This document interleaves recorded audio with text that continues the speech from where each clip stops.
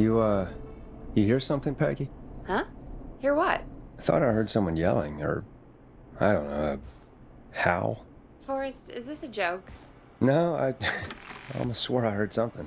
Oh, and here I was thinking you'd finally started to ease up. You probably just heard some cats outside. Cats? You know, 4 legs, whiskers, tails, not dogs. I know what a cat is. But I mean, does Gallows Creek have a stray cat problem or something? Not since the rats moved in. Anyway, you ready to do the pre-flight checks?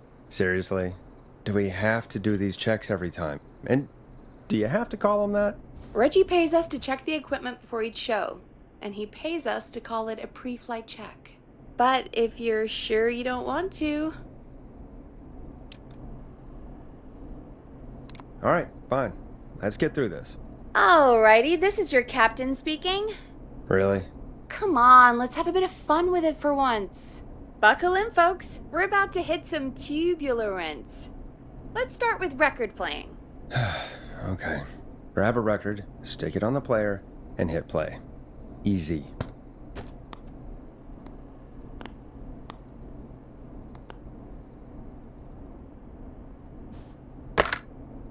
Got it. Great. Now turn it off. All right, up next, phone line buttons. Your captain will be waiting to take your call on line 1. All right, Peggy. Ready for you on line 1. Who's Peggy? This is Captain Donald Key calling. Call me Don. You get it? Yeah, it's a riot. Great, and button 2 works just the same. So, let's move to the Peggy button. You mean the producer line? Like I said, the Peggy button. Press it when you need my help during the show. Is there a Peggy mute button? They haven't invented it yet. Now come on. The Peggy button is the 3rd one on the phone line. I labeled it for you. Press for Peggy. This is your brain, Forrest. Sorry I made you such an unfun turkey. I'm a turkey now, am I? Okay. Are we almost done? Sound Blaster next. That's an easy one.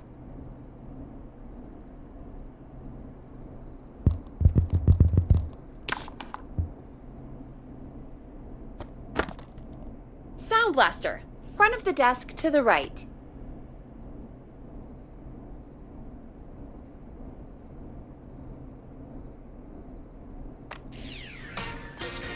There we go. Always good for a cheap laugh. All right, we're almost done. Just the volume sliders left. These should let you affect pretty much everything. But let's test it with a record. Play a record and change the volume with the music slider.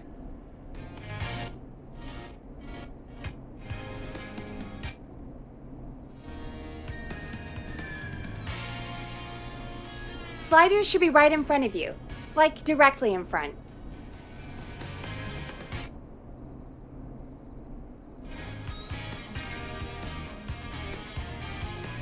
All right. Seems to be all working. We done, Captain? We sure are. Coming in for landing. Local time? Should not encourage you. I knew you had a fun side. It's my fun side that gets me in trouble. Now, let's get the show started. After your introduction, our first segment is Guess That Scream. I thought that was a joke. Nope, and don't blame me for this one. It's Reggie all the way, and he demands we do it tonight. Okay, you're live in 3, 2... 189.16. Good evening, Gallows Creek. This is your host, Forrest Nash, and you're listening to 189.16, The Scream. Before we start taking your calls tonight on Gallows Creek's only late-night phone-in talk show, I need to let you know about a special competition we have for you this evening. Guess That Scream. This is actually one of the station manager's better ideas. Here's how it works. I'm gonna play you a scream, then you call and guess that scream. We need you to guess why they're screaming. Did they stub their toe, saw off a finger, or discover the corpse of a loved one? That's good. Now, Forrest, hit them with the tape. We'll play that scream in just a second. Listen close, and then call in to guess that scream. Peggy, what do you mean play the tape? I used to have a tape guy do that for me. You're not in Chicago anymore, Forrest. Here in Gallows Creek, you get to be your own tape guy. Come on, I gave it to you yesterday. Forrest, you do have the tape right. You knew we were doing this tonight. Teddy Gallows Peggy, Jr. is a let's be family real. man. Guess that scream is a terrible idea. No, I don't have the tape. It may be a stupid idea, but that doesn't mean it can't be fun. We're going to need a scream tonight, Forrest, and you're the one at the mic, so... I used to go out all across America, and now I'm just screaming into a mic in a backwater town. Jesus. Come on, Forrest, just do it. That's enough dead air already. Just think of a scream and let it rip. Oh, God. Sorry about that. I'm back. Had to step away there for a second. Listen close, and then call in to guess that scream.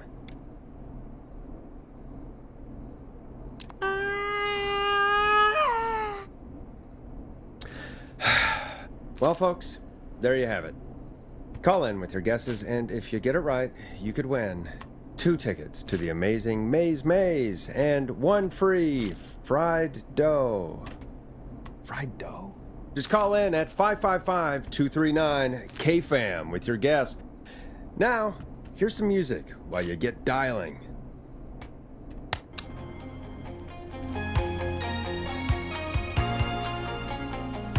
Let Storm Riders take you on a rock and roll ride with the Glam Jam.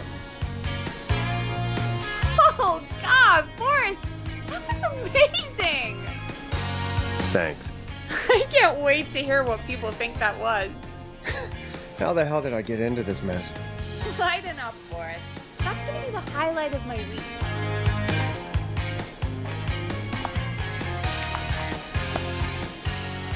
Oh, Forrest, there's a call coming in. Okay, Forrest, shut the music off.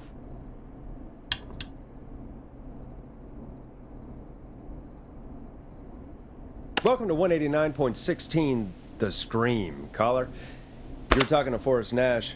What's going on with you tonight? Forrest, thank God I made it through. My name is Leslie Harper. I'm the 911 operator and police dispatcher for Gallows Creek.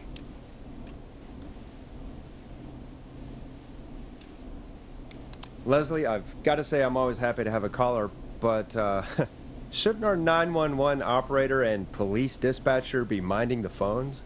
What? Oh, Forrest, you have no idea. Listen, I found a body. I need your help. 911 is calling me to report a body. Interesting setup. All right, I'll bite. What's the punchline then? Forrest, I recognize her voice. I'm pretty sure that actually is our 911 operator. I think this is real.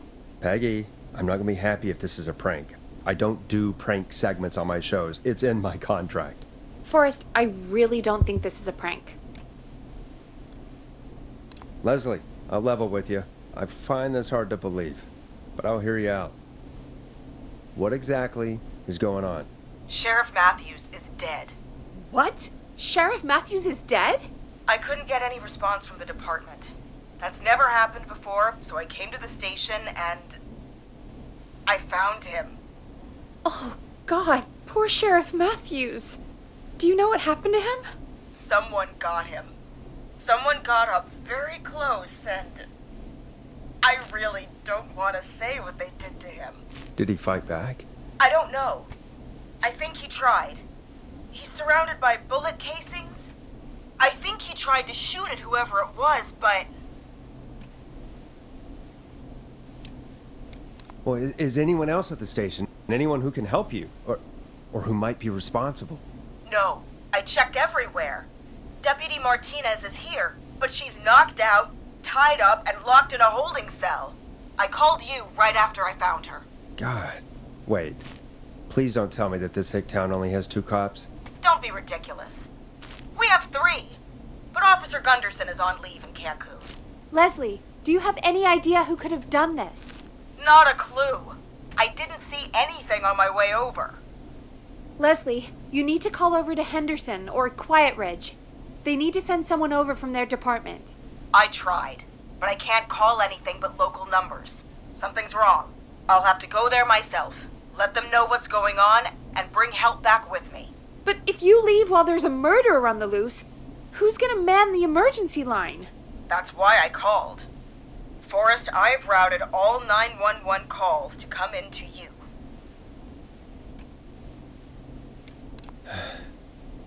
You can count on me. I'll do what I can. Thank you, Forrest. You're the only person with experience manning a phone line around here. You're the only person equipped for the job. Besides, there are lots of transferable skills between the two.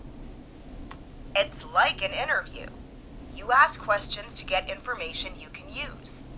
Keep people talking, you know? Guide the conversation and know when to jump in.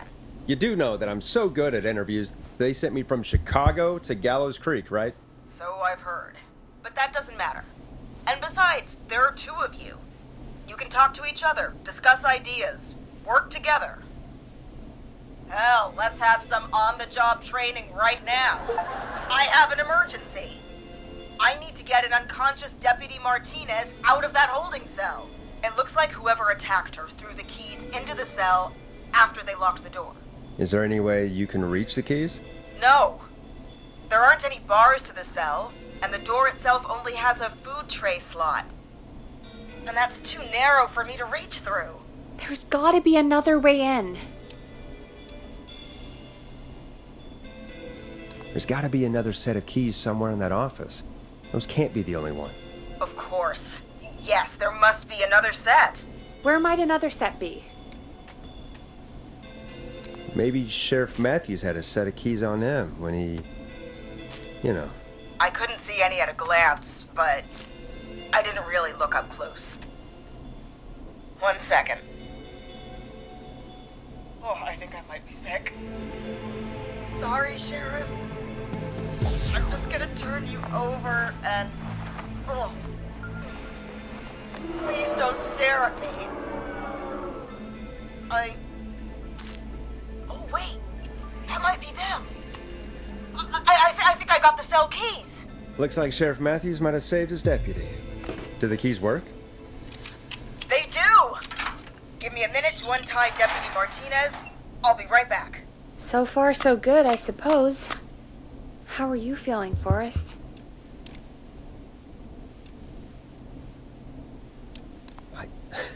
I swear to God, Peggy, if this is some sort of joke, I'm leaving this town. I've never heard of anything like this happening in broadcast. I've never heard about anything like this either. But we're here now, Forrest, and we've just got to see what happens next. Come on, Martinez. There we go. Just gonna sit you in your office chair. We'll head to my car in a minute. I'm back. Deputy Martinez is still out cold. I'm taking her in the car with me to get help in Henderson. If the killer came back now, Martinez would be a sitting duck. That's a good idea. We don't want to take any risks right now. Thank you, Forrest. You and Peggy just worked together like you did earlier. You can do this. Now I'll be back as soon as What? My car! My car is on fire! What do you mean it's on fire? How the hell? Did it just go up in smoke? What happened? Wait. What? No way. This can't... Oh, Forrest, we have big trouble. What's happening? What's that noise? It sounds like whistling? Whistling? It can't be. Oh my God. I can see him, but he's dead, right? Right? But that mask, how the hell is he? Who, Leslie? Who? The Whistling Man. The Whistling Man? Who's the Whistling Man? He was a serial killer back in the 50s, wore that mask. But he's dead. He's... What the hell? Oh, God. Do you think You think he attacked Sheriff Matthews and Deputy Martinez? He's coming this way! Leslie, stay inside and lock the doors. Right. Shit, we need a new plan. My car's torched. We need to think! There should be police cruisers at the sheriff's office, right? Like, you should take one of those. Yeah. Yeah, that could work. Let me check if Martinez has any... just reach into your pocket there, Deputy, and... Yes, got him. Keys for Squad Car 3. I saw that parked out front when I got here. Nice one, Forrest. Good thinking. But wait. How am I supposed to get us to the car? The whistling man is right there.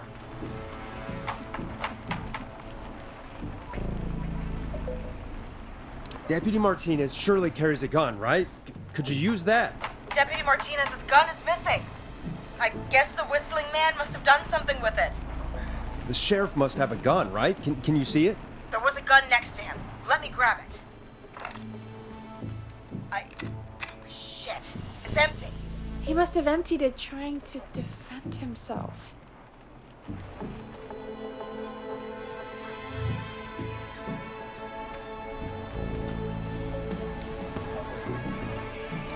There must be a weapon lockup in the station, right? Could you grab something from there? I saw it earlier, but as you might have guessed, it was locked. But maybe one of the keys I got earlier will help. Let me see. No. Shit! None of the keys work.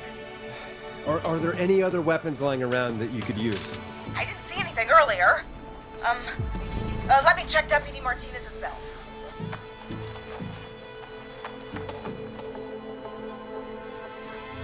All right.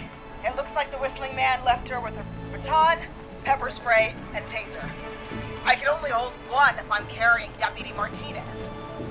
Which should I take? I mean, it's gotta be the taser, right?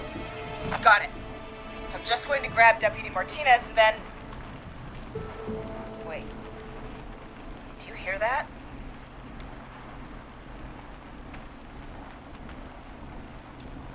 Yes, but just to make sure we mean the same thing, what do you hear?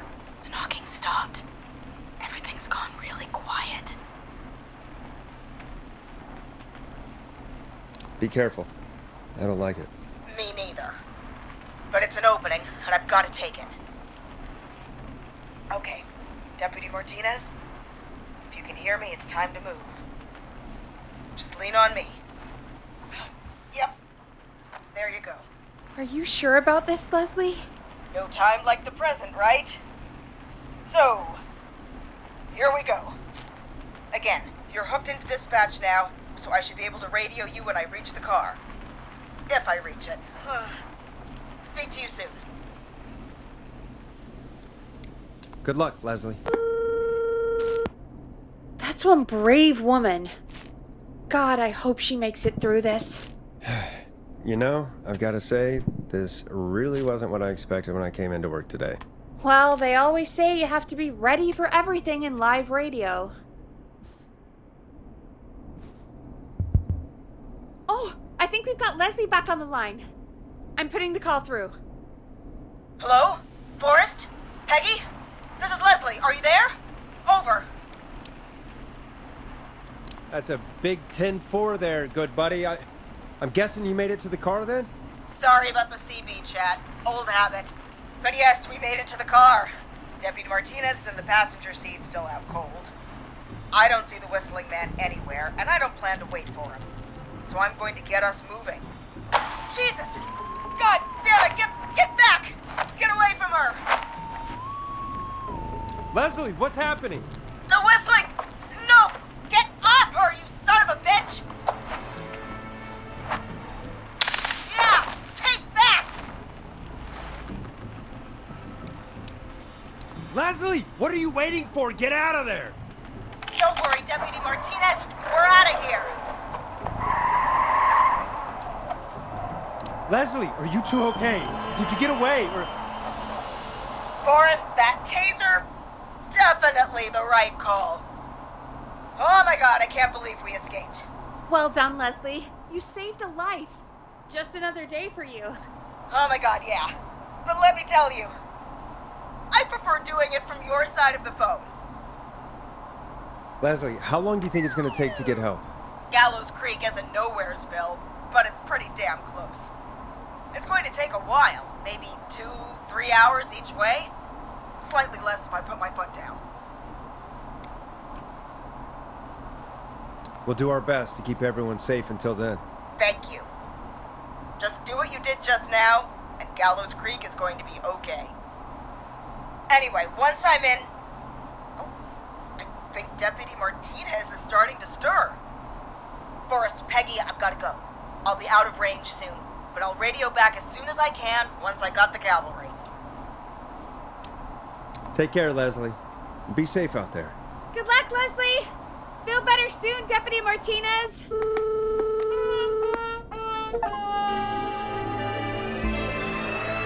Folks, you heard it here.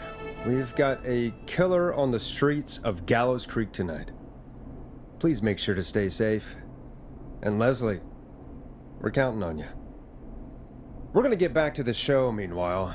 If you have anything on your mind or have any information about this Whistling Man character, then give us a call. We'll talk here on 189.16, The Scream.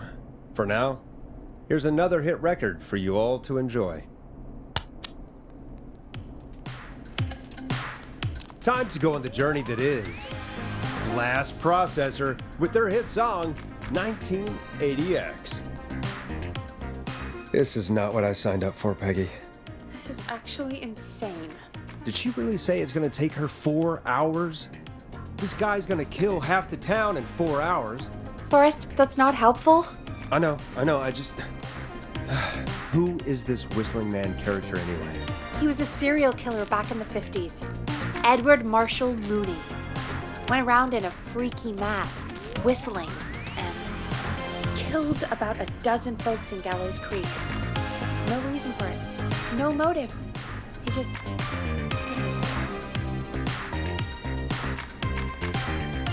Okay. What happened to him? Well, police chased him up to Ellis Point one night. We call it Whistling Point now. And it was on this night actually. The police cornered him and jumped into the river. His body was never found. So is he alive? Dead? I mean, what's the story? Story is he's biding his time, waiting to take revenge on the town. All right, that's the story. What's the truth? Other than we have a whistling killer on our hands tonight, I don't know.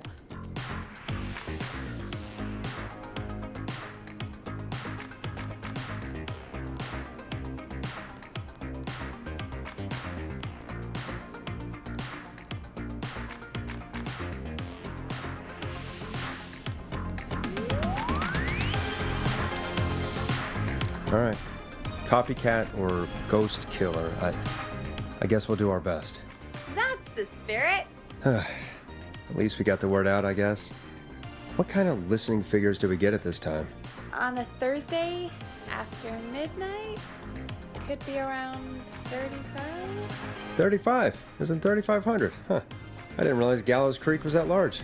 No, 35 people at best.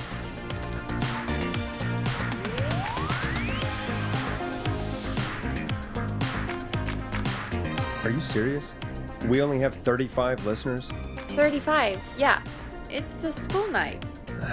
And what's the population of Gallows Creek? I don't know exactly.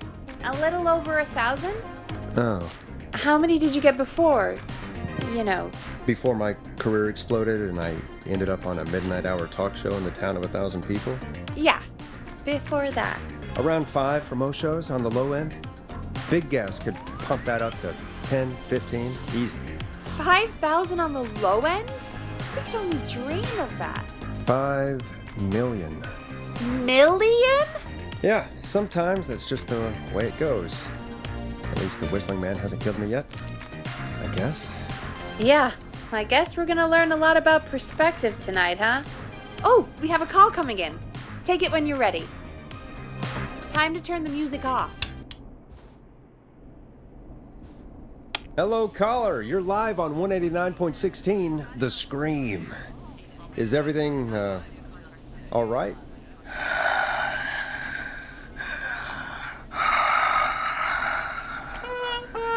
Okay, who is this? Are you, hello? Hello?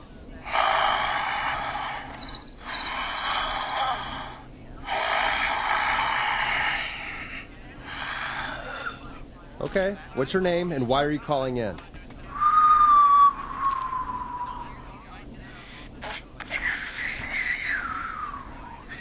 You know my name. I've come back from the dead to kill again. No one's safe.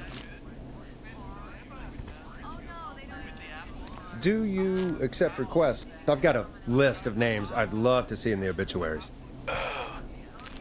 Maybe you must make a sacrifice to us. A sacrifice? To us? I mean, me. We want cheese-dusted pretzels. I want cheese-dusted pretzels. Or I'll cut your face off. Goddamn kids. I'm cutting them off. Not yet. I want to deal with them.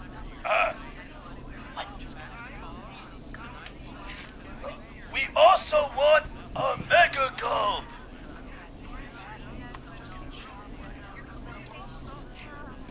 Come on, kids, give it up. I know you're just having fun, but there's been death tonight. This really isn't appropriate. Man, suck it, old man! Gallows high for lunch! Woo! For anyone just tuning in, we do, in fact, have an actual killer out on the streets tonight. Anyway, this next one's dedicated to all of you staying inside with your doors and windows locked.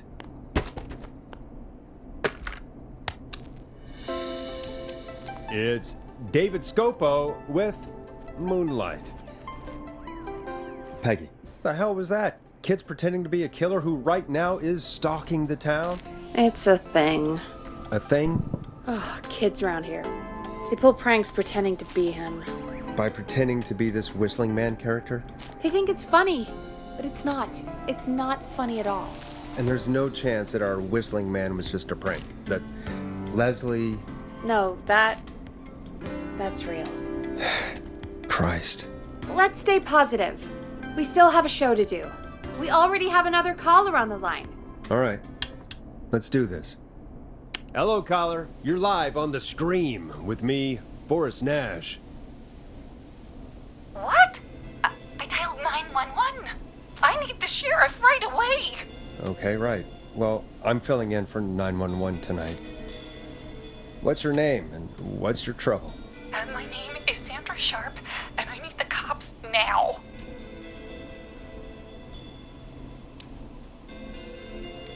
I'm sorry, but the cops aren't coming. Leslie's on her way to Henderson for help. What? God. Listen, you've got to help me then. I drove to the edge of town for a jazz run, and now some psycho dressed like the Whistling Man is after me, knife in hand. Oh, God. It's actually happening. Where are you now? Did you escape to somewhere safe? Oh, I did, baby. I jazz ran all the way to my car and nothing flat. But I dropped my keys somewhere along the way. I never locked the door at least, so I've got a place to hide, but I can't get moving.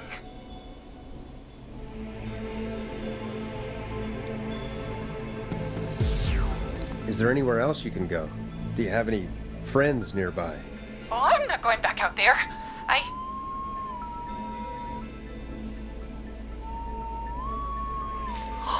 Oh, shoot. Oh, he's back. Look, I don't know a thing about cars, but I gotta start this engine without the keys, and you're gonna have to help me. Wait, I don't... If it helps, I've got a toolkit buried beneath my spare sweatbands. I'll call you back when I find it. You're listening to 189.16, The Scream. Hosted by me, Forrest Nash, your friendly neighborhood radio host, mechanic, and savior. Sit tight while the record spins, folks. This one goes out to you, Sandra.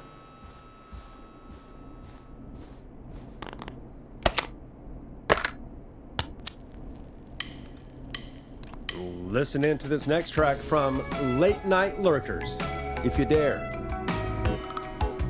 Doesn't the station have a show about cars? The Tamora twins or something? Timberline Twins Talk Motors. Yeah. You know they're not even brothers. Really? They look the same, though. I know, but they're not even related. It's weird. I asked them about it once, and they got really sweaty and defensive. Anyway, go see what you can find. The offices are out the door and down the hall.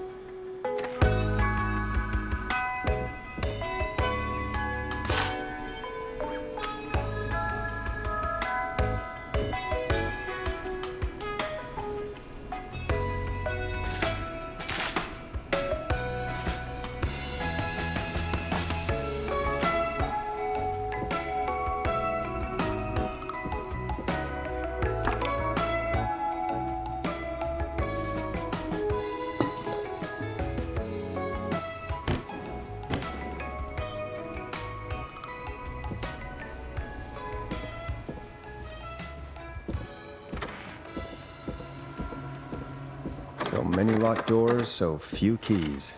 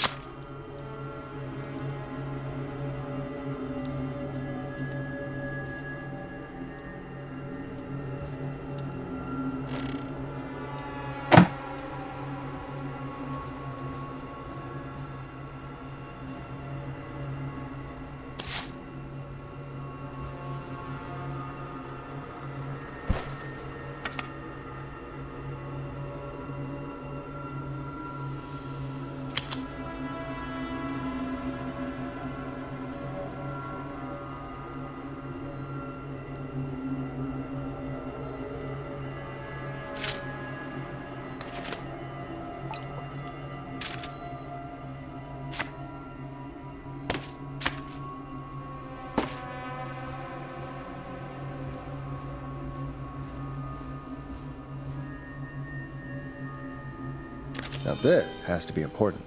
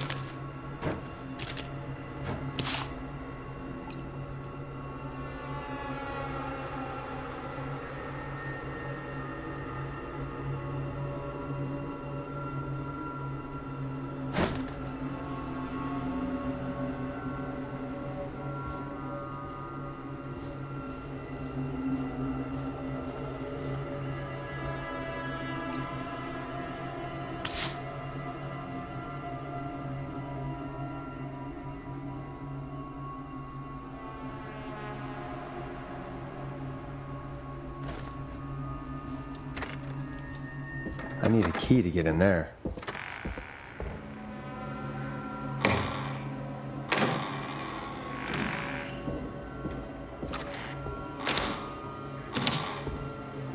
This looks useful.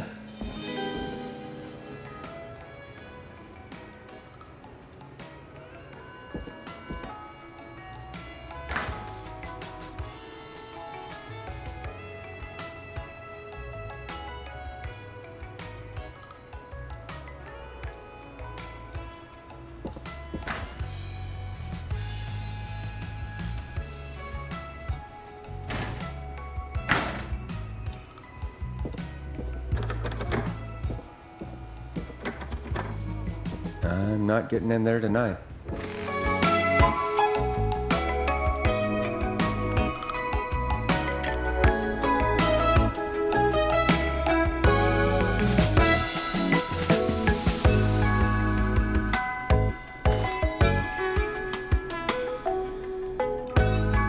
find anything? Yeah, I found a magazine about hot wiring cars. Well, that sounds perfect. Okay, Forrest, shut the music off. Caller on line 1. Thanks, Peggy. We're back with 189.16, The Scream. How are you holding up, Sandra? The creep's looking through the parking lot trying to find me. But I've got my tools, and I'm ready to get this hunk of junk moving. How do we start this baby?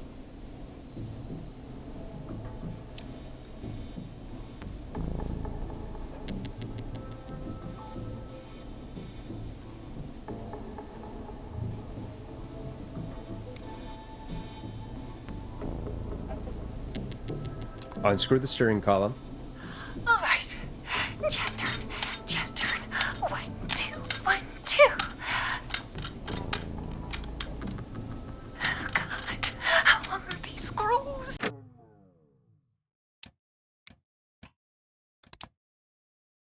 Okay.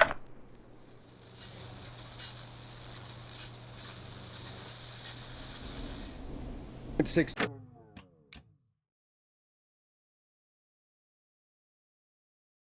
Alright, I'm back. Sorry, which is why I reloaded. Something happened. I'm okay, don't worry about it. 16, The Scream. How are you holding up, Sandra? The creep's looking through the parking lot trying to find me. But I've got my tools, and I'm ready to get this hunk of junk moving. How do we start this baby?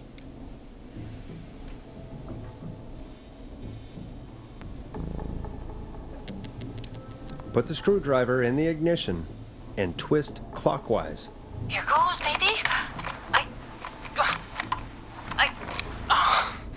Screwdriver's too fat to fit. What next? Unscrew the steering column. All right. Just turn. Just turn. 1, 2, 1, 2. Oh, God. How long are these screws? Okay. Cover's off. Okay. There's a bunch of wires down here all paired up and... Oh, God, my heart is pumping.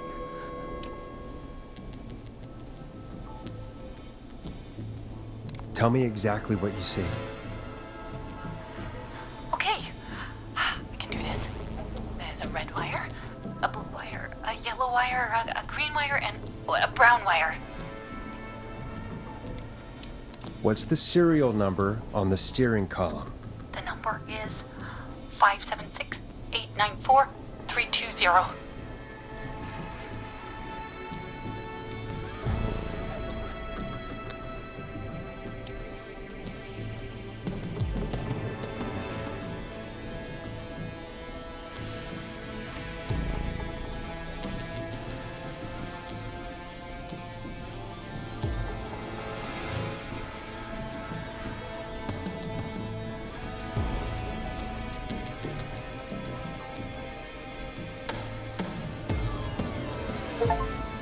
Strip and twist together the red and yellow wires.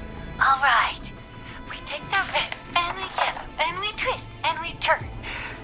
Oh, perfect. I also see pink and purple wire. What next?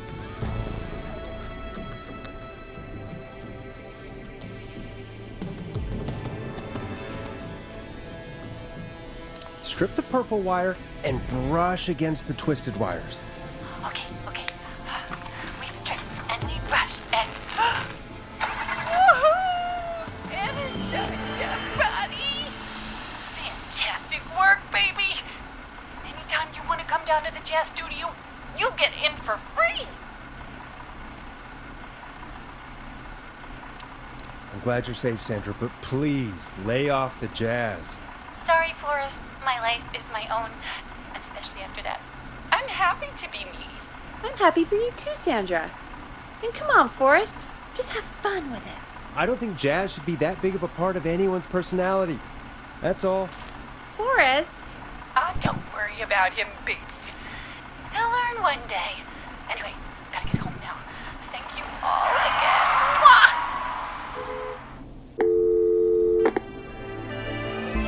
We did it, Forrest! We sure did. here comes another hit track that we're excited to share with you. And remember, if you're also having car troubles, then tune in to Timberline Twins Talk Motors here on 189.16, Monday to Friday at 5. Take it away, Forrest. It's funky, it's groovy, it's stabbing the twilight by Knife and Easy. I still can't believe this is happening. Right? Like Gallows Creek didn't already have enough to worry about? What do you mean? Gallows Creek is a miserable place to live. Really? Miserable?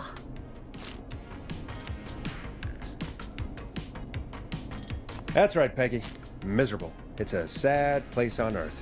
Well, I like it here. People are polite and, Ass backwards. don't be awful, Forrest. Come on, there must be something you like about this place. I guess some folks have been okay. You're not terrible. After a while. Not terrible after a while?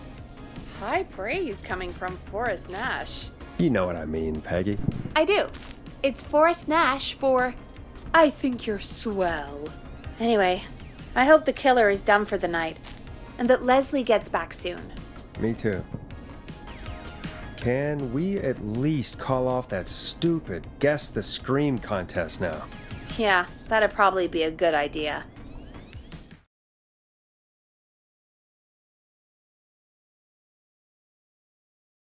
Caller on line 1.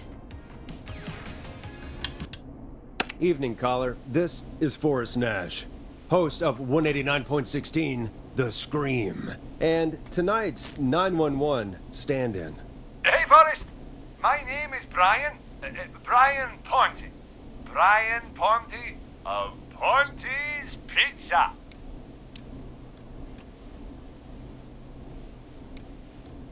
Hello, Brian Ponte of Ponte's Pizza. What have you got to say about what's happening? I'm so happy that Deputy Martinez survived. I've seen her a lot over the years down here at Ponte's Pizza. Oh, you did a really great job. And as a thanks for all you did there, I just wanted to tell you that I'm sending you some coupons for free pizza here at Ponte's Pizza. Wow, Brian. That's really good of you. But you really don't have to, though. Oh, it's the least I can do. And if you like it, well, you're in luck, because we're always running great deals that'll have you eating for pennies. Sounds great, bro. And let me tell you, the pizza we have is to die for. No. Poor choice of words tonight, I guess. Hey, don't worry about it. It's all right. Oh, thank you, Forrest. Well, I just hope I didn't put you or anyone else off coming on down to Ponte's Pizza. We've got a great special this weekend. Our famous beer and pizza deal. Wait a minute. Come on down to Ponte's Pizza this weekend. You've just got to pay for one slice to get yourself. God damn it, you're just calling in to advertise your shop. Peggy, hang up on him. Done. Oh, real quick, before I forget, it's probably time we played a paid ad. Now, a word from our sponsors. You know how to play an ad, right? Nope. In-flight check time. Christ. Our captain would like to remind you that the station is required by law to play advertisements from our sponsors. Grab a cassette and stick it in the player. Done.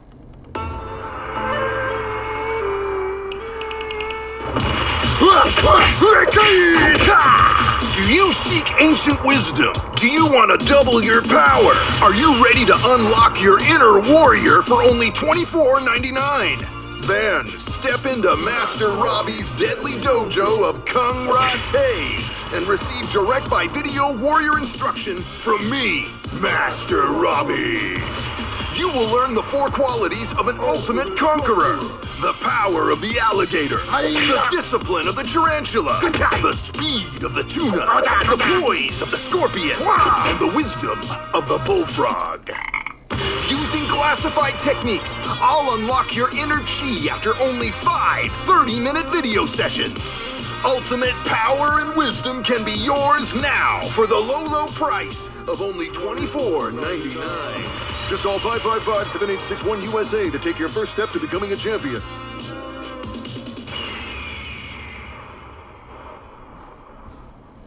Never forget the element of surprise!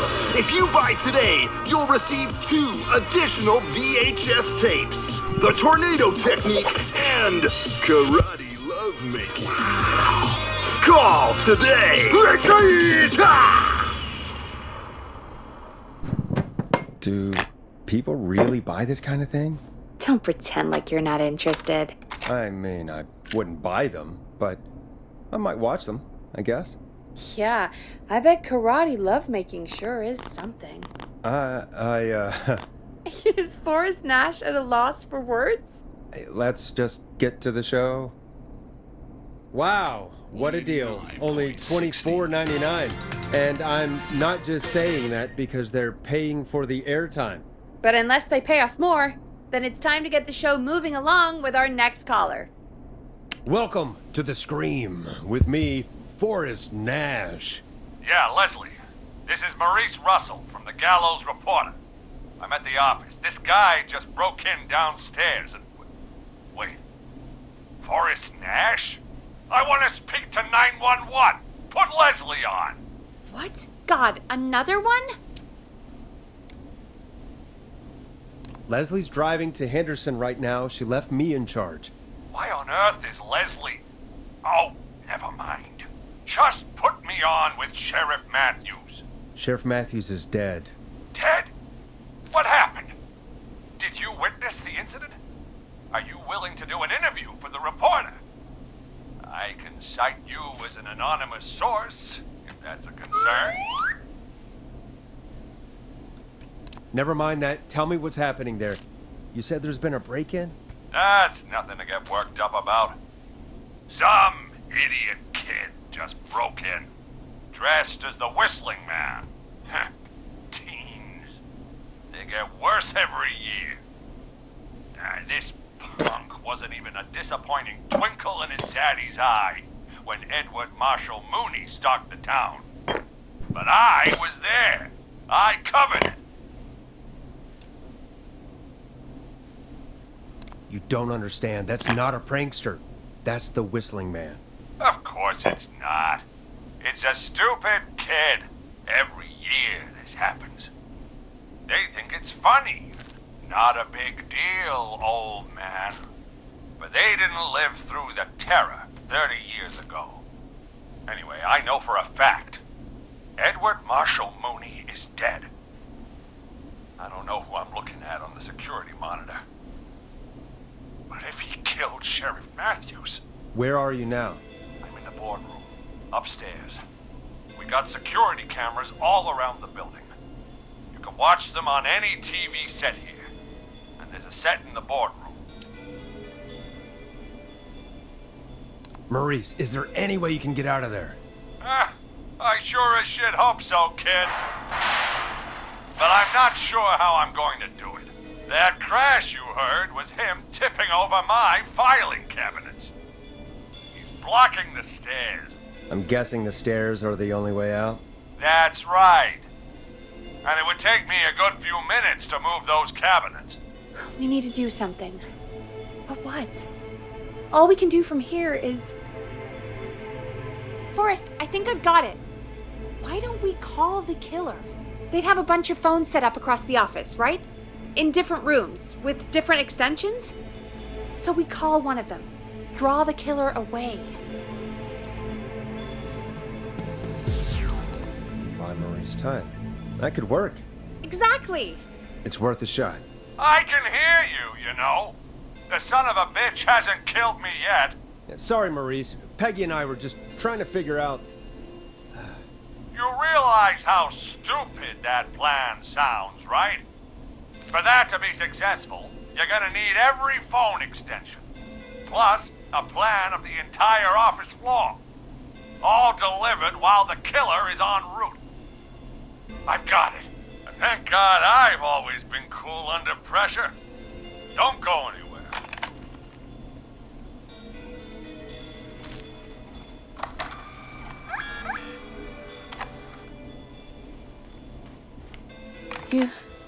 You don't think the killer got him, do you? Mr. Russell, I'm here. The freak's going to be here any second, too. Go check your fax machine. Don't let me down.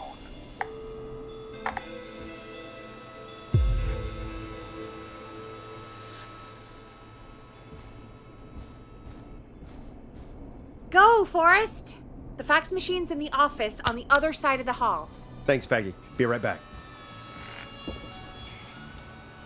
Okay, go to the office on the other end of the hall, grab the fax from the machine.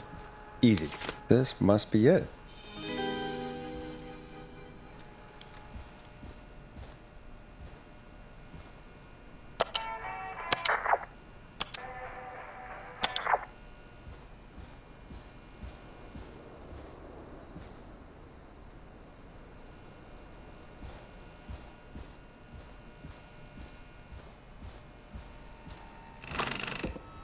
Needs a key.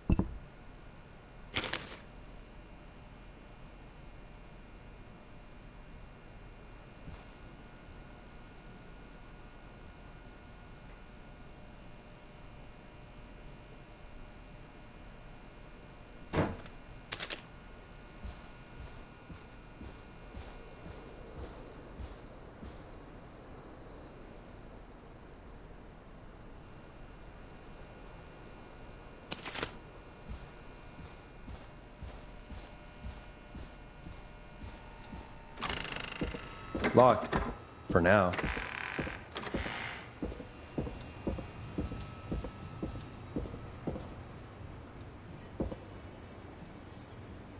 That's not opening.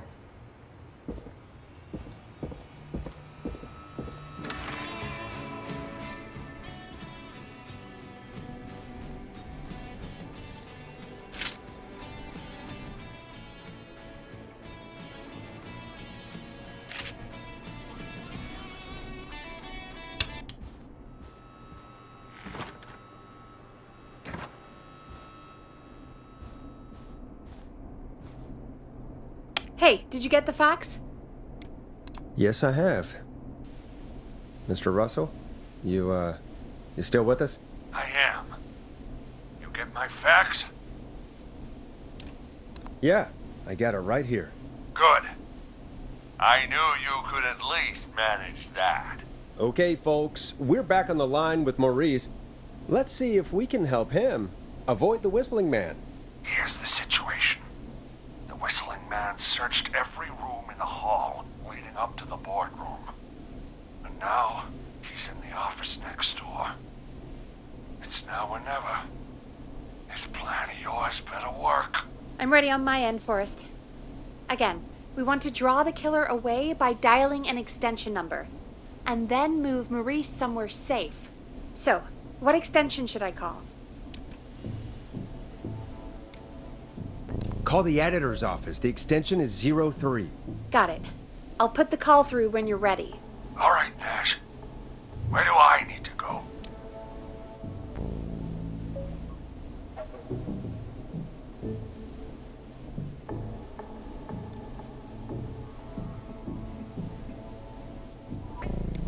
You're moving to the kitchen.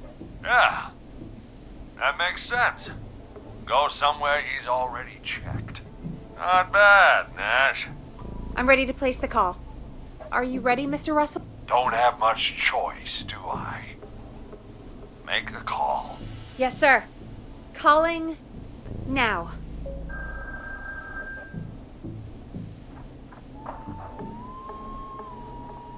I can't believe it. He's actually heading to my office. Don't worry, Maurice. You can thank me when you're safely home. Thank you. It's your producer I'll be crediting if I make it through this. The coast is clear. I'm shutting off the TV so he won't see me on the security cameras.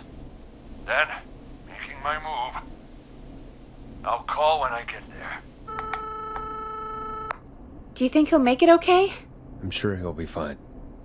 But now, what do we do? We gotta find some way for him to get past that barricade. What do you mean? I don't think calling the Whistling Man is gonna buy Maurice enough time to move those cabinets. We gotta think of something else. Yeah. Maybe we could... Oh! Call incoming. You ready? Ready as I'll ever be. I put him through. Alrighty. Mr. Russell, are you there? I am. I don't think he saw me. I've got to give you credit for that, but I'm not out of the woods yet. Right. Let's review where we are. So, the only way out is by the stairs, which the Whistling Man has blocked with furniture. Exactly. I can move the furniture out of the way, but not quickly or quietly.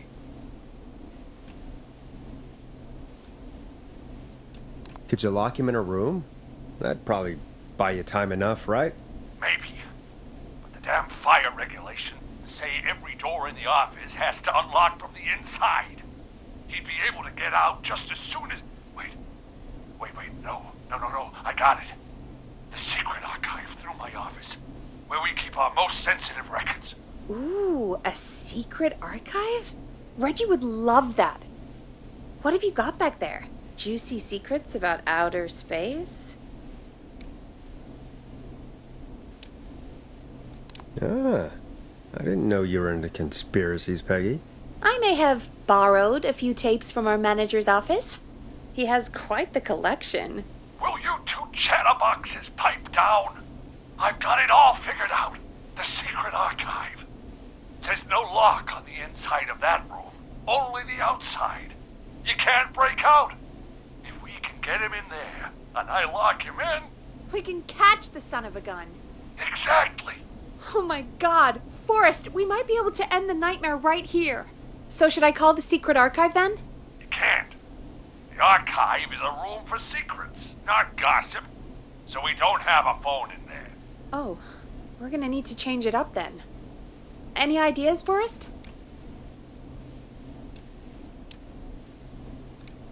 Maybe we could use a radio. There's no radio in the secret archives. Are there no radios at your offices? I don't have one in my office, but... What is it? Our sports reporter, Hopkins. He has a little portable radio he never turns off when he's here. That might be what we need then. Is his portable radio still there? It should be. It's what he calls his work radio. It should be in the archives, actually. I'll sneak over while our friend is still distracted with his search. I'll call you back once I've got the radio. We're gonna save him, Forrest. Heck, if this works, we might even save the whole town. We're close. Let's make it happen, Peggy. How can we fail? I mean, it's a plan with steps. Get the radio, plant it in the secret archives, lure the killer, and... Oh! Call incoming from the reporter. Putting it through now. Nash, hello? Nash, are you there? I'm here. Is everything okay? I found the radio. It's right where I thought it would be. It's all coming together.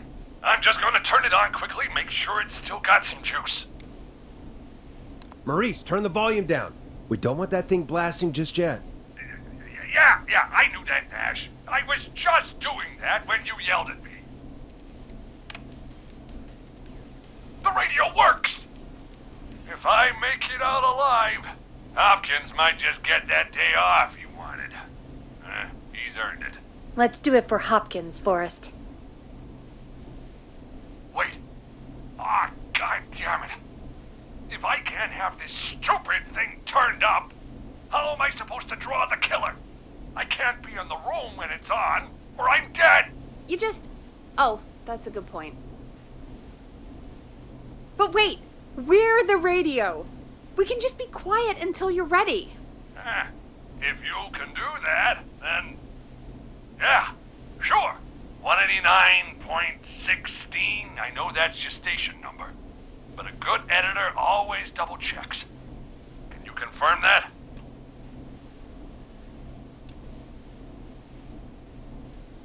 .16, The Scream. Gallows Creek's best and only phone-in talk show with me, Forrest Nash. And me, Peggy. Jesus Christ. I've got the radio on silent, but I'm tuned in. Now, I just need to get to my office. Sounds like we need to make another call, Forrest. Where should we send the killer? Call the boardroom. The extension is 04. That might work. The boardroom is fairly close to the editor's office, but we haven't seen the killer go there yet. Are you sure?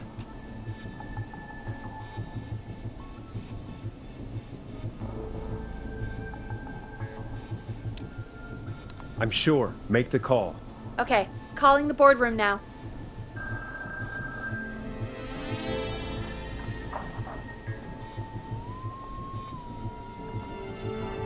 He's on the move. I'll call you guys from my office in a second. Looks like we're almost through this nightmare. Any idea what you'll say to draw the killer in?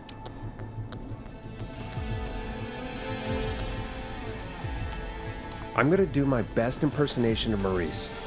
I think that'll draw the killer in. What's your Mr. Russell impression? I think I gave that masked freak the slip. What a great plan this is, pal! I'll give you an A for effort. Ooh, call coming in. Here we go. I'm here. The radio's set up in the secret archive. Just give me the signal, and I'll turn it all the way up. Where will you hide in the meantime? Good question. It's under my desk, but you can see under it.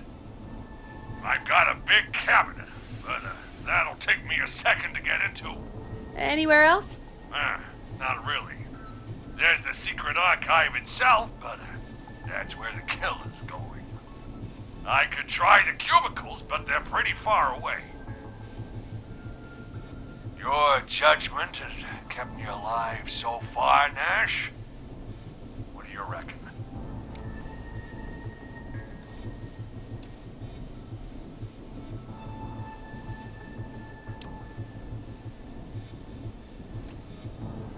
Hide in your cabinet. All right. Well, this is it. I'm going to go turn the radio up to full blast now.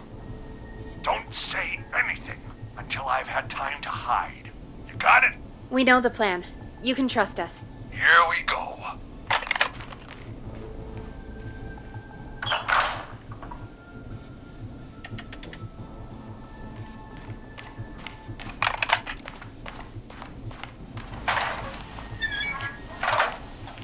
I think it should be safe now, Forrest. That's it! No more hiding! I'm a tough old man. I've been on the beat longer than you've been alive! Come on down, whistling man. Come and get a knuckle sandwich.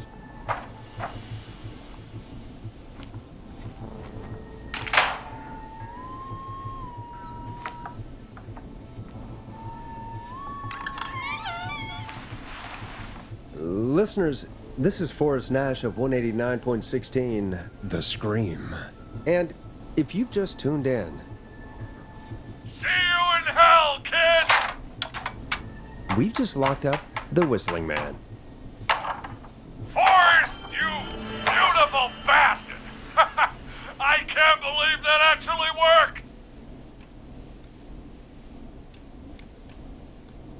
Come on, Maurice, was there ever any doubt?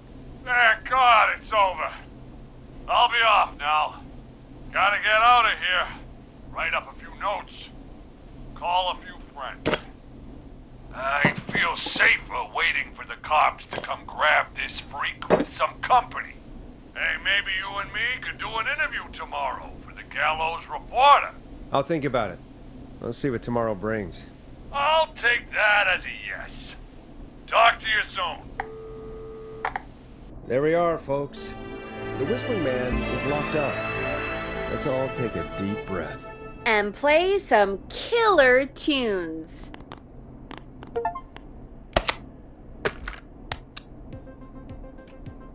Now it's time to go with The Flow. And this is their hit, Crying for Help. Looks like the night should be pretty easy from here on out. Right? Thank God that's over.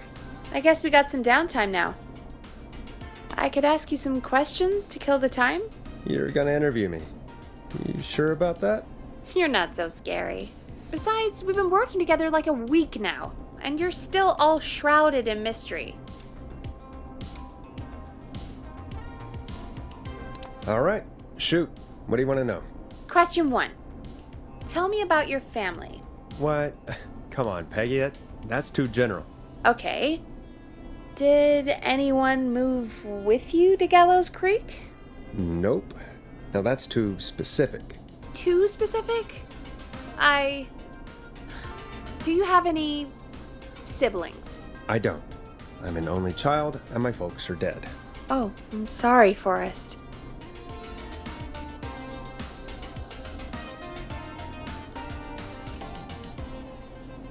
You're sorry, why? Did you do it? Of course not. I'm just messing with you. Anyway, what about you? Any siblings? Your mom and pop still around? I thought I was asking the questions. You were. I'm just making conversation now. Oh. Well, my folks went the same way as yours. Oh. Yeah. My dad walked out when I was about 13. He'd been a wreck for a while. Then he got himself into a wreck, and, well, that was Dad. Mom didn't take it well. She remarried pretty quick after that. She wanted to forget Dad so bad, she even made me take my stepdad's last name. So I'm Peggy Weaver now. Anyway, Mr. Weaver got sick one day, and my mom didn't last long after he went. I'm sorry to hear that, Peg. Don't call me Peg. Yeah, sorry. I was just trying to be... It's okay, I know. I'm sorry. I'm defensive about that name. Any siblings? Funny you mention that now. No. Not anymore. I had a sister, but I haven't seen her since before my dad. Hold on. Someone just rang the door buzzer. What on earth could someone want at this hour? I don't know. Do you want to go check it out? Me? You sure you don't want to go? I can't leave the booth while we're on air. One of Reggie's K-Fam regulations. I'll pass you the key to the stairs. Understood. I'm on it now. The buzzer's on the front door. See you in a bit.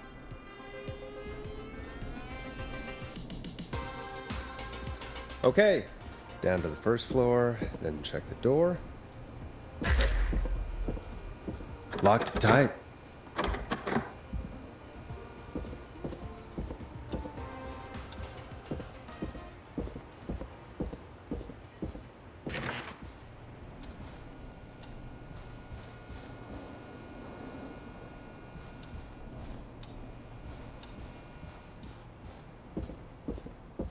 A tape. Play on air.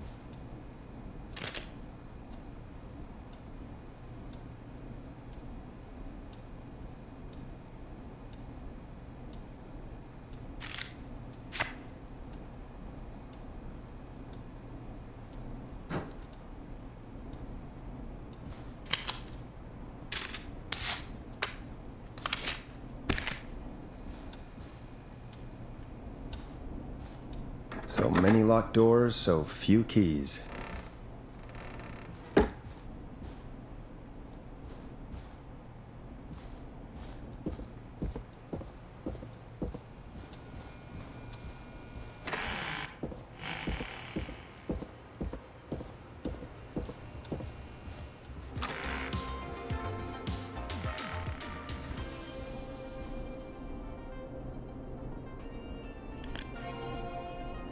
Who was there? I didn't see who it was. Are they still out there? No, they left as soon as I went down there. They pushed a cassette through the door. It says, "Play me on air." All right. Well, turn the music off and play it.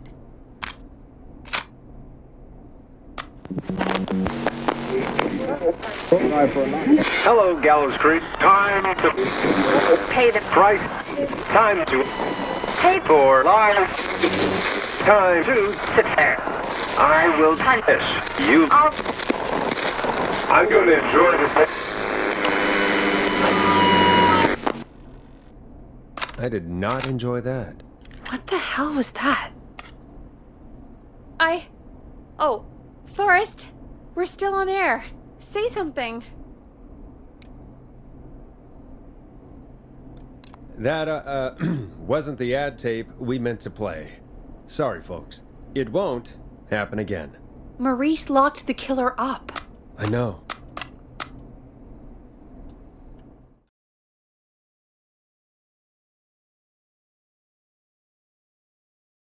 Hey, we had a call come in. Caller, you're on 189.16, The Scream, with... Ash! Shut up and listen to me! Mr. Russell? What's wrong? Are you okay? I said listen! He's gone! The whistling man is gone! So the one who left the cassette, he really did escape. You mean you knew he escaped? And you didn't tell me? We only just found out. We weren't even sure it was him. Mr. Russell, where are you now? What happened? Well, after our call, I cleared the stairs and went home. I phoned some buddies, and we came back here to keep watch. Then what happened? I'm getting to that. We came back here. Door was shut, just as I left it. We had a couple of drinks, and, well, there was a bunch of us, and we were all armed. They thought we could teach the freak a lesson before the cops got him. That's shameful, Maurice. I didn't think of you as a vigilante. This was not my idea. The guys just grabbed their weapons and unlocked the door. I braced myself and... Then nothing. The room was empty. The door was still locked. How the hell did he get out? Are you sure it was still locked? I'm telling you, it was locked. No way out of there. None. Maybe.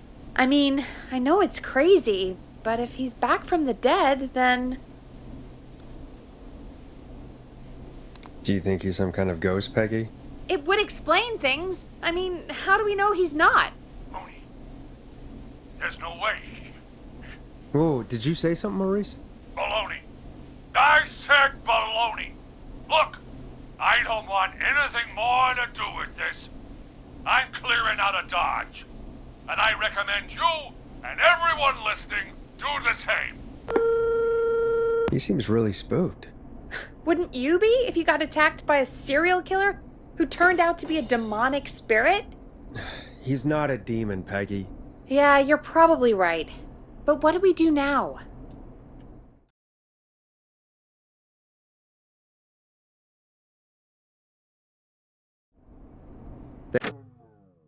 I will be right back.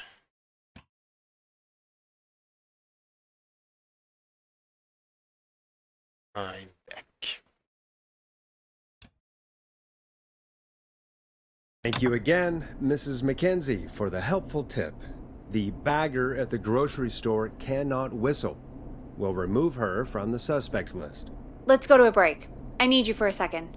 All right, folks. We need to take a quick break. This one's for all those folks out there keeping the hatches battened. Hope you enjoy this one as much as I do. All right, Peggy, what's up? I pushed a cassette under my door. Go play it. Sure. Just go get it.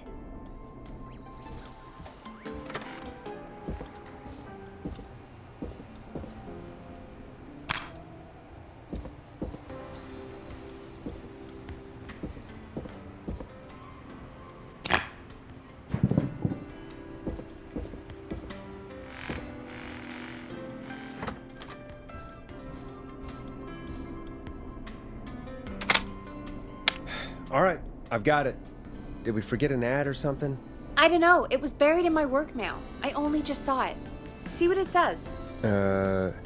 Play me ASAP, off air. That's Reggie's handwriting. And he wrote it in purple. And? Purple is Reggie's angry color. He only writes in purple when he's really pissed off. Purple message. All right, I'll put it on. I hope it's nothing serious. Or try your call again. Straight to voicemail? My God. Are there any professionals at KFAM? This is Gina Franklin. I'm calling because your backwater station has not honored our agreement. We gave you Mr. Snatcher's newest single, the kind of honor you've never had and probably never will again. And we've still not received any information about when you're fitting it into your busy programming. I'll be frank, I didn't want you as part of this debut, but Mr. Snatcher, due to his prior friendship with Mr. Nash...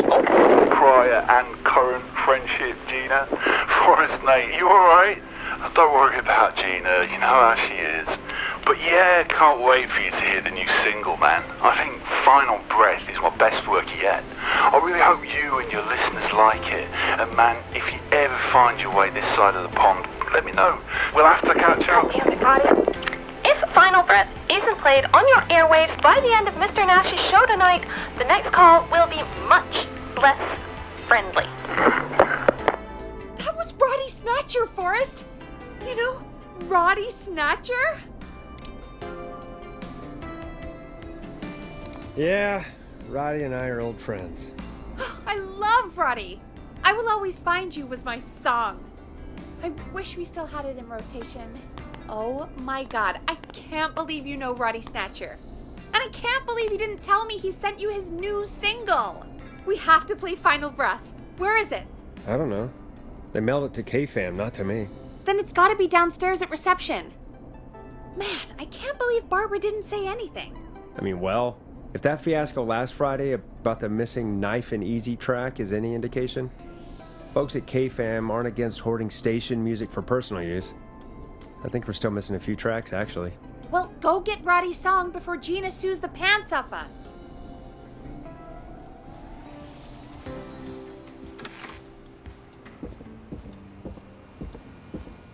Not getting in there tonight.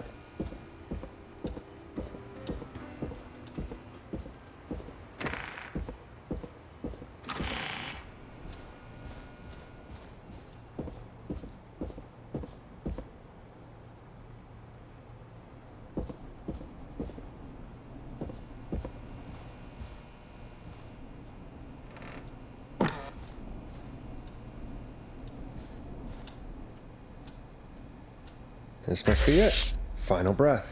My tiny selection grows.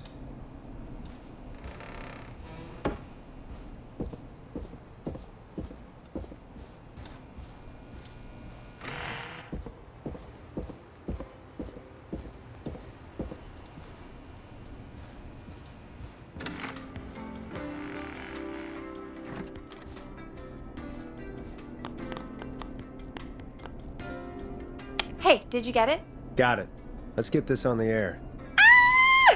Gallows Creek. I'm pleased to say we're in for a much-needed treat.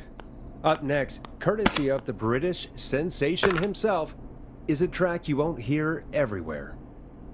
Here's Final Breath by Roddy Snatcher.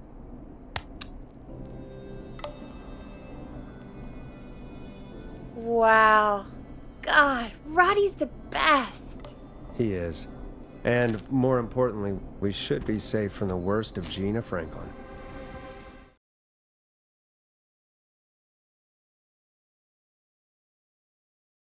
And I think that's every time I've seen him live. Peggy, you just talked through the whole song. Oh, whoops. It's okay. I can just play it on loop later. Oh, shoot. I just noticed we have a caller waiting. I really hope it's nothing serious. Evening, caller. This is Forrest Nash, host of 189.16, The Scream, and tonight's 911 stand-in. This is Murphy! Hello, Murphy. What have you got for us tonight? Two things, Forrest.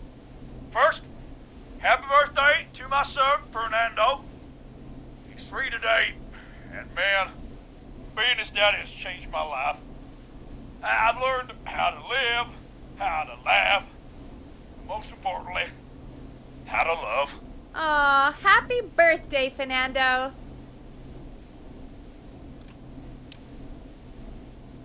Happy birthday, Fernando. Thanks. And now, my other thing. I'm putting the word out to this so-called killer. You think you're tough, huh? Big man with a big knife, huh? Prove it. Come face me, a true warrior, at the Gallows Waste Disposal Plant. Guess what?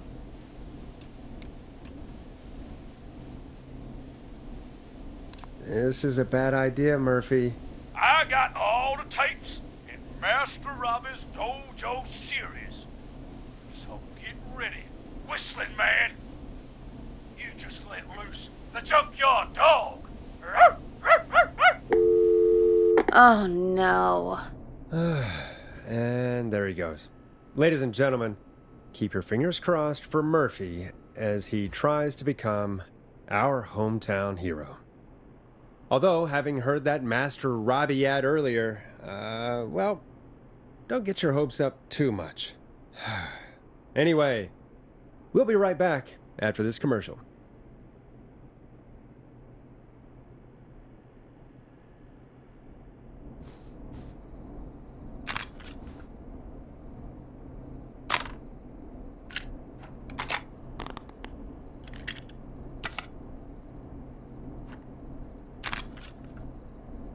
Time to play a commercial. Hey, great party, man. Thanks. Can I grab another beer? Hey, sure thing. Let me grab you one out of the fridge. Oh no, we're out of beer. What am I gonna do? The party is going to be over. Fear not. A Grilling Spree will give you a free 6-pack of beer if Gallus High wins this Tuesday. Say what? That's right.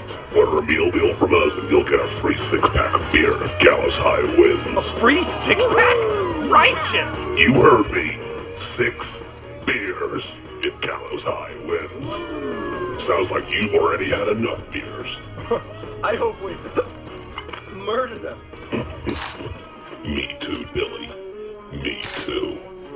Come on down to Grilling Spree or call 555-749-8335. We've got barbecue you'll die for. Yeah. Hey, Forrest, do you know what the Grill Reaper's favorite grilling spree order is? I have a feeling you're gonna tell me. Spare ribs. Just get me back on the air. And we're back. We got a caller. You know what to do. We got a caller. You know what to do. Hello, caller. You're live on The Scream with me, Forrest Nash. Hello? Who is this? Are you okay? Do you need help? Forrest? He called me? That horrible whistling down the phone. He's coming for me? Jesus. Okay, listen, caller. Don't panic. We've done this a few times now. We can help you. A few times already? So, you saved them, or? We sure did. You're in safe hands. Okay. Okay. We're gonna help you. Can you tell me your name, caller? I'm Dr. Sullivan. Virginia. Sorry. Take some deep breaths, Virginia. You're gonna be okay.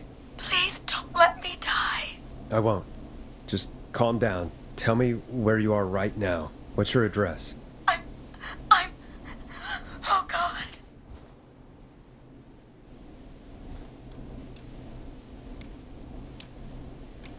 Maybe you can hide in your house? He'll find me. I know he'll find me. Is there a neighbor you can call for help? No. Everyone's away tonight. There's just a fraternity down the street. You live by a frat house. Yes, they're having a party. Had takeout coming in all night. Lawn covered in beer cans. They're getting wasted. And I'm about to get... Oh, God. Virginia, what's the name of the frat? It's... Oh, God. I can't think. I can't. Any idea what the frat might be, Peggy? If I knew where she was, I might know, but... Wait, the takeout! If we can get takeout to the frat, we can get a message to them to go and help. Virginia, who did they order takeout from? I don't know. Come on, Virginia. Try to remember. I can't do this. Well, folks, seems like our Virginia hung up. While we try to figure out what takeout to order, here's some music for your own midnight snacks.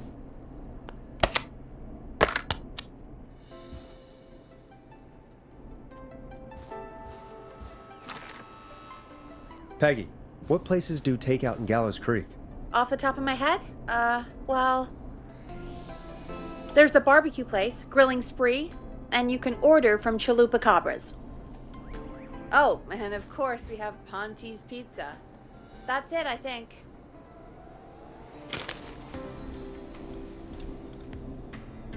All right. We'll call each place and ask who they deliver to tonight. That's not going to work. Takeout client privilege. What? There was a lot of competition back in the day. Things got ugly. It's a long story. But what we can do is this. We figure out where the frat boys ordered from, call the takeout pretending to be from the frat, place an order, and include a note asking them to call the station. There's no other way, is there? Not that I can see. Well, let's not waste any time then. That's the spirit. You got any suggestions on where to look? Check the offices for anything food related. And maybe the kitchen downstairs. You'll need a key for that. I'll just slide it under my door now. Thanks, Peggy. God, where to start? What would make me order from somewhere if I were a partying frat boy? We have a food critic, right? Chad or Brad or... I'll just have to look around.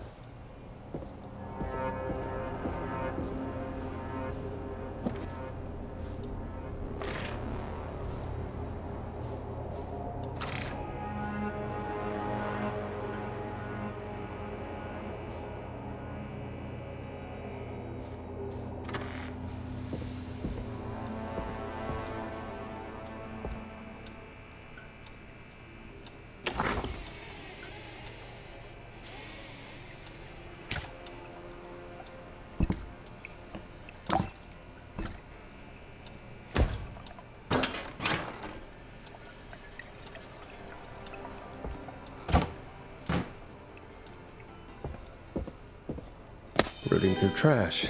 This is a new low. Ooh. Interesting offer. I wonder how well Gallows High performed.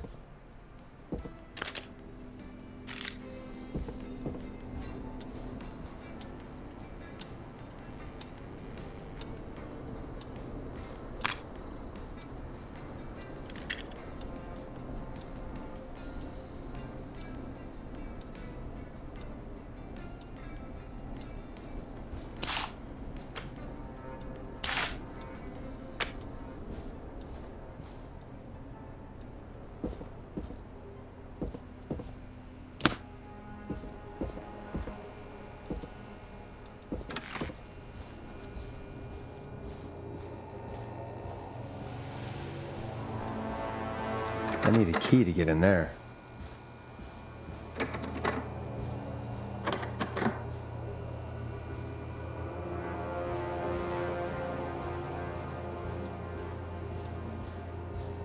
Needs a key.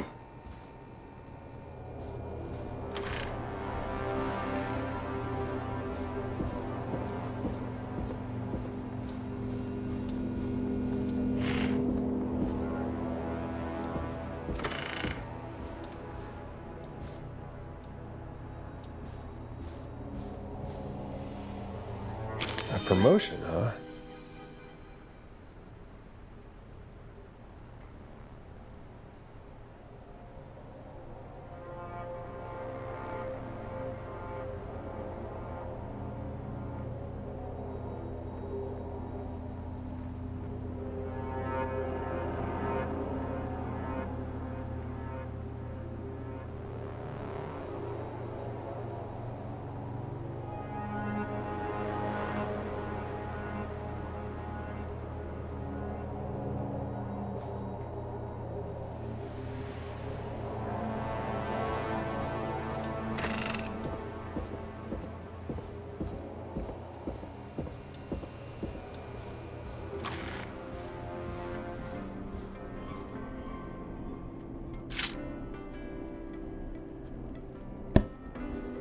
Chupacabra.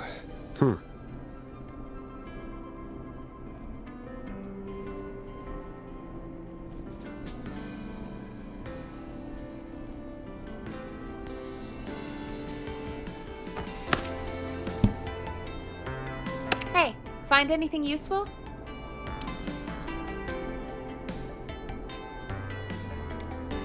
I'm just gonna wing it. Forrest, this is a matter of life and death. Are you sure? On second thought, maybe not. Alright, don't take too long. Virginia needs our help. Hey, find anything useful? Yes, I have. That's great! Are you ready to get back on the line? Let's make the call. When you're ready, shut the music off. Okay, Forrest, what'll it be? Call Ponte's Pizza. You got it.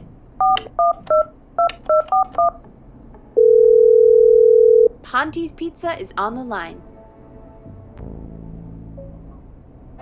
Ponte's Pizza. May I take your order? Fratman calling. We're in major need of foods for dudes. May I take your order? Oh man, I got a frat to feed, so give me that slow roast pizza. Oh, a fine choice. But that will take 3 hours. You sure? Never mind, just give me the garlic bread. Can do. Where do you want that delivered? Same place as before, you know, the frat house. Got it. And we'll have that over to you right away. Oh, and one more thing. Can you add a note to the order that says to call K-Fam? K-Fam? Oh, consider it done. The folks at K-Fam are huge fans of Ponte's Pizza, you know. I should really call them and let them know. And now we wait. We should put a song on. Agreed. This one goes out to our delivery workers.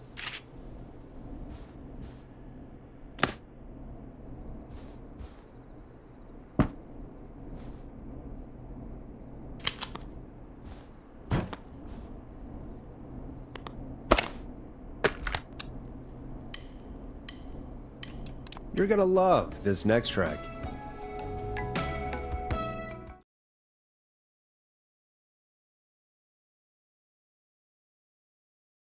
Which of the takeout places would you order from? To save Virginia? No, where would you actually eat? Oh, I mean, they're all pretty equal. Sure, but if you had to pick one. All right. Not Ponte. He's not Ponte. Right, so between Grilling Spree and Chalupa Cobbers. I mean, it depends. Do I want a plate full of meat? Or do I want really, really good nachos? It can change depending on the day, you know? Yeah, fair enough. Maybe I... Hold that thought, Forrest. We've got a call coming in. Okay, Forrest, shut the music off. Hello, caller. You're live on The Scream with me, Forrest Nash. Hey, this is Fratman Bunker. We got some garlic bread and a note to call this number. Yes. Bunker, this is Forrest Nash from 189.16, The Scream. And Is this Goose? you, isn't it, Goose? This is such a goose prank. Plunker, this is an emergency. Nice try, Goose. I may be drunk, but I'm no... Listen, I need you to... Goose, come get beer. Your brothers are waiting for you. I'm not Goose. How can I prove this to you? Oh, let me get a second opinion on this. Norman the Barbarian! What do you think? Great idea. Norman the Barbarian says only the radio man can control the tunes. So, play us the flow. Wait, really? What? The flow? Norman the Barbarian demands it. Okay. I'll play the damn song.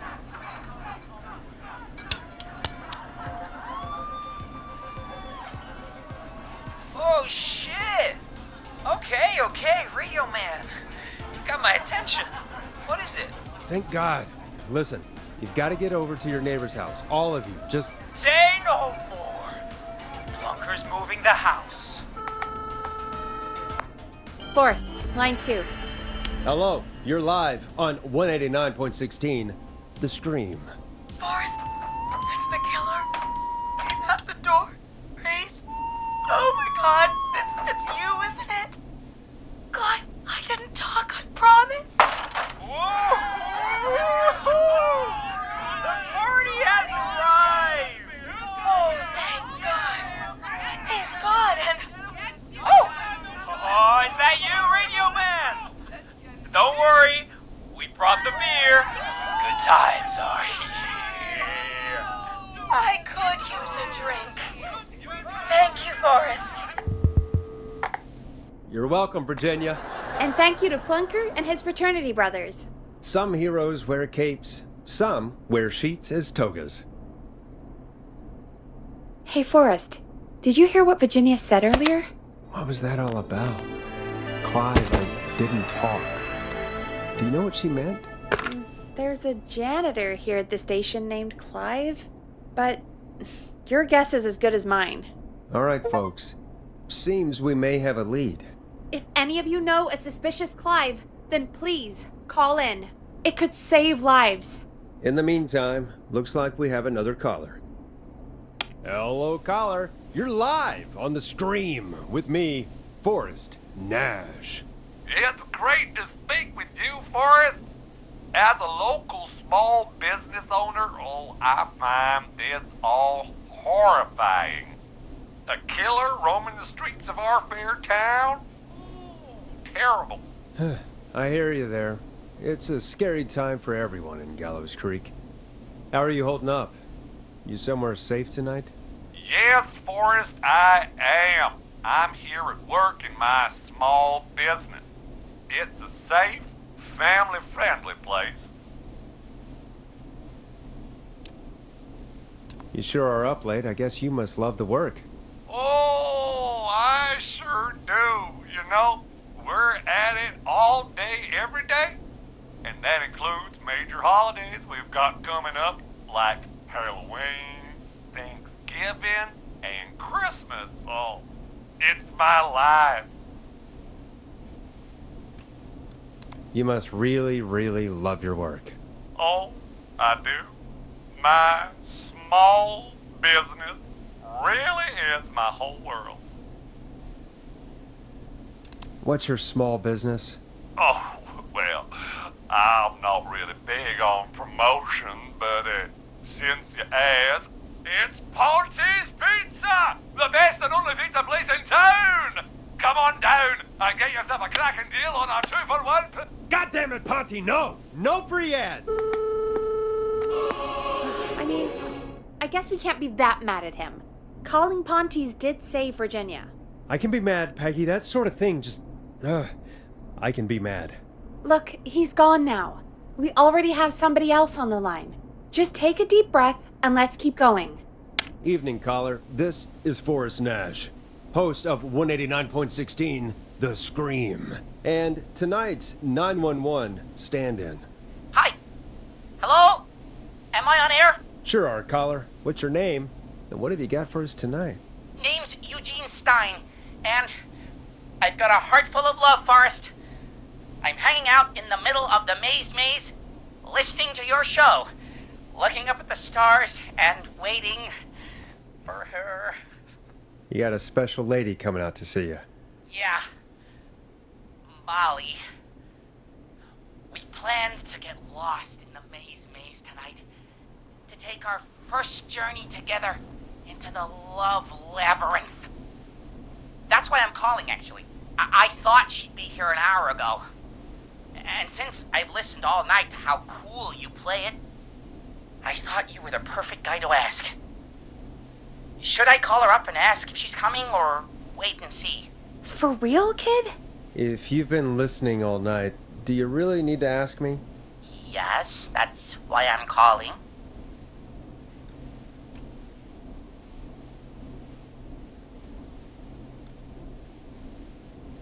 Eugene, you really need to go home to your parents. My parents are dead, actually. But, Oh, jeez. yeah, I guess it's not the night. Hang on. I hear some rustling. I guess she came after all. Molly! I'm in the middle!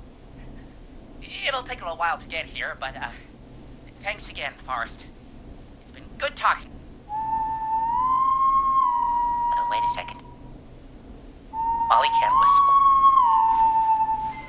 No, this is supposed to be the best night of my life! Not the worst.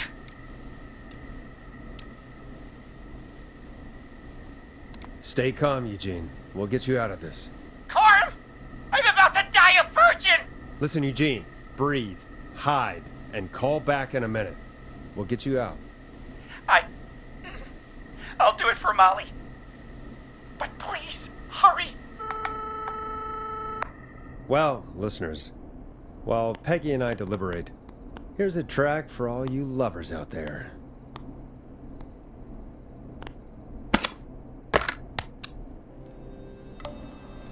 I know him. You love him. This is Roddy Snatcher with his new single, Final Breath. How the hell am I supposed to get him through the maze? You know Barbara, our receptionist? She's a maze fanatic. Shame she isn't here. I was supposed to go with her last week, but she changed her mind.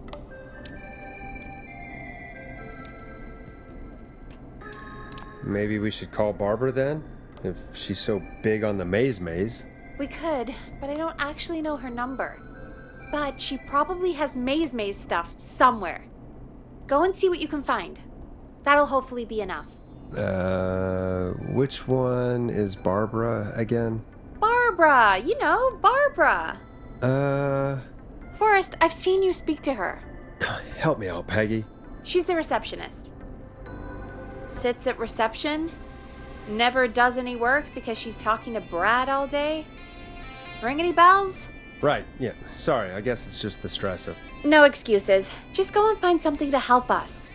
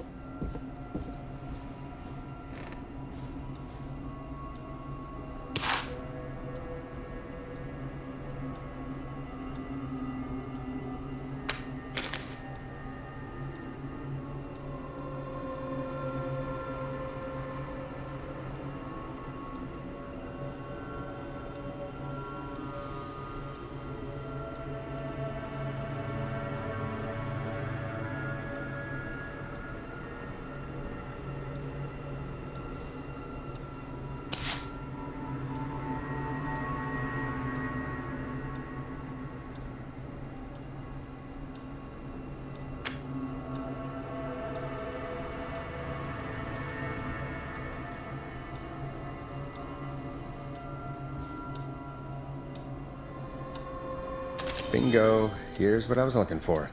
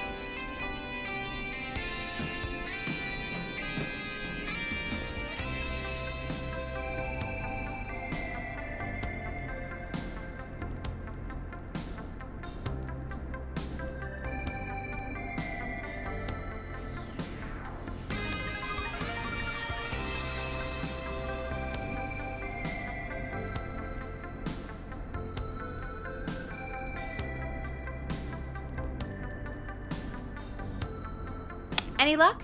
Yeah, I found a map for the maze in the trash. Why was it in the trash? Never mind. It doesn't matter right now.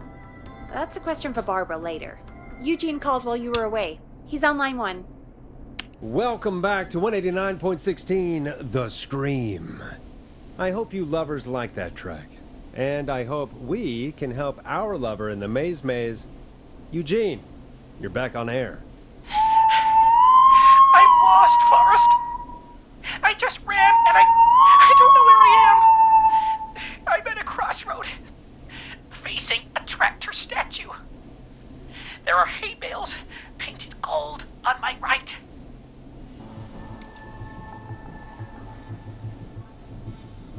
Go left.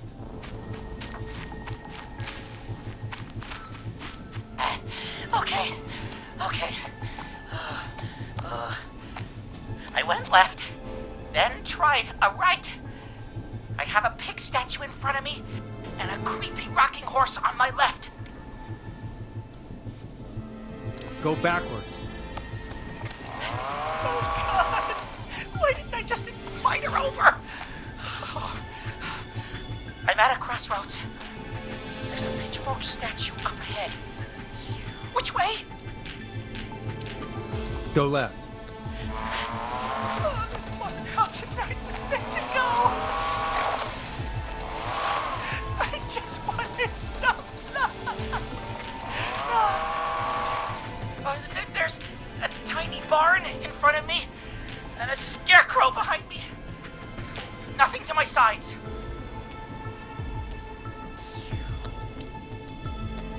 Go right.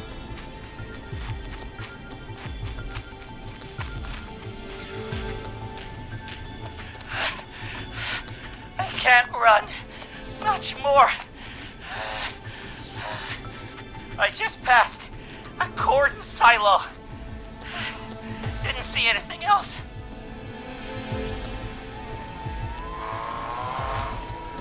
Please. Where do I go? Go right.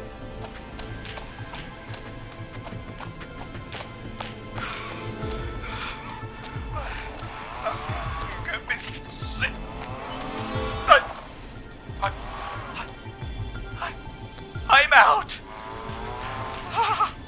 And my bike's still here.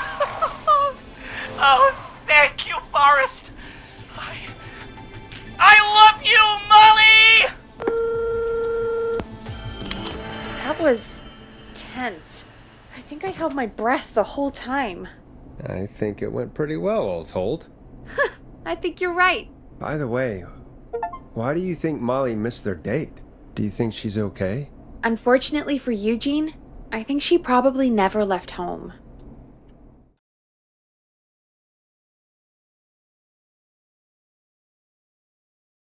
And thank you for calling in, Mr. Walton. We'll make sure to add the town librarian to our list of suspicious Clives.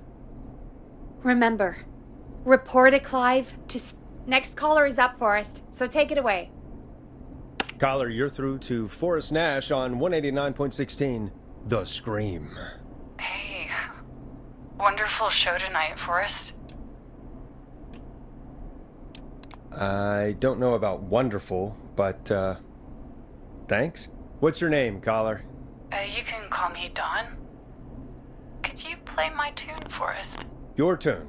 Sure. Long Ride Home. That old song. Sure, we got it. I think I played it the other day. Thanks. It'll be good to hear it again. All right, folks. Coming up is that old classic. Forrest, I don't think you're gonna find that song. What do you mean? I played it a few nights ago. I know, but, we don't have it anymore. What are you talking about?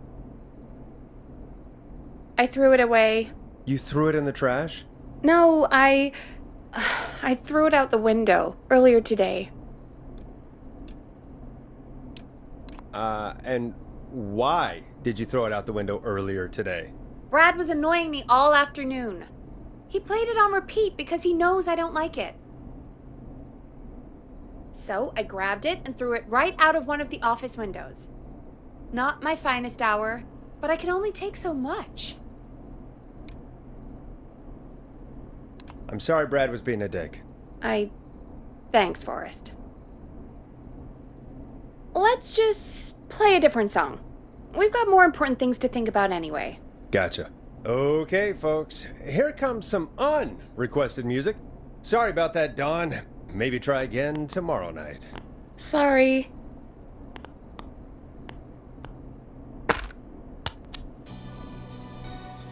Here comes one of my favorites.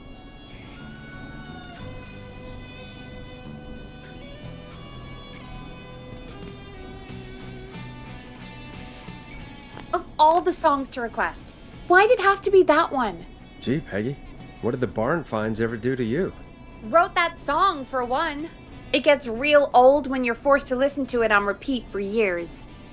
Why couldn't they just request Roddy? Oh, Forrest, scrap the song. We have another caller.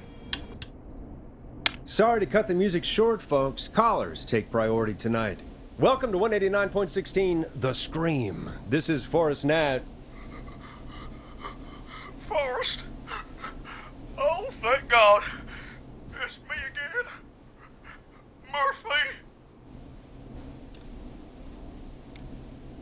Talk to me, Murphy. What's wrong? Oh, the killer got me, man. Why did I ever trust a guy named Master Robbie? I warned you not to. Hindsight is 2020, okay? Forrest, we need to do something. Goddamn piece of... He came to the gallows waste disposal plant. Beat on me, man. Carry me inside and lock me in a dumpster. I got a flashlight, but... Oh, goddamn. I smell smoke. I think he started a fire. Hold on, Murphy. We'll call for help right now. You gotta hurry, man. I need someone here now or I'm gonna die. Peggy, get the fire department on the line. On it. All right. Now just... Come on, pick up. Hi. Yes, I'd like to report a fire over at the Gallows Waste Disposal Plant. It's an emergency. What do you mean it's not operational? Why is there no backup vehicle? Oh, god damn it! Forrest, that evil son of a bitch slashed the tires on the town's only fire engine. They can't do anything. But I have a few friends who live nearby. Maybe one of them can save Murphy. Where do they live? My friend Alex lives on the corner of Haddonfield and Romero Street, and Catherine lives on the west end of Myers Lane. And there's Jericho on the east end of Myers Lane. But he's old. Really old. Okay, I'll check the map, see who would be best to do this.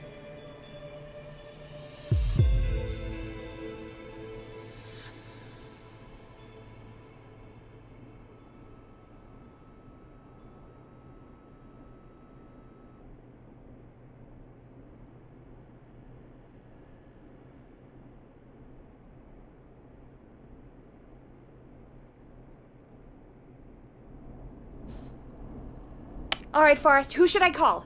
Who can help Murphy? Call Alex. All right, give me a second.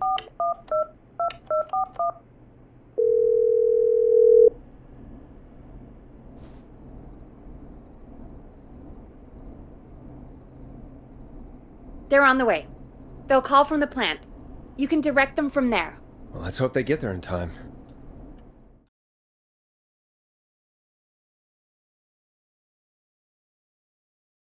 Forrest, I'm getting a call.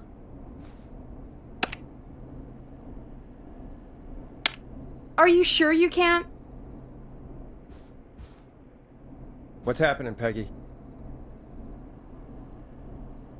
Alex was too far away, too slow. The plant burned down. It collapsed.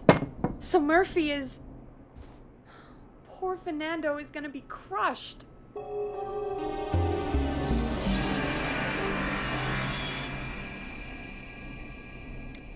Jeez, that's no way for anyone to die. Terrible way to go. Yeah. Murphy, I promise we will stop this. For you And for Fernando. Peggy, it's going to be our...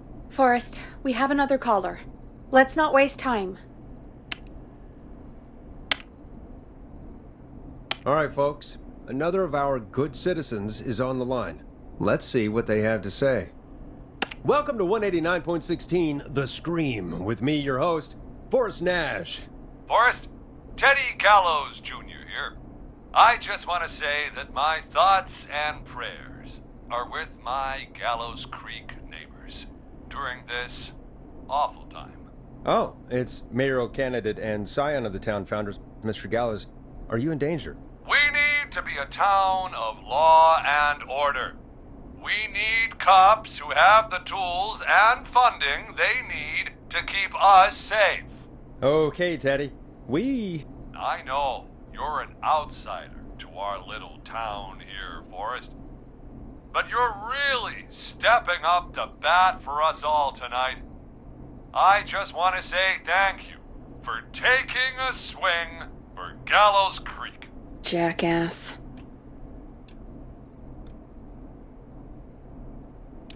Right. Thanks, Teddy. Now, are you... Teddy, you lowlife! This is not the time to promote your damn campaign. I just want to make sure our town is safe and prosperous.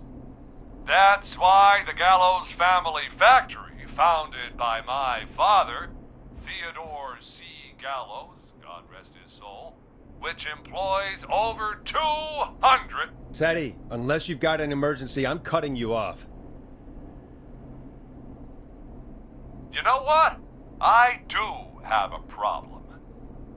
A problem that's ruining our town. You know what it is?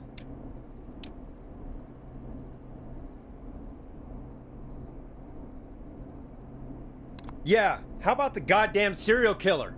The problem is that woman, our current mayor, Linda Cartwright. Oh, here we go. She just isn't one of us. Linda Cartwright is un-American, unstable, and... You're not better than anyone, Teddy. Just because you inherited half the town, Your producer sounds a little unstable, too. Don't you dare speak to me that way. Cut him off, Peggy. I can guarantee this kind of thing will not happen when I take office. The moral decay of... And that's enough of Teddy Gallows Jr. for one lifetime. I always feel disgusting after hearing him talk. Just play an ad, Forrest? I need a minute. We'll be right back after these messages. Teddy Gallows Jr. is a family man, a devout Christian, and a proud patriot. Teddy Gallows Jr. is Gallows Creek. Like his father and all his fathers before him, Teddy Gallows Jr. has worked hard to create jobs, improve infrastructure, and make Gallows Creek a good place to raise a family. Unlike current mayor Linda Cartwright, Teddy Gallows Jr. lives in Gallows Creek. He's our neighbor, and he stands with our neighbors. Like Sheriff Matthews, who, after years of keeping the peace, Mayor Cartwright is trying to force into early retirement. Teddy Gallows Jr. doesn't believe in keeping a good man out of a job. Teddy Gallows Jr. believes in the American dream. Does Linda Cartwright? Help Teddy Gallows Jr. keep Gallows Creek a good American town. Help him become mayor. Take a swing for Gallows Creek. Vote for Teddy Gallows Jr. My name is Teddy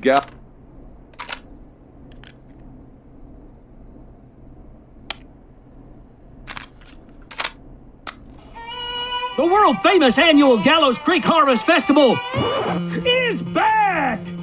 We got it all out on Giblet Field. We got the Little Miss Harvest Pageant, Princess Harvest Pageant, Harvest Queen Pageant, Cotton Candy, Corn Dogs, Cornhole, Corn on the Cob, Crokinole, Country Music, Can Jam, Jams, Jellies, Jamborees, Juggling, Roller Rickies, Roller Disco Lessons, Praying. We got baby crawling, balloon popping, balloons for sale, beard contest, horseshoes, hayride, hay toss, hey you there, safe donkeys and ponies, apple bobbing, firearm, fireworks, funnel cakes, fried dough, seed spitting, sand licking, cracker cramming, and cat shop. band, fake tattoo, face painting, puppets, petting zoo, amazing maze, square dancing, story swapping, spelling bee, quilting bee, and sewing circle, pie eating, lawnmower racing, hot dog eating contest, flower contest, and of course our famous gourd measure-all. The festival is brought to you by Mayor Linda Cartwright, sponsored by Gallows & Sons Factory, and dedicated to the memory of Garrett Miley, tragically taken from us last festival. I can see why it's world famous. It's a highlight around here, Forrest. Oh, I am sorry to hear that, Peggy. All right, folks, welcome back to the show. We have a note from my producer. That's right. Come find me at the Harvest Festival tomorrow to grab your choice of a K-Fam mug, sticker set, or poster. Let's see what our next caller would choose. Caller on line 1. Hello, caller. You're live on The Scream with me, Forrest Nash.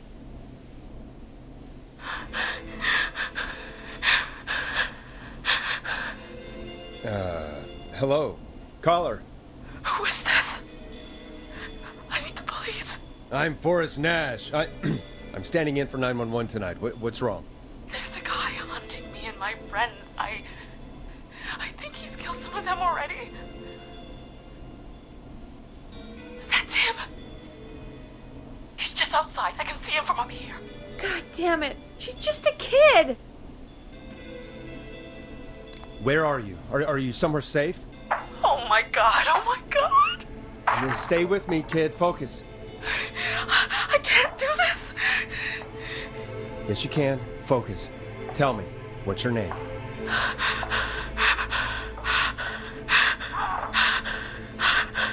Sweetie, you can do it. What's your name? Carrie. Good. Carrie, listen to me. We're gonna get you out of there, all right? Now, where are you? The old murder house. Upstairs. I'm at the end of a hall. There's a bathroom, a couple bedrooms, a closet. Oh, he's coming. Where should I go? Go to the closet. Okay, I'll...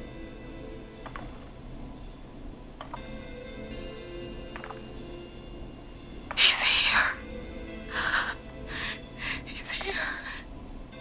He's gonna kill me. Forrest, I don't think we can... Don't move!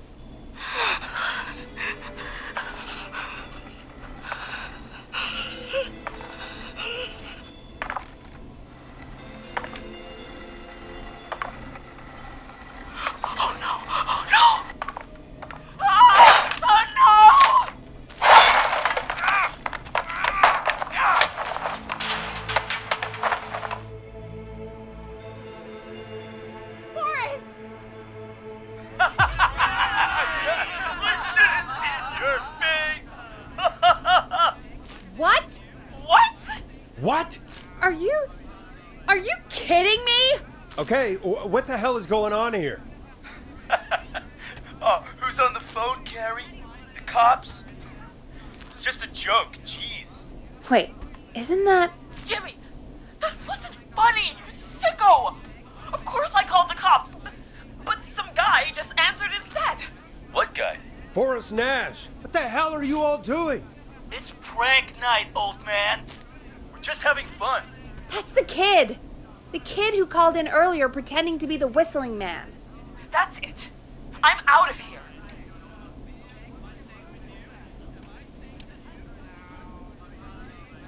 Jimmy, everyone, it's really not safe to be out. Please, go home. And waste whistling night? No way. That little idiot. Whistling night? It's a stupid tradition. Especially stupid since that one kid died back in... Would you take off that stupid mask if it's hard to breathe? Who's under there anyway? Is that you, Seth? Idiot! Seth is right next to you. That's, wait. Oh no. Who are you?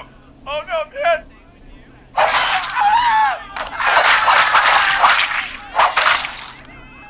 Everyone, get inside!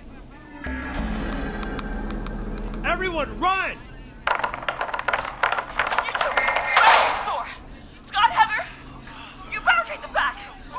As long as he's out there and we're in here, we're safe, right? You bought time, but not much. Forrest, we have to... Heather, I already called the cops. Forrest picked up. He's the best we're gonna get. Who is with you, Carrie? My friend, we drove out to the old murder house and... Oh, of course! The van! Who's got the keys? Jimmy had them. Jimmy. Oh.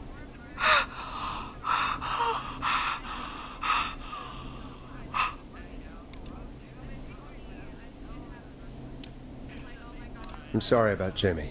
Thank you. This is crazy, Forrest. We'll figure something out. Between all of you, there's gotta be a way to beat this. Just sit tight, okay? Heather, shut up. If we do that, we're gonna get killed. If only Jeannie were here. Jeannie? Jeannie McPherson? Our intern Jeannie? Yes. She's my best friend and the smartest one out of all of us. She stayed in tonight. Forrest, listen. We'll see what we can come up with, and, What? Scott, you're not any good at... No, Chad. Out of all of us, you're not the one to... Oh. Everything okay? No. We're figuring out a plan, but everyone's volunteering to do things they're just bad at. I think we can figure out what to do, but I don't think we can agree on who should do what. I think you'll have to be the tiebreaker, or else these idiots are gonna get us killed. But Shut up, you... Oh, Forrest, I'll call you back. But I don't know anything about your friends. Ugh, these damn kids never learn. Breathe, Peggy. It's okay. Ugh, they do this kind of thing every year, Forrest. People get hurt. All right, folks. We're gonna work out a way to save Carrie and her friends. This next one goes out to all the trapped kids out there.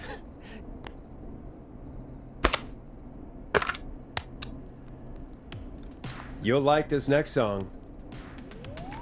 Peggy, you mentioned something about their friend working here?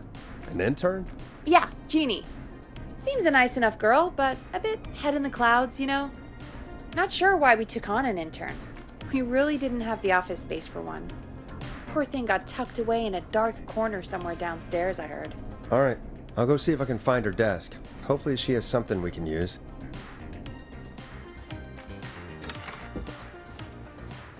Peggy said her desk is downstairs.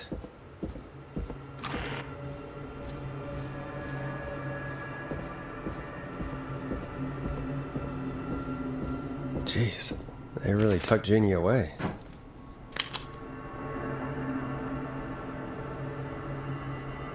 Friendship quiz. This might work.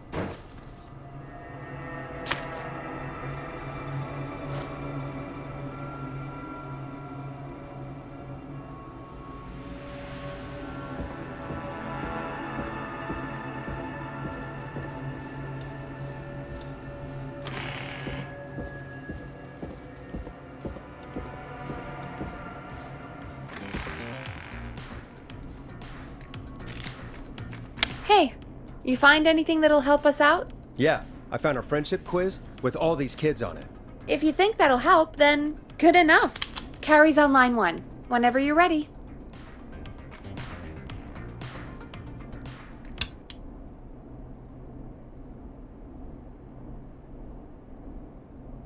This is Forrest Nash, back again with an unlucky caller on this unlucky night. Carrie, are you there? Yes, we've got a plan, but we can't agree on who should do what. You want me to be the tiebreaker? Exactly. I'm ready. What's the first step? Okay, first things first, we'll need a spotter. Someone who can keep an eye on the killer. We'll need someone on the roof. It's gonna be a hard climb. We're deciding between Heather, Kyle, and Hot David. Heather's got this. Yes, Heather, he picked you. Now please, stop talking about all your cheerleading trophies. Part 2. The Whistling Man padlocked the gate back to the road. Before we drive out of here, we need someone to pick the lock. Seth, Jennifer, and Scott all want to do it. Jennifer. Jesus, Jennifer, you carry a bump key? Why didn't you say so earlier? Anyway, that brings us to part 3. Getting the van keys. I'll volunteer for this. I don't know Jimmy as well as you guys, so it'll probably be easier that way. Then is part 4. This is a very detailed plan. I'm impressed. Yeah, it's weirdly easier to think when you're about to die. You're doing great. What's the next part? Part 4, we need someone to lead the whistling man away. We need a fast runner. For this one, we're trying to decide between... Who was it again? Hot David, Cynthia, and Scott. Hot David. Yeah, you spend a lot of time running shirtless. You got this, Hot David. Sweet. Okay, let's recap. We get the eyes on the roof. A runner distracts the killer while we grab the van keys and pick the lock on the gate. Now the tricky part. The getaway. Ooh, what's the plan there? Well, we can't all outrun the whistling man. But he thinks we're just a bunch of stupid teens. So, let's use that against him. Part 5. We trick the killer into a trap. Someone can pretend to be injured. Who would make the most believable bait? Who you got? We got Lisa, Tammy, and Cynthia. Cynthia. Right, Cynthia. You'll do. That should take care of the killer. And then it's time to get out of here. Finally, part 6. We need someone who can drive us through the woods and back to Gallows Creek alive. Who's our getaway driver? Should it be... Who have we got? Chad? Scott? Tammy? Whatever. Forrest, you know what to do.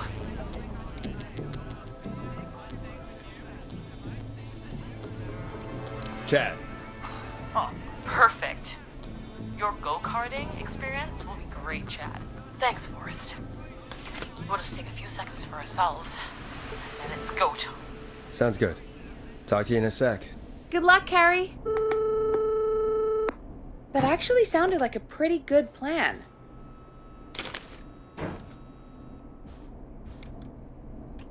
Impressive as hell, right? Damn straight.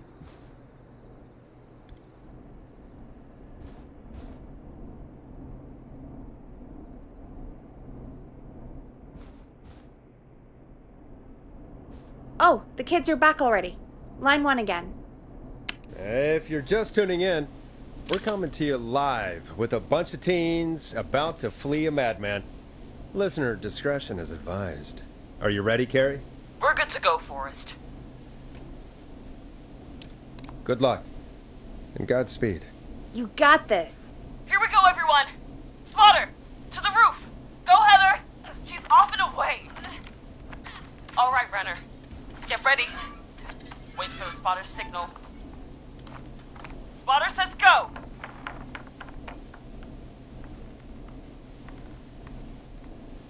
He took the bait. Lockpicker, go. I'll get the keys off Jimmy. Oh, Jimmy. Oh, his face is... The keys, Carrie. You need to get the van keys. His face is lying next to him, Forrest. He got cut. Oh, God. Just, focus. Breathe. Right. The van keys. We got him. It's... Jennifer got the gate unlocked. And Hot David should be back any second. Perfect. It's working. I can't believe it's actually working. You're doing great. Focus. You got this. We got this. Next step, trap the killer. All right. Wait. Get into position. Everybody else, hide.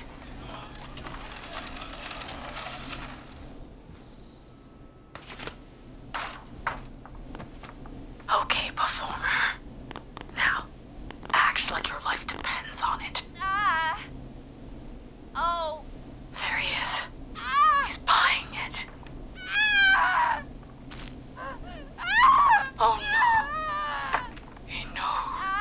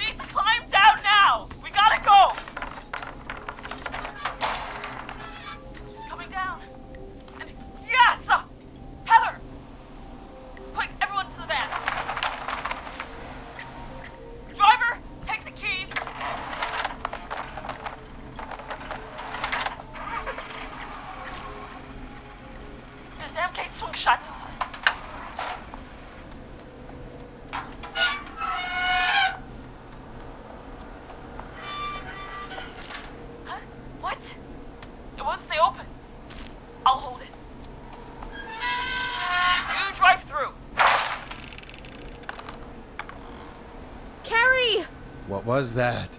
It's a whistling man. Drive! Now!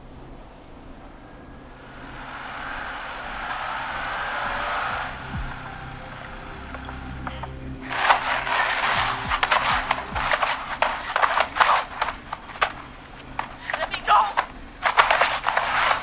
Just go! Just drive! Oh my God. Please, no!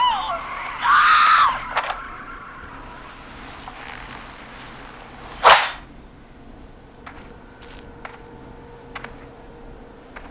Carrie?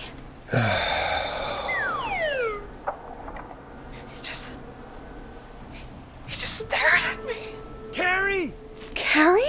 Just stared at me and walked into the woods. I don't understand. Thank God you're okay. Can you get somewhere safe? I can make it home. Thank you both for helping. If you hadn't, It was your plan, Carrie, and it was a great plan.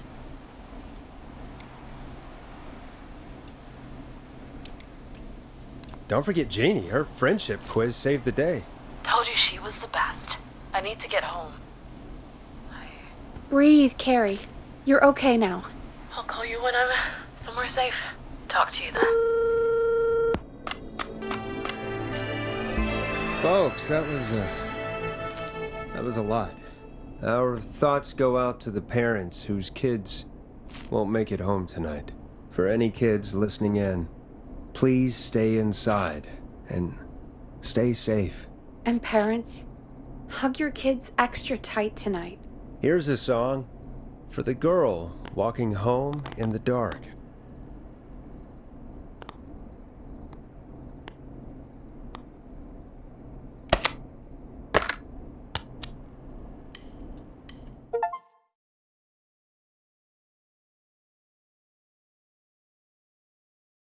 Hey, we had a call come in. Forrest Nash here. Listeners, we've got another caller live on 189.16, The Scream. What's on your mind, caller? Hey, Forrest. I just wanted to phone in and say that I think I speak for everyone when I say that you're providing a real service for Gallows Creek tonight. It's cool what you're doing, man. Well, I'm just doing my job, friend. Anyway, tell me about yourself. What's your name? Are you keeping safe tonight? Yeah, man, I'm good, thanks. I'm at my roller rink, trying to get everything ready for the Harvest Festival tomorrow. I had a guy from Starling Security here earlier installing the Starling 4000 system, so I'm a little behind. As for my name, my friends call me Roller Ricky, and I now consider you a friend, my man. We're friends now, huh? Well, that's kind of you to say. Thanks. Yeah, man. Sounds like roller skating is more than just a job to you. So is this vocational? I wasn't always Roller Ricky. Once upon a time, believe it or not, I used to go by just Ricky. Yeah, back then, things were pretty rough. I used to roll with a bad crowd. Not all bad, but there was this one guy. Anyway, some bad stuff went down. I harbored a lot of guilt for a long time and turned to the bottle. I didn't really talk about it or even know how to talk. It's just how it was. That bottle took the best years of my life. Or so I thought. It's never too late, Roller Ricky. How did you turn things around? I joined a support group. I opened up about my problems, and sharing that burden just took so much weight off. It's a long story from there, but I found roller disco. I learned how to have fun again, cutting loose and making shapes. Now whenever I get down, I get down. I'm finally free from it all, man. It's important just to talk to somebody. That's the first step. Ain't that right, Max? Aw, hello, Max.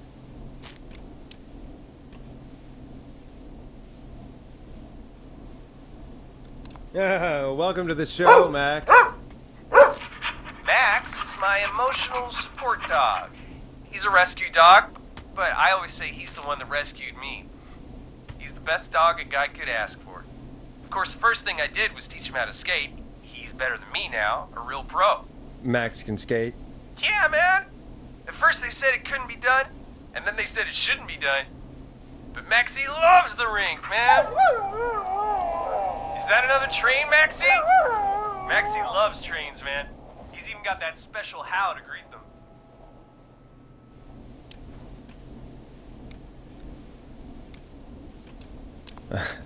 Sounds like you two make a great pair. Maxie appreciates all the positivity you're throwing out, my man. You know, I'm actually hosting free skating lessons tomorrow at the festival. I think it's a great opportunity to give back to the community. Man, all this talk of skating's got me itching for a boogie. Before I switch my radio off for the night, could I request a song, Forrest? Something I can groove to, you know, something funky. It'll be me and Maxie's final boogie breakdown tonight. Then I think we'll take it down a level. I can do that. Thanks again for calling. You and Max, be safe now, okay? Bye, Maxie. You got it, man. Peace. Well, folks, this next one goes out to Roller Ricky and Max. Enjoy.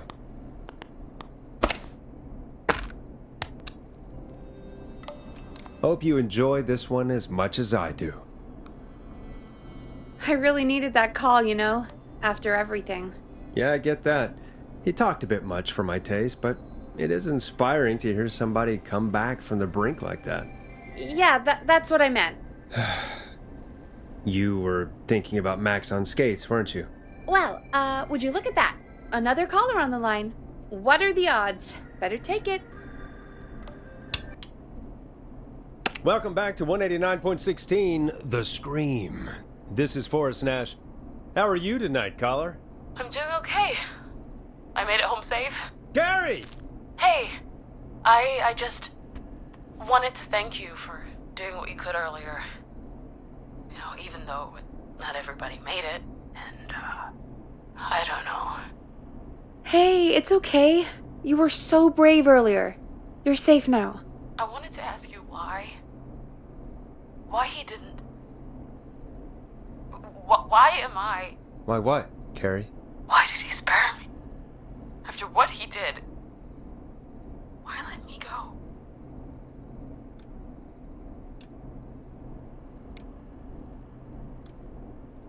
Maybe he got bored. He just didn't feel like it. He just didn't feel like it? What, he felt like killing my friends? And then just got bored when he got to me? Forrest, not cool. I have to go. I can't do this. Let's just get some music on the air. Yeah, here's some music to clear the air. I need to take a break. If you want to stretch your legs, now's the time. Just hit the Peggy button when you want to get back on air.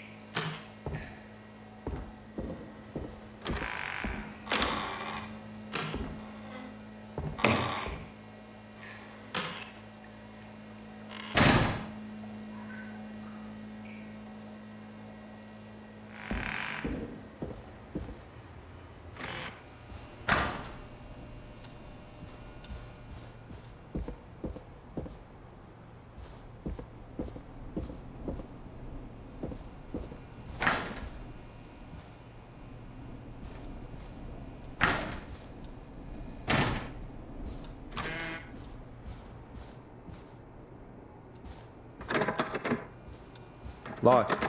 For now.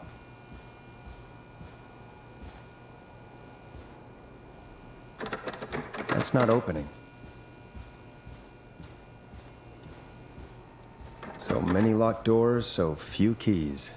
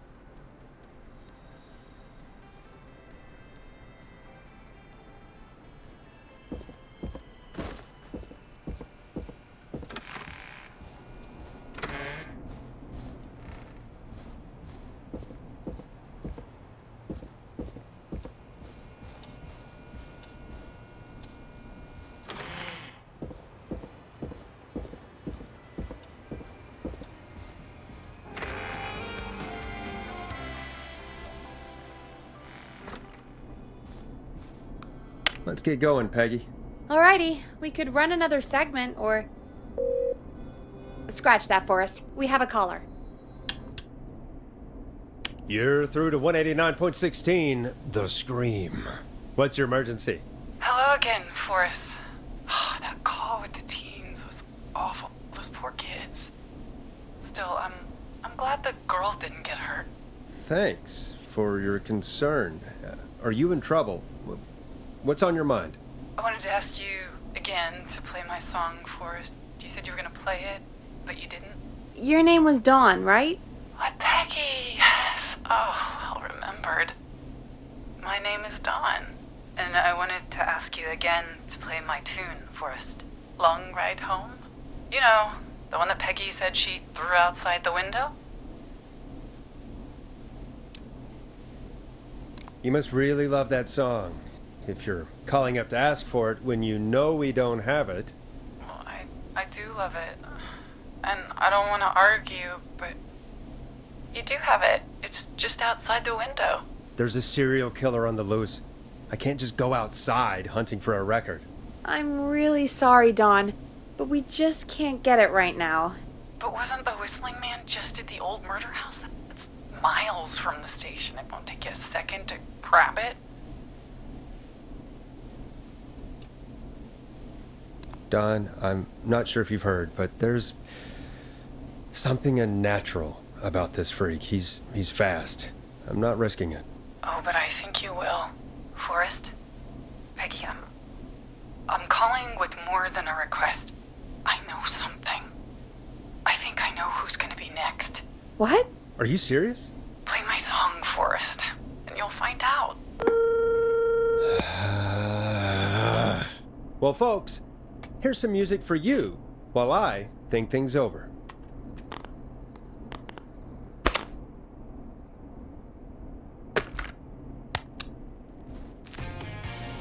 You're gonna love this next track. Is she serious, Peggy?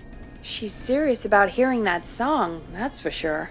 Peggy, I mean, is she serious about... I don't know, Forrest, but we don't really have a choice, do we? If she's telling the truth... All right, I'll do it. You're a good man, Forrest.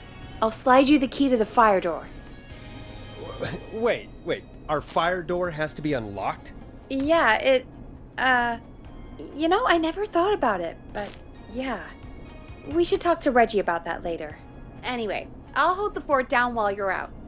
Maybe I'll even get a collar. That could be exciting. 189.16, The Scream. With me, Peggy.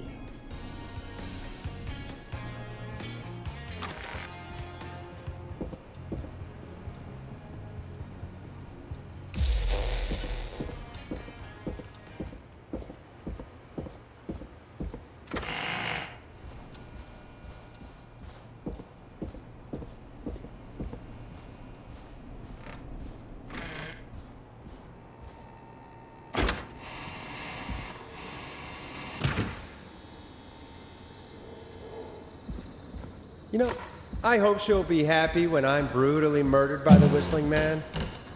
Out here, in the open, alone.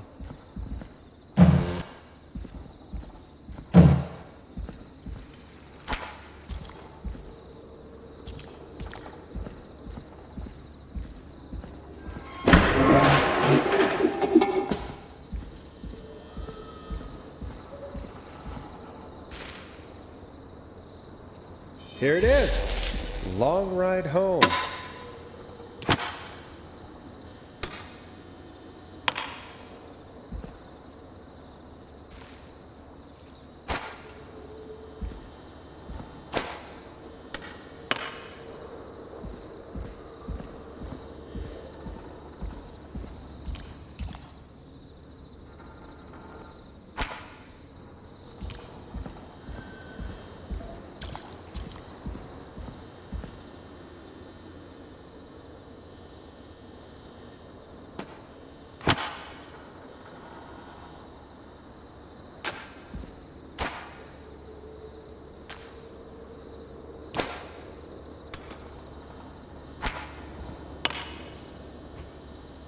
Bingo!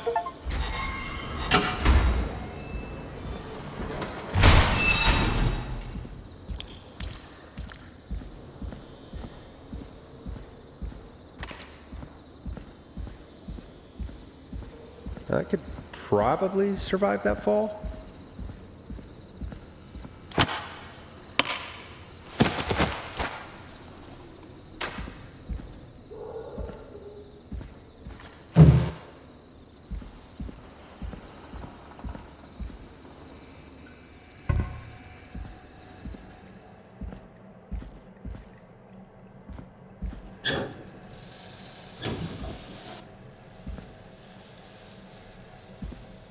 Looks like the janitor's closet. What did Peggy say his name was? Clive?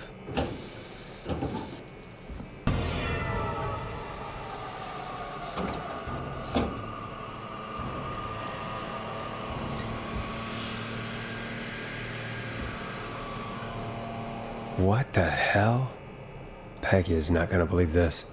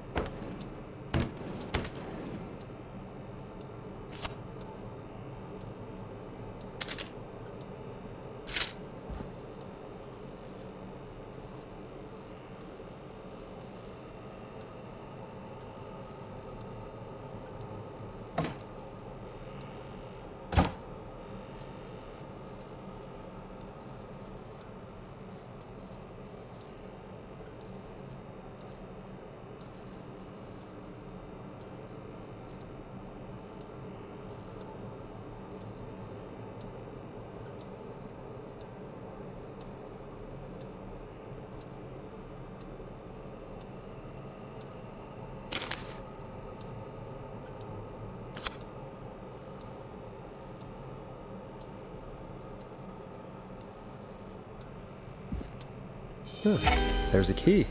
I'll just take that. Might be important.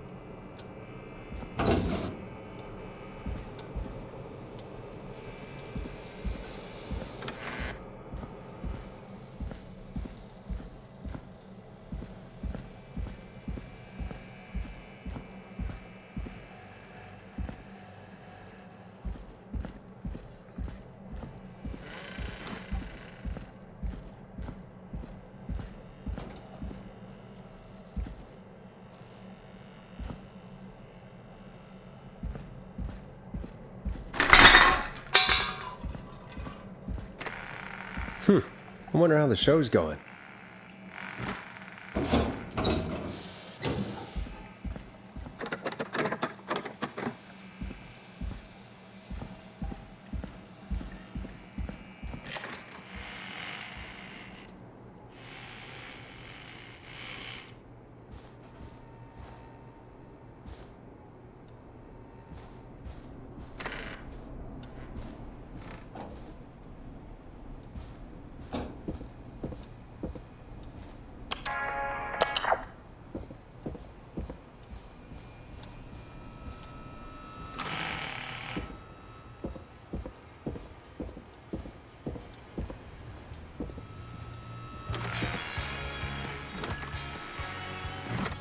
Isn't that such a good song, folks? And now for...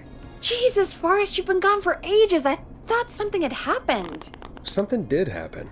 Clive the janitor might be Clive the murderer. What? I'll start from the beginning. The fire door locked behind you.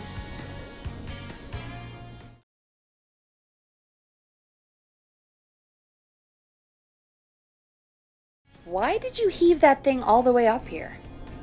Because the basement's creepy as hell, and I don't like standing around down there. Fair. Alright, let's run through this again. We have a creepy board you found in a creepy basement, made by our creepy janitor, who you think is the creepy whistling man. Yep. And on the creepy board are the names Chuck Brody, Kim Walker, Rebecca Allen, and Aunt Williams. Correct. And you think one of these people will be the whistling man's, Clive's, next target. That's right. And we've got to find them. You said there are 4 locations listed there too? The hospital, the power station, the gas station, and the trailer park. Clive must think the target is at one of those locations. Forrest, you're gonna have to figure out if any of the potential targets are at one of these locations tonight. Hit the button if you need any help.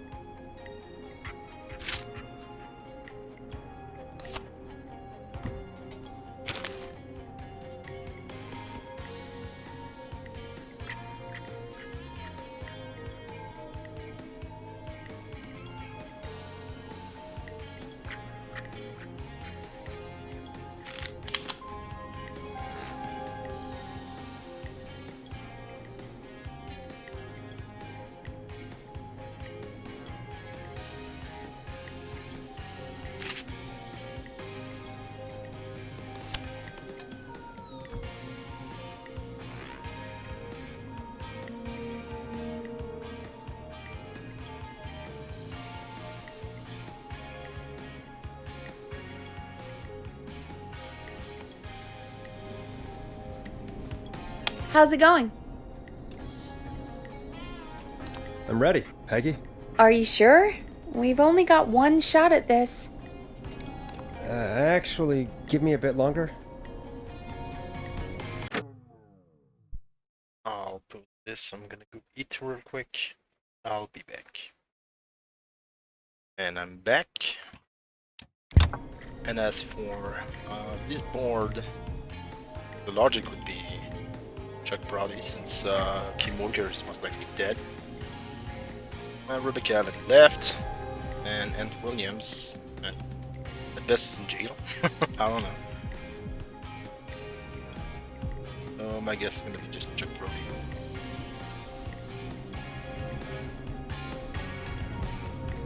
How's it going?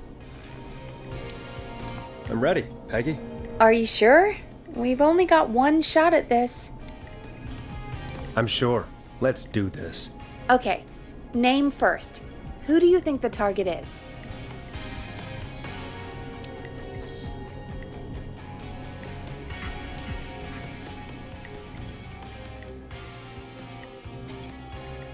I mean, could be Ant Adams, because maybe Clive knows Chuck Brody or some shit.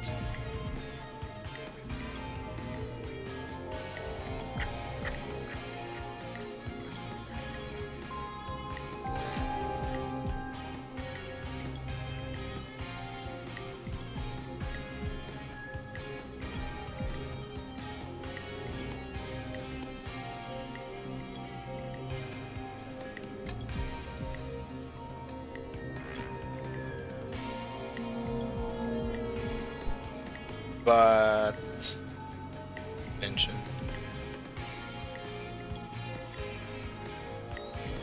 I'm gonna guess Chuck, I guess. Chuck Brody. And where will I find them? The hospital. Okay, I'm dialing. One moment.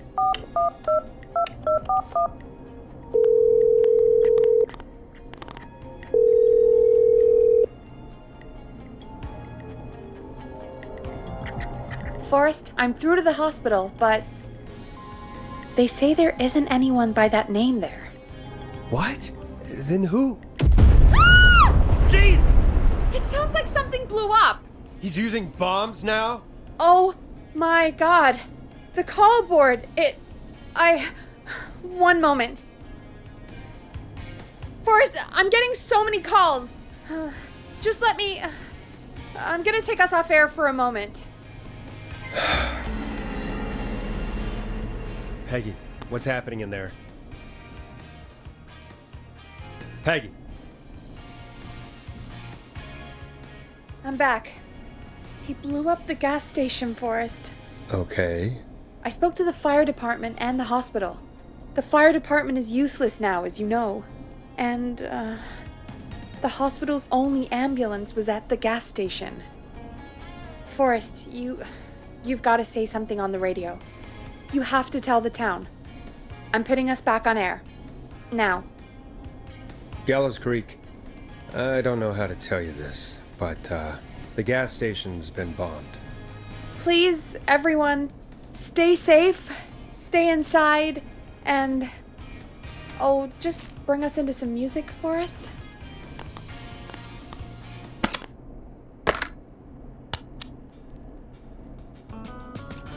Here's some music while we regroup here on KFAM 189.16, The Stream.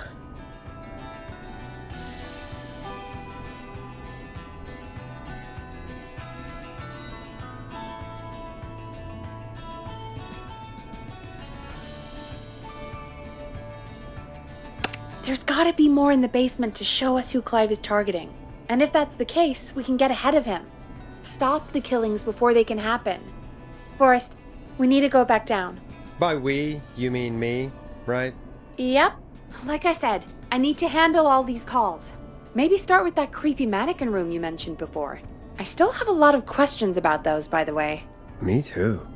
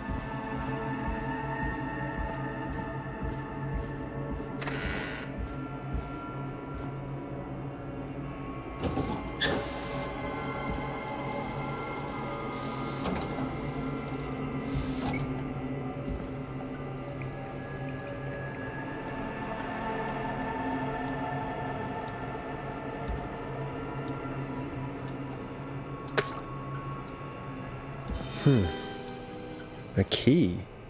Was this always here? I must have missed it when I brought everything upstairs.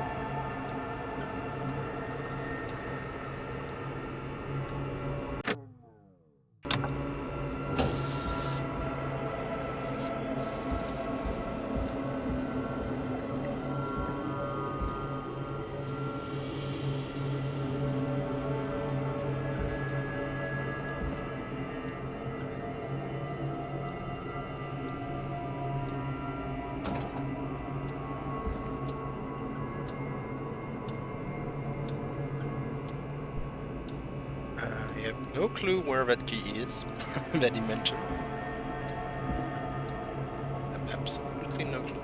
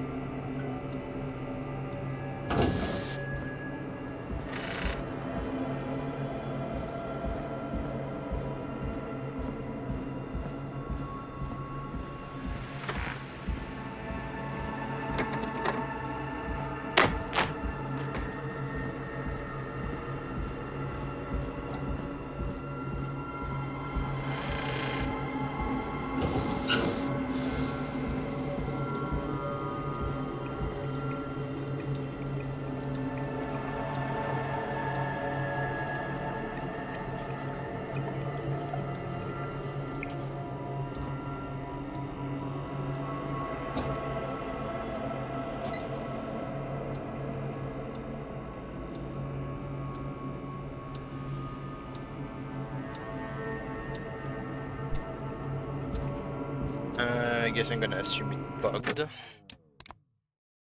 Do to save maybe?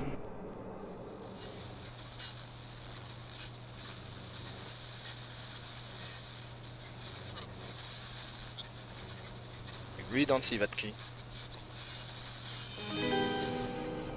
Key? Was this always here?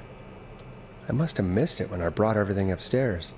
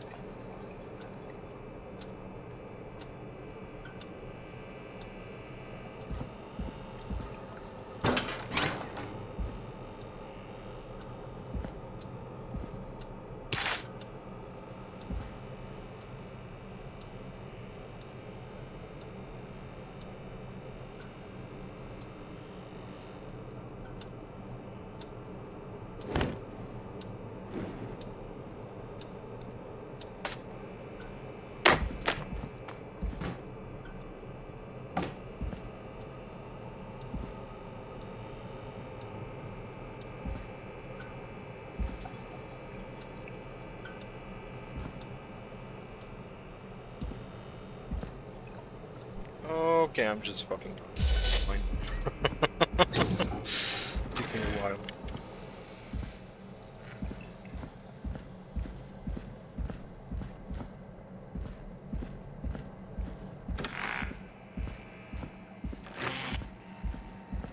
Hey, Forrest! Peggy, give me some warning before yelling down the intercom. Sorry. Buzz the intercom when you find something and want to discuss it.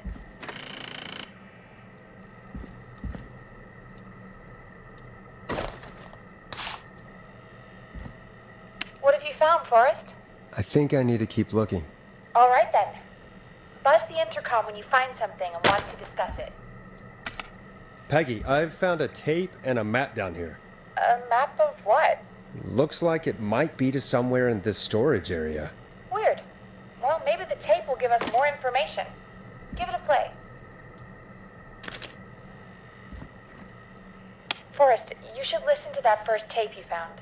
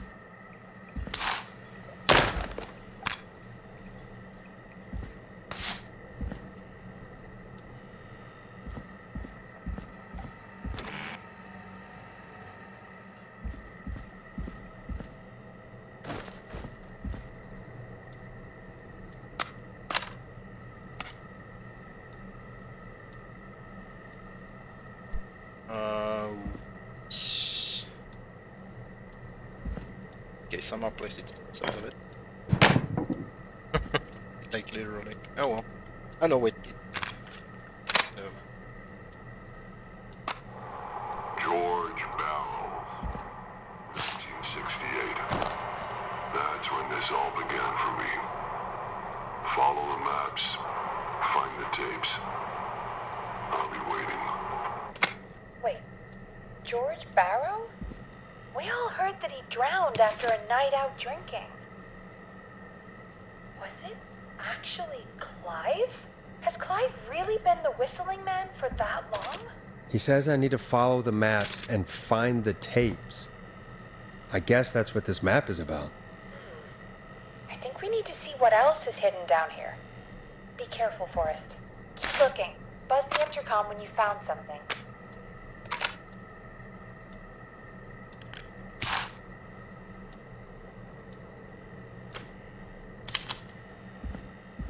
Do you think you found everything, Forrest? I think there's gotta be more down here. I need to find all the tapes. You think so?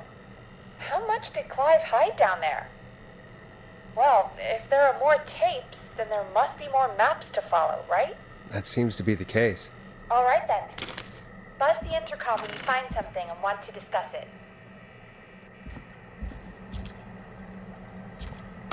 Time of autopsy is 7 a.m. Cause of death is asphyxiation from drowning. The degree of rigor mortis indicates that the subject has been deceased for 5 hours. That puts the time of death...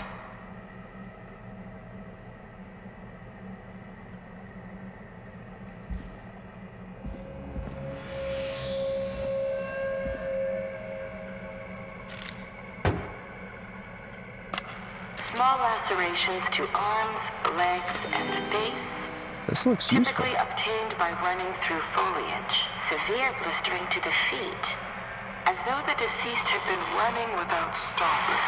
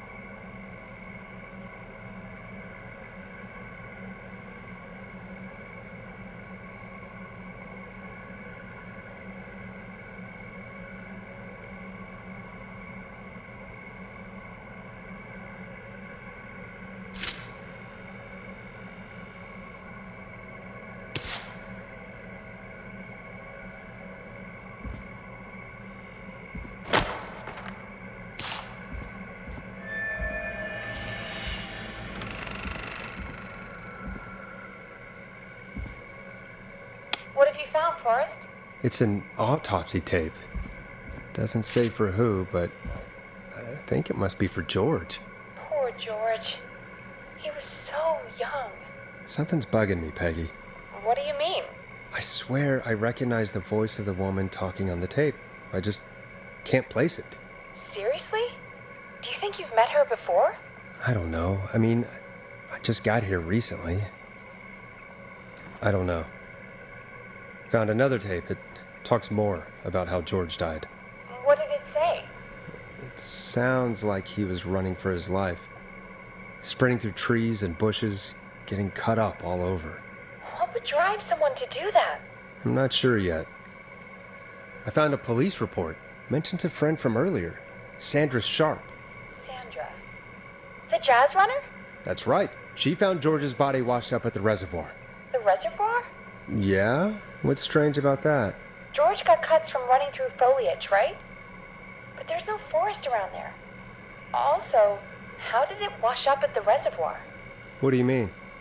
Reservoirs don't have tides. But that's what the police report said. It's not possible, though. I did a school project on reservoirs and got an A. But, yeah, not important right now. The important thing is that it doesn't make sense. What are you suggesting, then? That the body was originally found somewhere other than what the report suggests? That the sheriff tried to cover it up, but accidentally let something slip? Something like that. I think. Well, Sheriff Matthews wrote the report. If he hadn't been eviscerated, we could have asked him. True.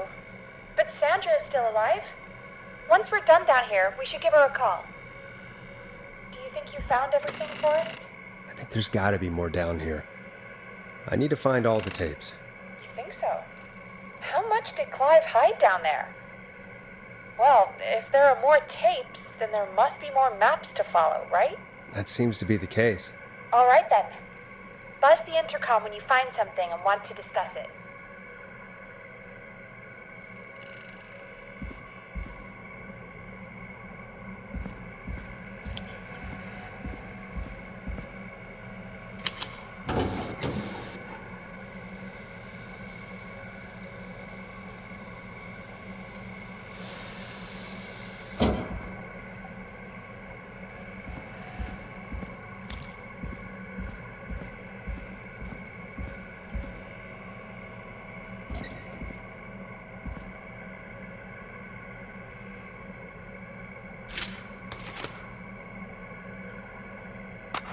Preliminary toxicology results shows no signs of inebriation. However, a high amount of cortisol was found, indicating elevated levels of stress in the immediate moments before death.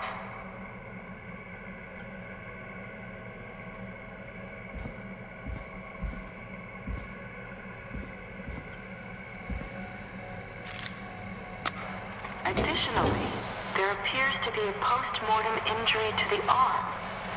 It looks like it was trapped in a car door.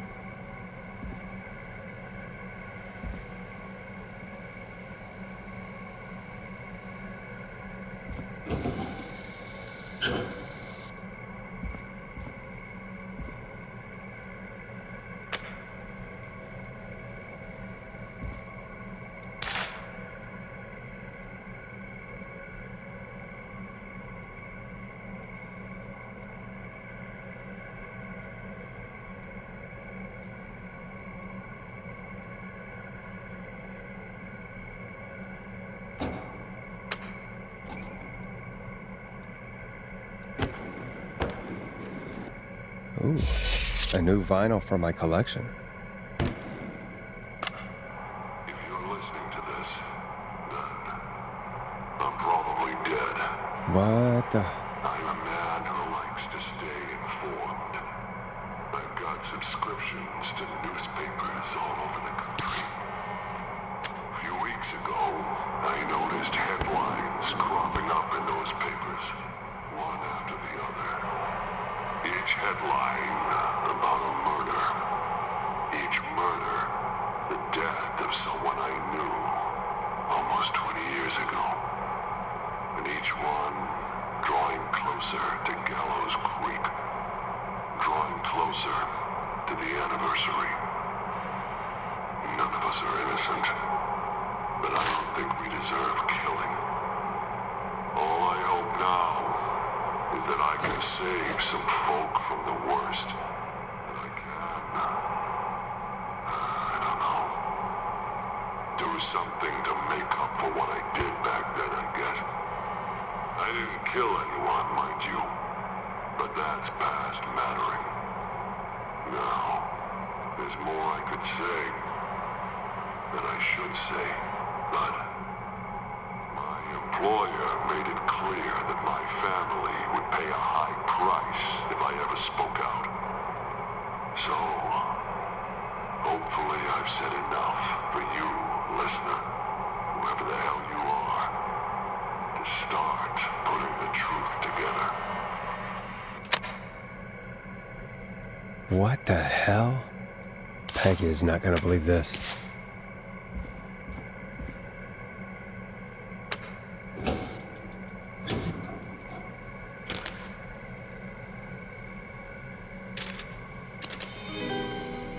This has to be important.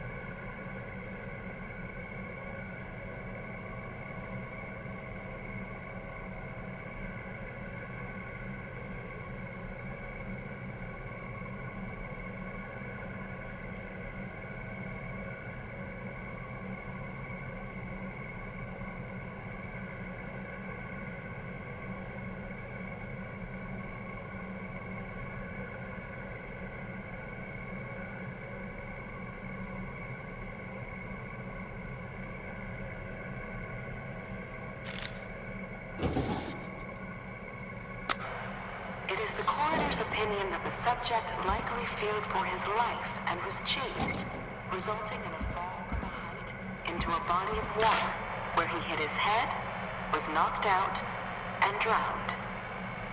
Following that, he was moved. Dr. Sullivan, we need to have a talk. Is that recorded?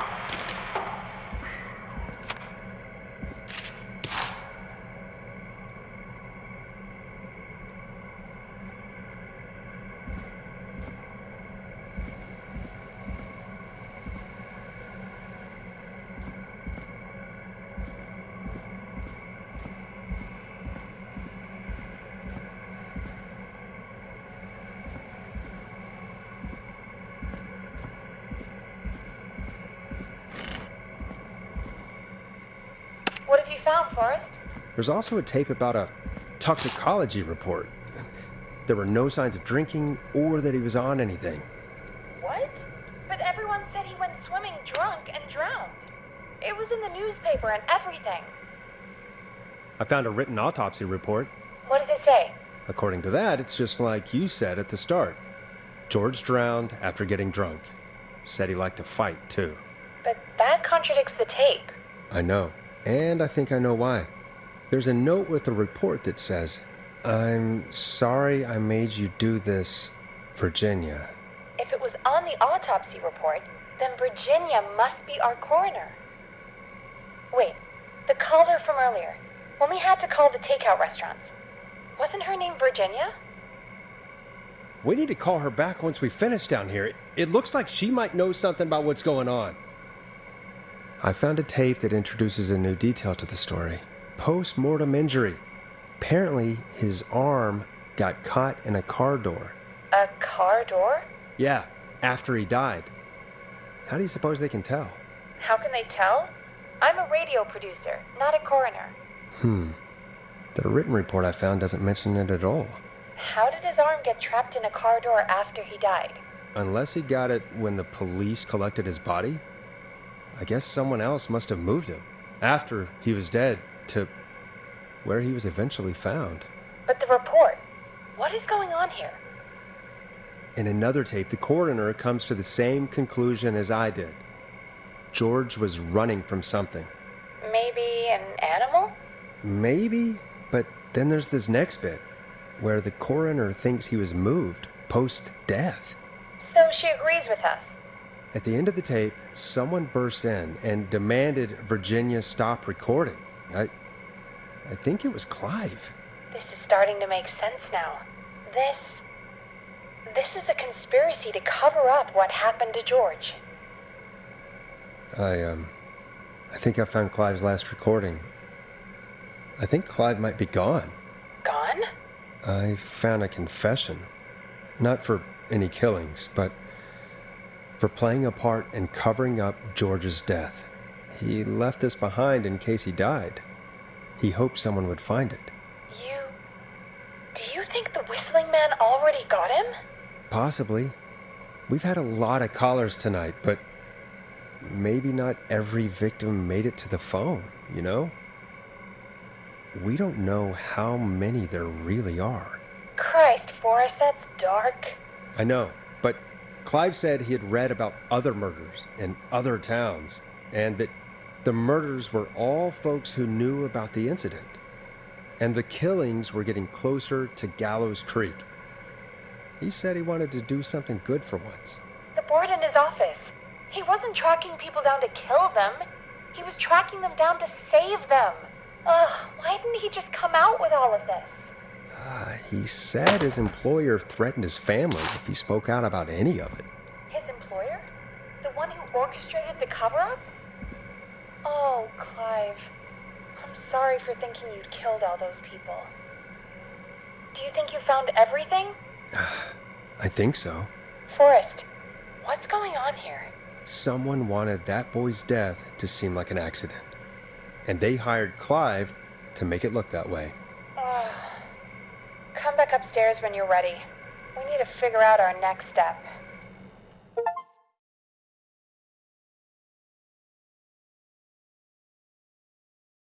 Thank God you're back, Forrest. I've been running out of stuff to pad our airtime with. Peggy, you work in radio. Forrest, I'm stressed. I mean, really, how are we supposed to keep a show going with all this happening? This is our job, Peggy. We gotta do it. You're right. So, what's the plan now? I think we should call Virginia back. All right, I'll get her on the line. Time to turn the music off. Hello again, Gallows Creek. This is Forrest Nash. We're circling closer to the truth behind tonight's events. To this end, we're calling back one of our earlier callers, Virginia Sullivan.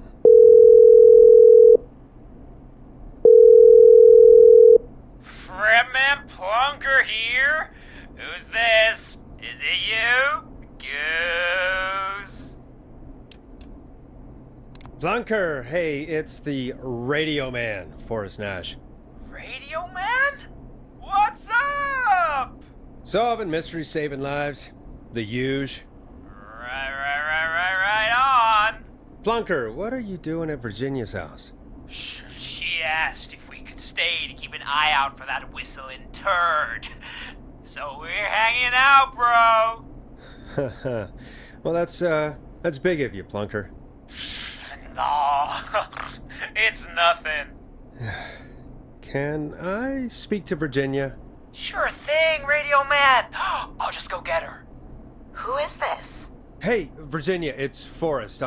I'm glad you're still okay. Oh, Forrest. Sorry, I'm still jumpy.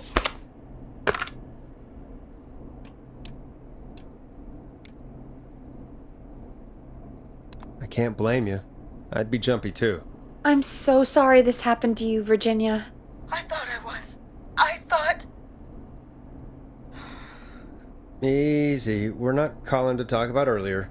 We're calling because we think you can help us understand why this is happening tonight. Me? What would I know?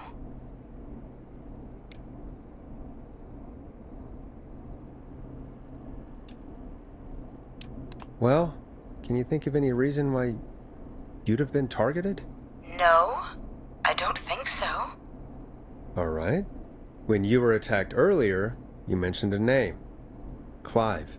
I don't know what I said then. I was petrified, Forrest. Clive's the janitor at our station, and we know you spoke to him in the past. Forrest, please. You don't know what you're doing. He'll come for me. Virginia, it's okay. Clive won't be coming after you. We think Clive's dead. Dead? But isn't he?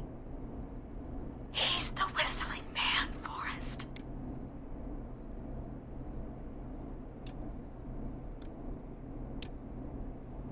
We found evidence to the contrary. But... It's true. And we found your autopsy reports for George Barrow. How? I saw him destroy them. Well, he didn't. I don't know if he kept them or made copies or what, but we found them. And we know it's related to what's happening tonight, which is why we called you. Why did you write a false report? All right. One day, I came into work to find a boy on my slab.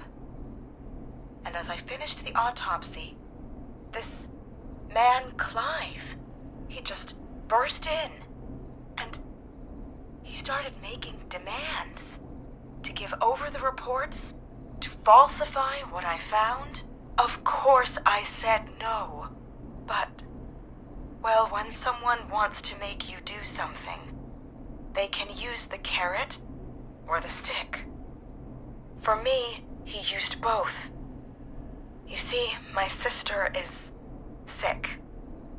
She has a chronic condition that's never going away. It's expensive to treat, and it was getting to where I couldn't afford it. And Clive promised me that his employer would pay for my sister's treatment if I did what he said, and that if I ever spoke about this, he'd beat me to within an inch of my life. I don't know why he had me do it, but my sister needed me. You have to understand, she needed me. We understand. Thank you, Virginia. That was brave. God, I just want this nightmare to end. This will help end it, Virginia.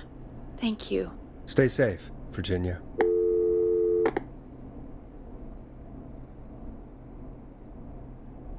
So, Virginia's tied up in all of this. Clive threatened her to keep quiet about George's death. But for who? Why cover up these details? Well, we know Sandra was involved in George's death. Do you want to call her? I do. All right, but before we go asking questions, I think we should know what we want to ask. Is that fair? Yeah, we need to ask her about finding the body. She was the one who discovered it, but something just doesn't add up. 100%. She knows more than she's saying. I wonder what she's hiding. We'll hopefully find out soon. Anyway, just be careful when you're talking to her. Don't push too hard. We don't want her to hang up. I'll be careful. All right, calling her now. Hopefully she's at her jazz studio.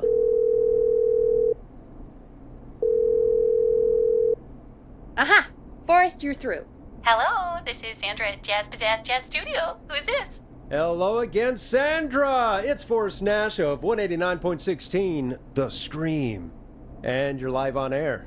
Oh, I always thought folks called into a radio show, not the other way around. How jazzy. What can I do for you? Well, we're trying to understand what's behind the attacks tonight. we had a few questions. Why, Forrest, of course. Heck, after the way you saved my life, I'd say yes to just about anything you asked.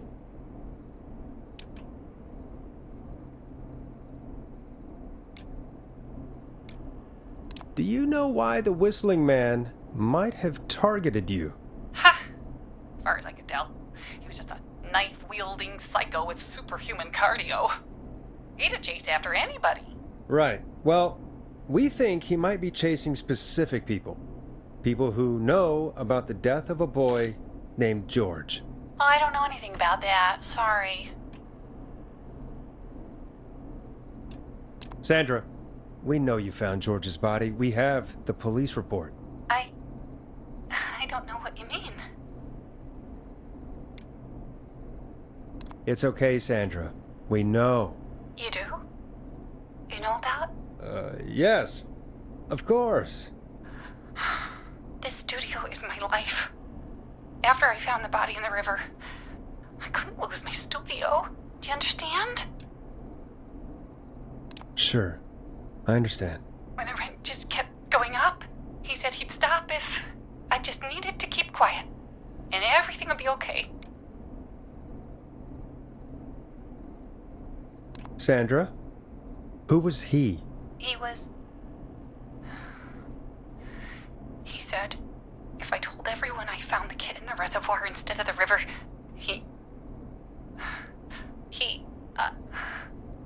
I'm sorry.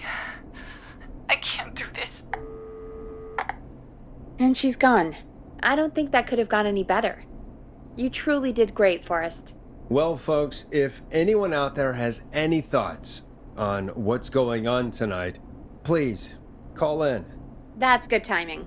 We've got a call waiting just this second. Welcome to 189.16 The Scream, with me, your host, Forrest Nash. Hi, Forrest. I know this is really out of the blue with everything happening tonight, but I wondered if you could send this special birthday message to my uncle. No, I don't wanna. Oh, come on! It's his birthday. I won't have a chance to do it again until next year. May as well, Forrest. Fine. What's his name? Thank you, Forrest. He's my Uncle Ronnie. His first name's Peter, but he never liked his name. But since he always had salt and pepper hair, even as a kid, can you believe it? Folks always called him Pepper. Thanks for the history lesson. Is there anything besides happy birthday you would like to say to Mr. Pepper? Oh my god damn it! Yes! Tell him he can get the best birthday deals and party packages here at Putney's Pizza, starting at You son of a bitch! Stop calling us! God damn it, Peggy, this is your fault! My fault? I said I didn't want to do it. Don't blame me because Brian Ponte can't control himself. Don't worry, we've already got another caller on the line. Just pick it up, okay? This is 189.16 The Scream. I'm Forrest Nash. You're on the air, caller.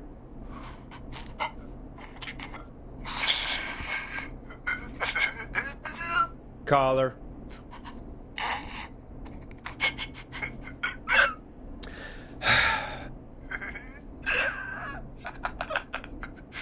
Ponte?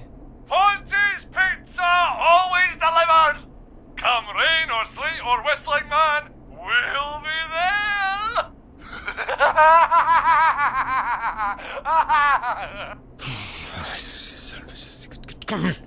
Forrest? Forrest? Are you okay? Forrest? I hope the Whistling Man gets him with his own pizza slicer. Jesus, Forrest? Sorry, that was too much. It's okay. It's been a high-stress night. Don't worry about him anymore, okay? Not for tonight, anyway. I think he's spent for now. We've got another call, whenever you're ready. Folks, don't spend your money at Ponte's Pizza. That's all I'm gonna say about that. Moving along. I'd like to welcome another caller to 189.16 The Scream. With me, Forrest Nash. Who, may I say, is calling? Well, hello again, Forrest. Don. Don? We played your song, Long Ride Home. Did you hear it? Can you tell us? Never mind that now. First, I'm calling because I need your help. Are you in danger? I sure am. Starling 4000. User manual. Ah, these codes should come in handy. Do you mean... Yes, he's after me now. you? I think so. He must have heard me on the radio helping you. Helping? You didn't exactly help. Maybe I've been helping more than you know. I was out following a lead, trying to work out who would be next, after Chuck. And what happened?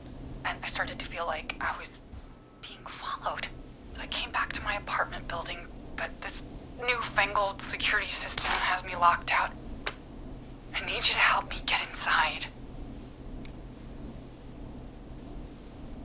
Don't you have a key to get in? Only for the apartment door. The front gate requires an entry code. The future is electronic, I guess. I need that code to get inside. Which apartment block do you live in? Maybe one of our listeners lives there too. It's the New Woodside apartment building between the town hall and a trailer park, but I doubt any of your listeners live there. I don't have many neighbors. Sounds like a prime piece of real estate. The sound really carries at night.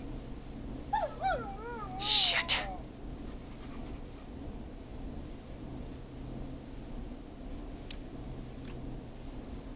Sounds like a noisy part of town. It is. Boy, I wish he'd muscle that thing in. Oh. And now he's blasting David Scopo out of his window. Listen, I can't get any. She's lying, I'm not a priest. He's coming down the street. I don't think he's seen me yet. Forrest, please. I need your help. I need the code for that security system, or I'm gonna die.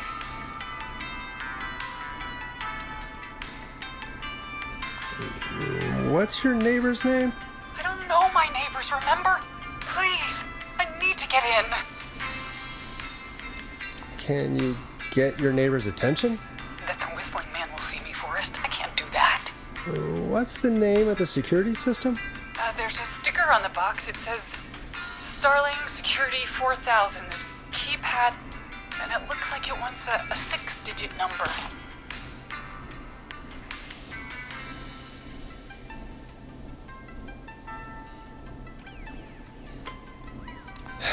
We'll see what we can do.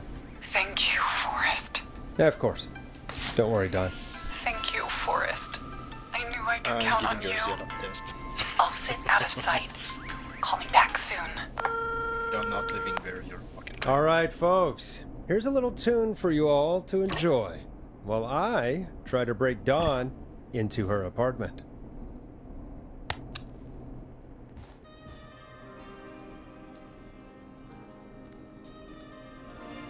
You were pretty quiet there, Peggy. Forrest, was it just me, or was there something... Yeah, it wasn't just you. Something was weird about that. Yeah. Well, tell you what. We have a Starling 4000, or whatever, here at KFAM. Clive bought one for the station. Maybe we can find something to help. Well, I'm not sure who. But to help someone.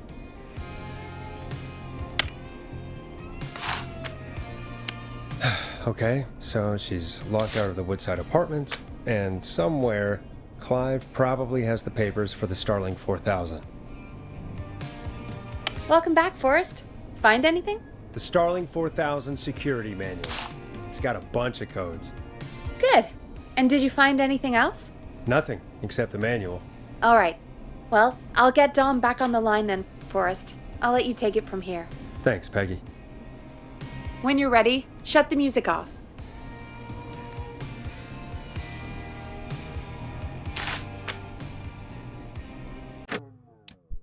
I kinda wanna reload. I wonder if maybe the booklet that's downstairs with that name on it. And it's got a bunch of codes. Good. And did you find anything else? Nothing, except the manual. All right. Well, I'll get Dom back on the line then, Forrest. I'll let you take it from here. Thanks, Peggy. When you're ready, shut the music off. Line 1, whenever you're ready. Don, are you there? This is Forrest Nash from 189.16, The Scream. Oh, thank God you're back. I've been so afraid. What's the code to the gate? The code is 191519. Thank you, Forrest.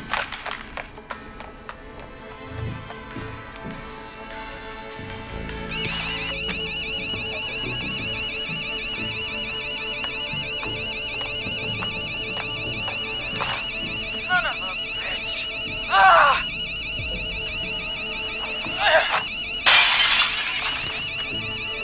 Is she?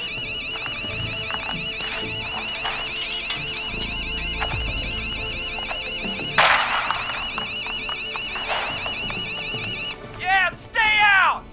Nobody disrespects the sanctity of the ring! Don't ever come back here again! I'm calling the cops! Thank God. Hello? Is someone there? Ricky, get back inside and turn on the radio. Whoever that was, she was trying to break into the ring. She? Forrest, man, you got no idea. That was him! That was the whistling man! The alarm gave me just enough time to get my rifle. I don't like hurting folk, but I can't let anything happen to Maxie. He's my best friend, you know? Listen, man, I'm heading back inside. Gonna barricade that window. My man, thank you. You and Peggy can skate for free whenever you want, forever. That's a done deal. Thanks, Ricky. Can't wait. You got it. Talk to you soon. Okay, Gallows Creek, here's some music while we process what just happened.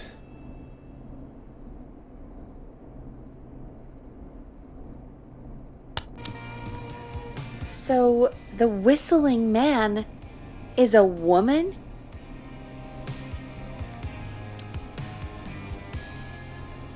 I had my suspicions. Yeah, sure, Forrest. You just never mentioned it. She called up. You spoke to her multiple times.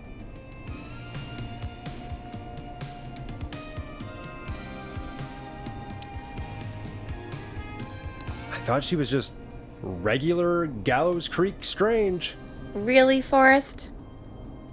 Why do you think she requested that song?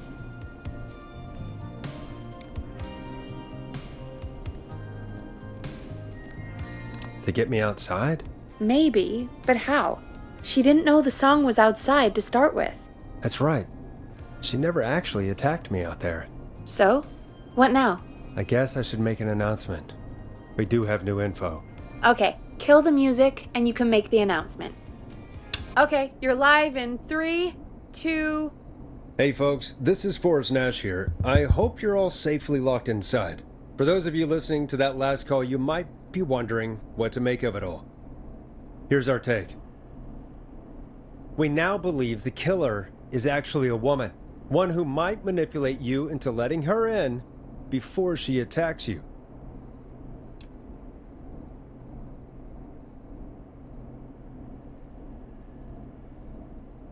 We're neighbors.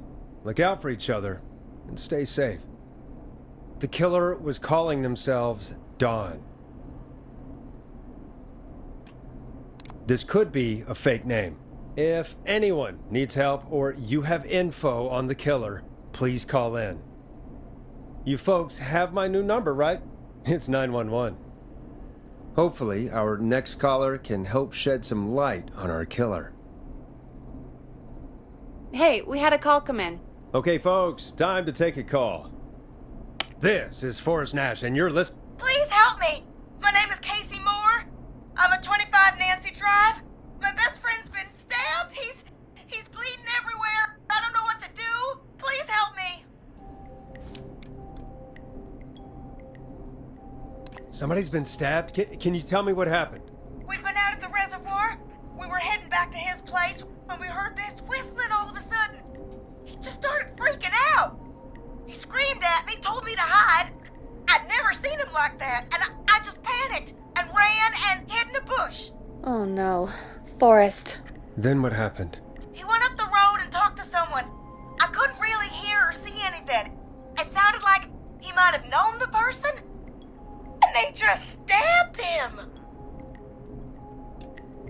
Casey, was he talking to a woman? I don't know. They had a mask and wore all black. That's all I know. Please, we need help here. I'll get you help, but I need to know. Where did the masked person go? They left. They left him to bleed out. I waited until they were gone, then dragged him into the garage and called 911. Wait, why didn't she make sure he was dead? I don't know. I think I heard them say something like, "It's not so funny now, is it?" before they left, but please, he needs to get to the hospital. I can't drive, so we need an ambulance. Forrest, the ambulance was destroyed in the explosion at the gas station. You should get all the info you can. Can you tell us where your friend was stabbed? They stabbed him in the stomach, and then stabbed him again in his leg when he was on the ground, and it's... Oh, the knife is still there in his leg! What's your friend's name, Casey? It's Jason Parker. We'll be right back. Peggy, patch us through to the hospital. On it. Phoning St. Gabriel's now. Switch to line 2. Hello, St. Gabriel's Hospital. How can I help you? Hi, this is Forrest Nash from 189.16. We have a stab victim at 25 Nancy Drive named Jason Parker. He's been stabbed in the stomach and the leg. He's bleeding heavily. Oh God, I'm sorry. But the ambulance is, well, you know. I know, but please, we need something or he's going to die. Forrest, listen, you're going to have to get him here. We need to see him and we can't get there ourselves right now. We don't have any way to drive him right now. And even if we did, he's bleeding out fast. All right, listen. We need to buy him time to get here. That means stopping the blood first and then finding someone to stabilize him. To stabilize him, you really need someone with first aid training. Do either of you have any? No. Me neither. Damn it. I'm really sorry about this, but I have other patients who can't wait. All I can do is talk you through the procedure as quick as I can, and then leave the rest to you. You think you can handle that? Hit me. I'm sure we can handle it. Okay, from the top. If he's bleeding out, then you need to get him comfortable and try to stem the bleeding. Lay him down. Apply continuous pressure directly to the affected areas. When the bleeding slows, get a clean cloth of some kind and hold it over the wounds. Get them comfortable. Apply pressure. Clean cloths when slowed. Got it, I think. You said he was stabbed, right? If the object he was stabbed with is still in him, don't take it out. It's stopping the worst of the bleeding right now. If anything, you should secure it so it stays where it is. I wouldn't have thought of that. It makes sense, though. God, that was a lot of info. But I think we can handle this. Glad you got it so far, because there's more to go. I'm still with you, Doc. What else do we need to know? If he's lost a lot of blood, he may enter shock. If he does, act fast. If you applied a cloth and it's bleeding through, don't remove it. Just apply another on top of it. If it's safe, elevate his legs to get blood circulating to his vital organs. Try to keep him warm.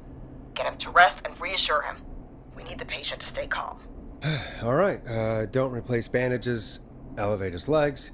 Keep him warm and calm. This is a lot. I'm really sorry. That's as much as I can give you right now. Try to stop the bleeding. Find someone to get him stabilized and get him here as quick as you can. Good luck. All right, Forrest. Casey's still on line 1.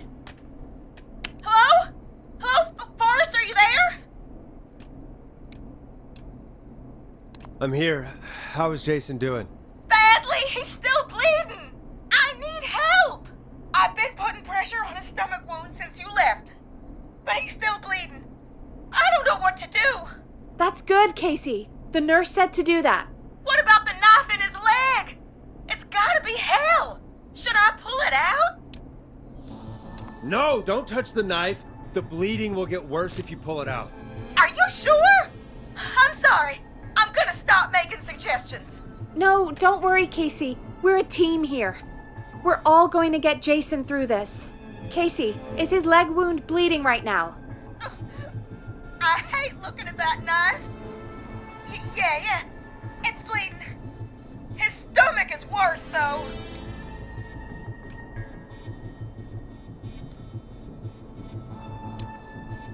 I think we need to secure the knife so it doesn't move around.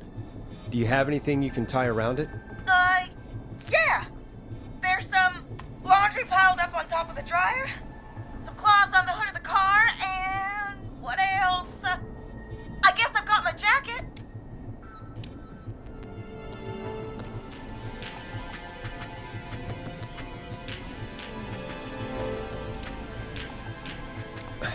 Look in the laundry for something like a towel or a shirt. Hold that over the wound. Okay. Looks like I'm gonna have to buy you some new whites, Jason. Here we go. I'm sorry, Jason. It's secure. I'm putting pressure on his stomach again. I'm starting to think we might make it. Forrest, can I have a word? Casey, I'm gonna have a quick word with Peggy. Keep putting that pressure on and let us know when the bleeding is under control. You're doing great. But what if something happens? We'll still be here. Just shout if you need anything, and we'll be there. I promise. Okay. I'll wait. Jason, please be okay.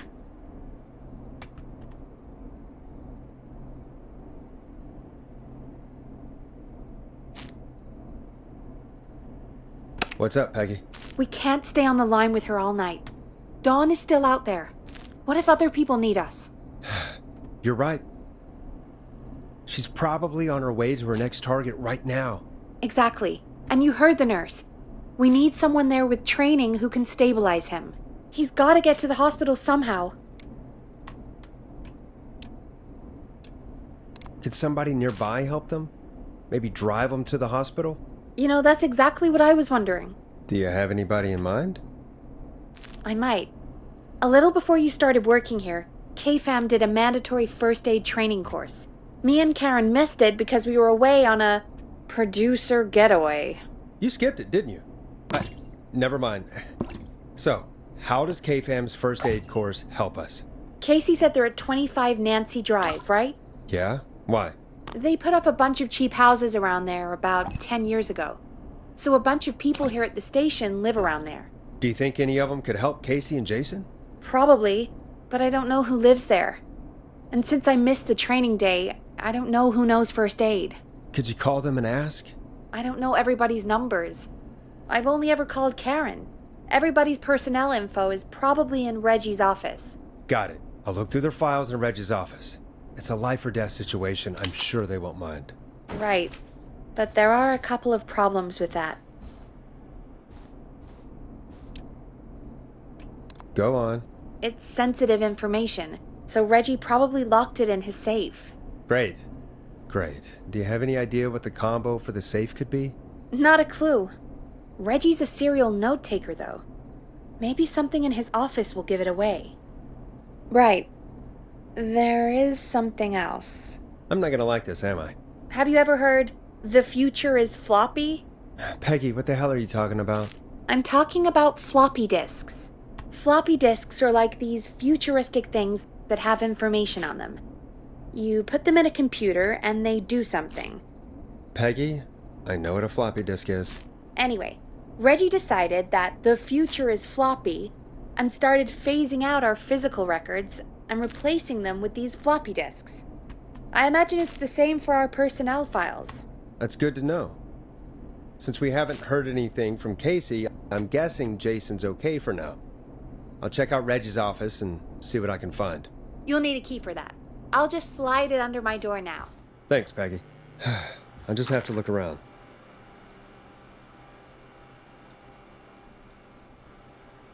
Good. I'll patch my mic down to the office, so you'll hear me over the intercom.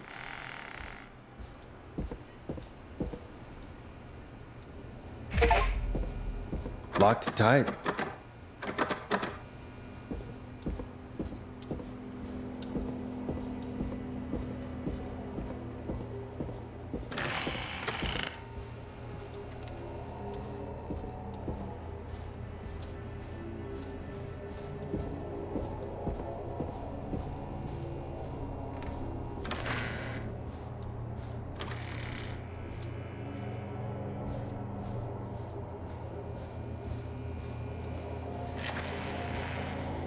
Looks like I need a 4-digit code.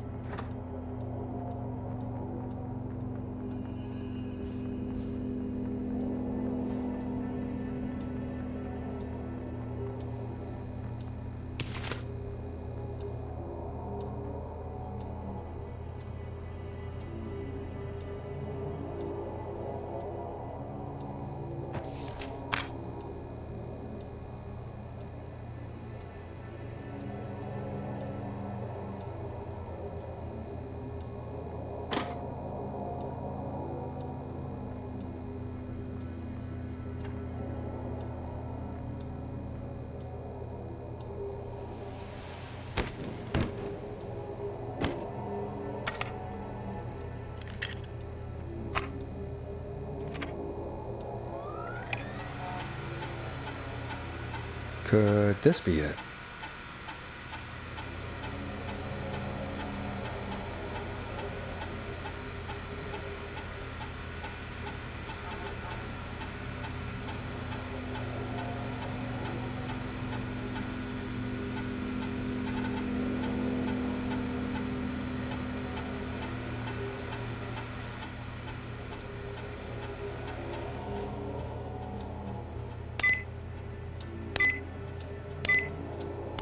Nice!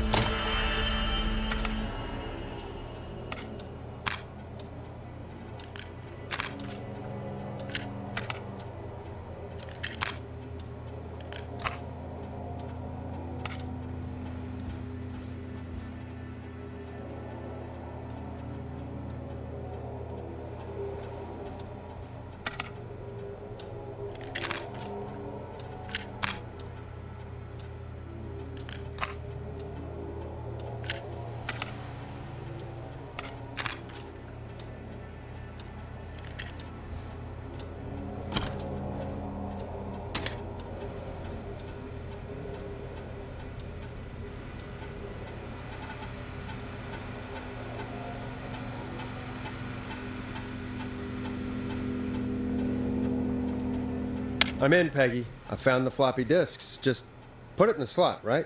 You got it. Remember, we need somebody with medical training who lives near 25 Nancy Drive. Let me know when you've got somebody. And don't waste time on anybody that can't help us.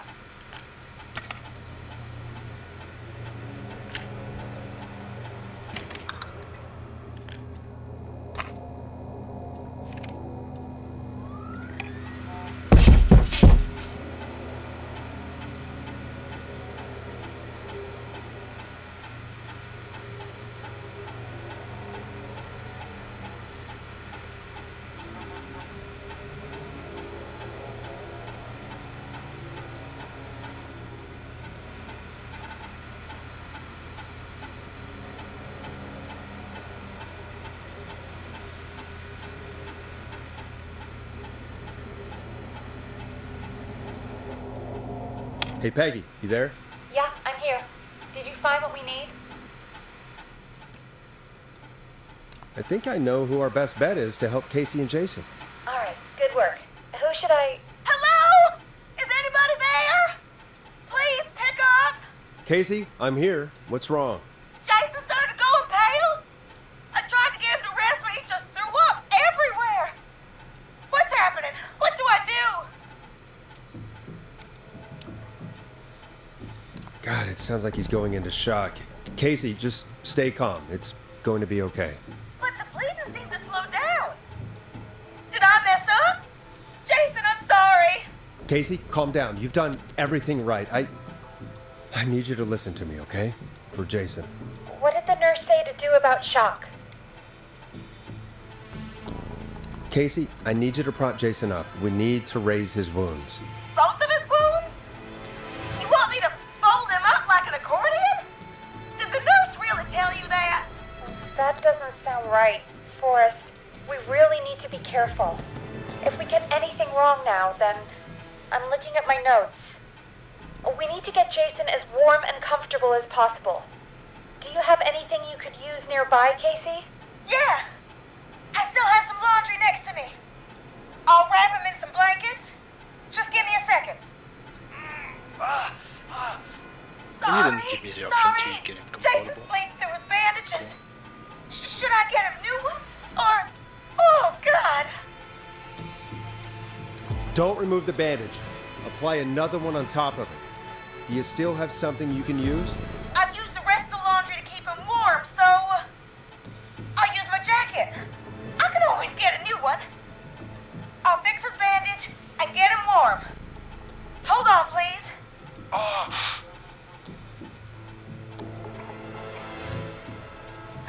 Sorry. I'm done. You're gonna be okay, Jason. Just relax now, okay? Oh, he's scared. He's not doing well. Is he gonna...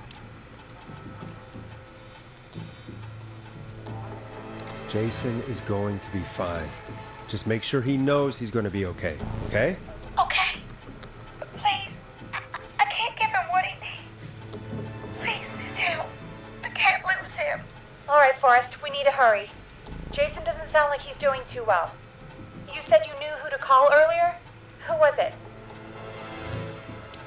We need to call John Hedges. He lives on Nancy Drive. He didn't really participate in the first aid training, but he's a former war medic. He's probably the most trained person we have. Really? I never really spoke to him before. A war medic, huh? Yeah, and according to Reggie's notes, John keeps all of his old equipment at his house. He's something of a hoarder. All right. What's his number? 5420735. Calling now. Let's hope he picks... Who the hell is this calling me? What time is it? John, it's Forrest Nash here at KFAM. We have an emergency and we need your help. Forrest? If this is a work emergency, then it can wait until the goddamn morning. Just leave me a note like everybody else. John, no, this is a medical emergency. A man has been stabbed by the Whistling Man, or... Never mind. He's badly hurt, and he's going to die unless we get someone to him now. The Whistling Man? What kind of joke is this? John, we're not kidding. A man is gonna die if we don't help him right now. Seriously? I haven't been called on for over 10 years. Where's the patient? What's his condition? He's at 25 Nancy Drive. I think we got his friend to stem the bleeding, but he's gone into shock. He's passed out right now. You say he was stabbed? Do you know the extent of his injuries? From what we were told, he has 2 major stab wounds. One to the stomach and one to the leg. The knife is still in his leg, and the stomach wound is open. Understood. Let me grab a few supplies and I'll head right over. Damned if he dies on my watch. Thank you, John. We'll let him know you're on your way. Good luck. Hello, Casey. Are you there? How are we doing? Bad. Jason seemed really weak and then just started thrashing. What about now? Is he still thrashing? He's passed out. Please tell me you found someone to help. Casey, help is on the way. My colleague will be there soon. You hear that, Jason? Someone is coming. You're gonna be just fine. Just hold on for me, okay? Just hold on. Come on. Hello, Casey. This is John Hedges. I'm here about Jason. Please let me in. I'm guessing that's Jason there. Casey, I'm gonna need your help. Forrest, Peggy, don't you two worry. We've got this from here. Okay. Forrest, we'll call you back later. I have to go now. Good.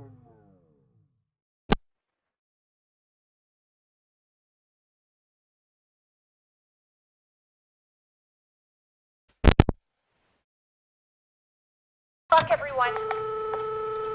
God, I hope he's gonna be all right. And with that, the show moves on. We're sending our best wishes to Jason.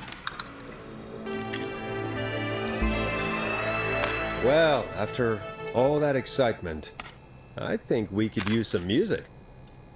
Come back upstairs when you're ready.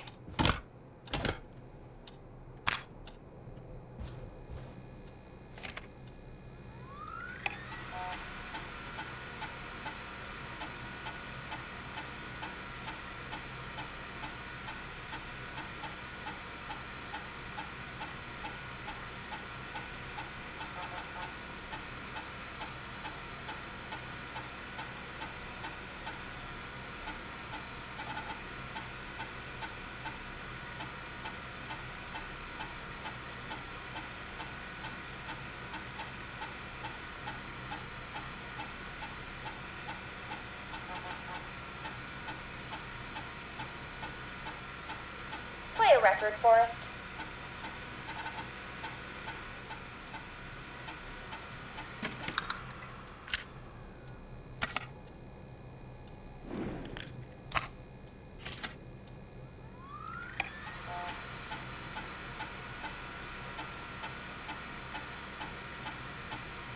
I better put a record on.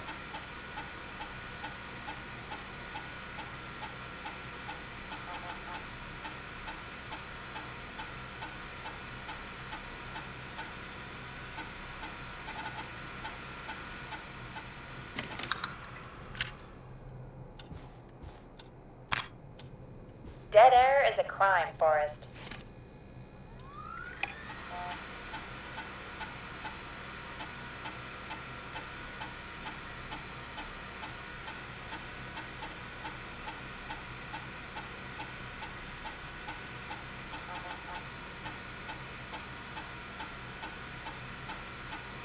Come on, Forrest, put some music on already.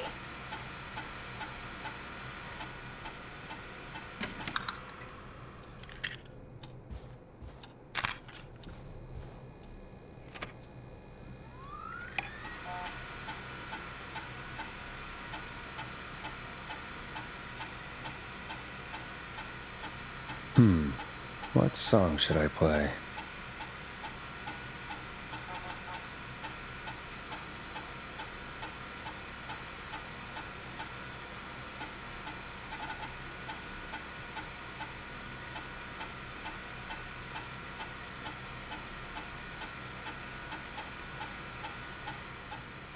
Hey, play something.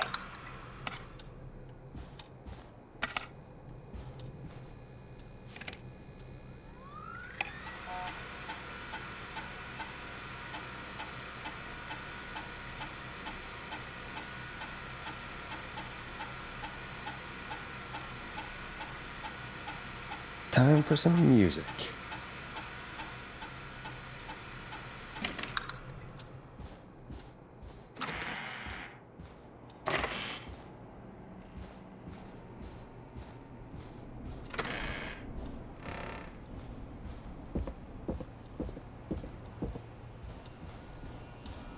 I used to have a guy put the music on for me.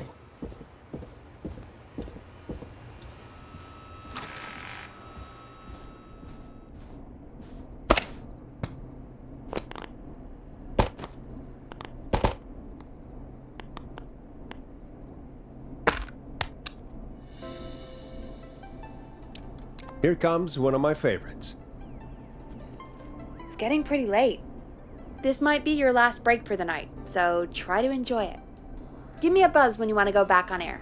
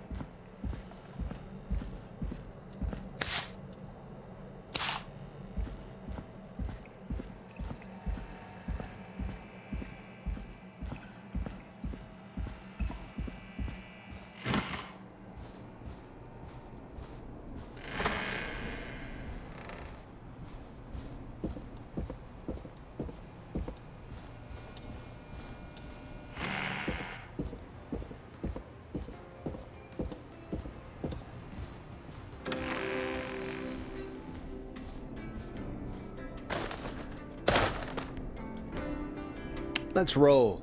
You got it. We've got another call coming through, too.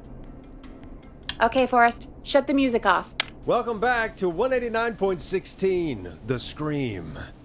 I believe we have another caller on the line. How are you tonight, caller? Forrest, it's me, Roller Ricky. Oh, and Maxie's here too.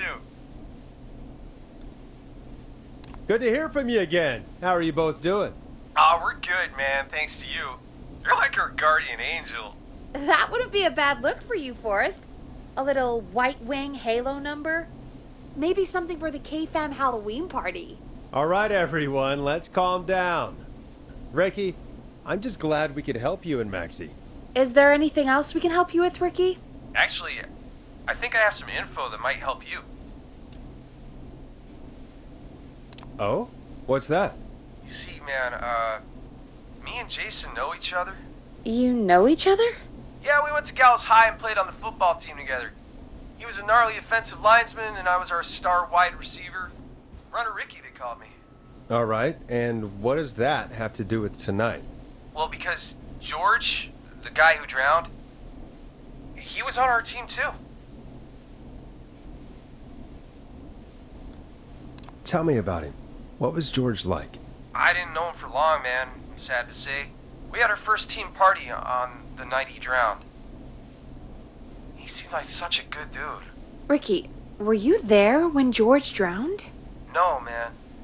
Once the party turned, I beat feet out of there.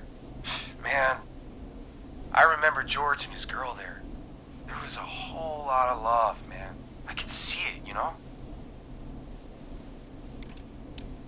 Ricky, please. What was her name? I never got her name, man. He just called her Bean. I didn't really know her before or see her after that. Then what did she look like? Please, tell us anything you remember. I just remember a pretty girl, man. I'm sorry. Ricky, you said the party didn't last long. What happened? We were just having a good time, and then the next thing I knew, everyone was running for their life. I looked up and saw that goddamn whistling man in the trees. And I never ran so fast in my life. I ran straight home. Didn't know about George until next morning at school. I'm guessing it was whistling night, wasn't it? That the whistling man was just another kid. Yeah. I don't know how George died, but I always felt like if anyone deserved to die that night, it should have been me. And Ricky, it wasn't your fault. You're not a bad person. I know that now, man. It took a long time to learn, but yeah, just thought I'd tell you all what I know. Thank you, Ricky. This helps. Thank you. You got it, man.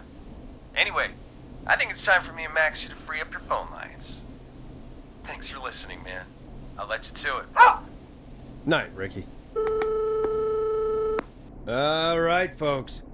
Looks like we got a new lead in the case. If anyone has any info about this mysterious bean, please call in. If she was George's girlfriend back then, she's probably in her mid to late 30s now. Huh. Oh, we have another call coming in, but hang on. What's up, Peggy?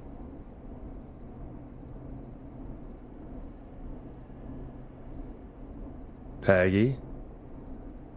You're gonna want to take this call off the air. Who is it? Just do it. All right, folks, it's time for another track. Here's one to help you sit back and relax. We'll be right back after this. I hope this is good news, Peggy. Who have we got? Find out for yourself on line 1. Hello? Forrest, I'm glad I got back through to you. Sounds like it's been a busy night, huh? Surprise! It's Leslie, our 911 operator, leading the charge from Henderson to come save us. It's so good to hear from you. Are you okay? We're doing okay. Sarah and I are both happy to be headed back home. We're happy to have you too. Wait, Sarah? Oh, yeah, I mean Deputy Martinez. Anyway, we got back into radio range a little while ago. We've been listening in, but haven't been able to get through until now. Ever since you found Sheriff Matthews, it's only gotten worse. It's been a long night. Well, it shouldn't be too much longer now. I'm glad I got through to you. I wanted to let you all know what's going on. I made it to Henderson. Turns out somebody had cut the phone lines, and they had no idea what was happening. After I told them, well, their sheriff sent a goddamn squad back with me to stop this. That's great news! That's crazy about the phone lines, though. Do you think the Whistling Man cut them? I'm guessing so. I don't know how the Whistling Man did it. But that doesn't matter right now. Listen, we're coming in hot, but we need your help. I know Gallows Creek isn't a big town, but if we don't know where the Whistling Man is, we can't get him. Her. That's where you come in. You can count on us. What do you need? It might be a long shot, but here goes. The Whistling Man already called up a few times. I bet she calls again. We're still a little ways out of town, so if she calls, stall her. Buy as much time as you can for us to get in. And while you're talking to her, try to figure out where she is. We'll be listening in, so once her location is known, we'll head straight there and end this nightmare. I'll do my best. I know you will. Heck, I can see the headlines now. Forrest Nash's interview of a lifetime. Anyway, I'll radio the other cars and tell them the plan is a go. Hopefully the next time I see you, it'll be with our killer behind bars. Take care now. We'll see you soon, Leslie. Oh, thank God. It sounds like this is almost over. We're nearly through this.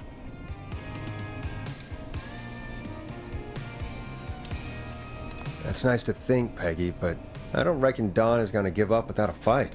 She probably won't give up without a fight, no.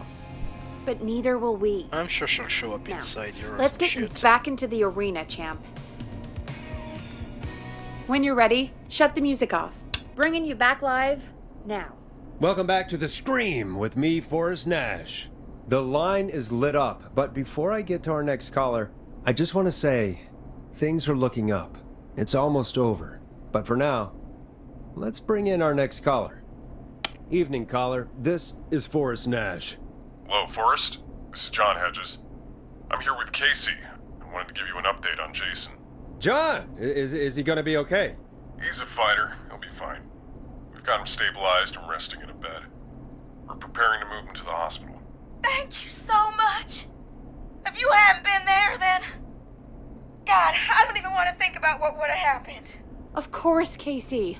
We're just happy he's okay. John, Casey, you two did all the work. Tell Jason to get well soon from us, whenever he's up for it. Well, why don't you tell him yourself? Is this Forrest? The one and only. I hope you're feeling better. It's good to hear you, Jason. How are you? Oh, well, you know. I've got a hole in my stomach, and there's a knife in my leg, but John gave me something to take the edge off. So, I might feel even better than either of you.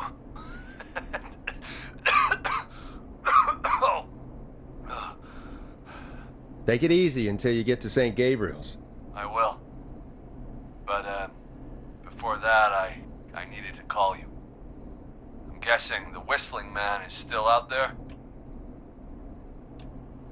Yes, the Whistling Man's still out there. Why do you ask? You know something about the Whistling Man, don't you? Yeah, I do. Can we talk about what happened earlier? Go for it. We spoke to Roller Ricky not long after you were attacked. You spoke to Ricky? Is he alright? He is now. I mean, he was attacked earlier, but this call came after. Hey, guys, I'm really sorry, but there's a call on the other line. I just need to make sure we don't have another situation brewing. You fill Jason in on what happened. I'll be right back. Sure, Peggy. Sorry, Jason, where was I? Yep. Ricky's fine. You don't need to worry about him. That's a relief. He told us about George. Sounds like everything's finally coming out now. It's been tough to hold it all in. Sounds like you've been holding back about something awful, Jason. I'm part of the reason my best friend is dead, Forrest. And the few who knew about it said if I ever said anything, I'd find myself in jail. For a long time. It was hell. And then the town just moved on. Like he'd never existed.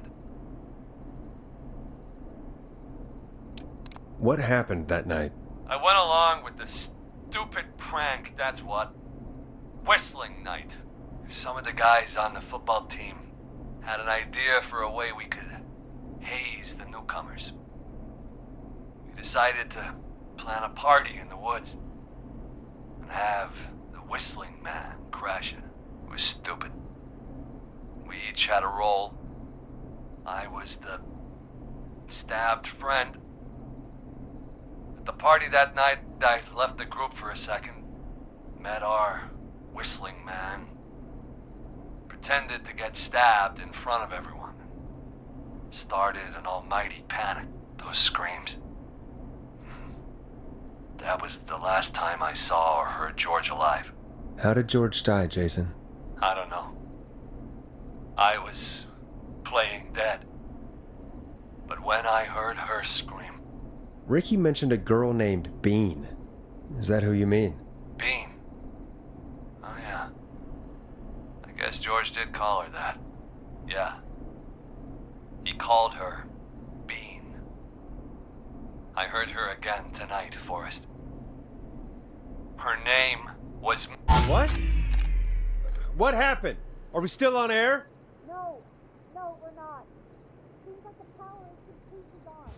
How do we get it back on? I don't, Oh, we can use the emergency generator down in the basement. Reggie picked it up a while ago in case we ever needed to do an emergency broadcast. An emergency broadcast? Emergency? You know, nuclear war, alien attack, broadcasting a serial killer's location to the cops so we can end this nightmare. Fair point! It's in the storage area, in the far back corner, up on the wall. You might have spotted it earlier when you were digging around for all those tapes. It'll have a big red button. Just press that. I'll see you when you're back.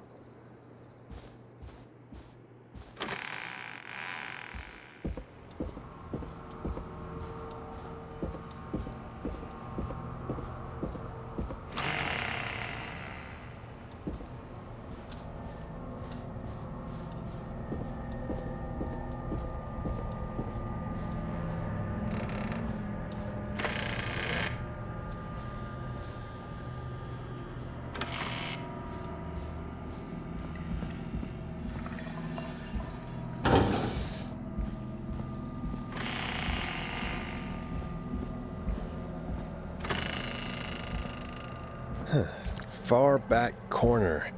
Why is this station so big?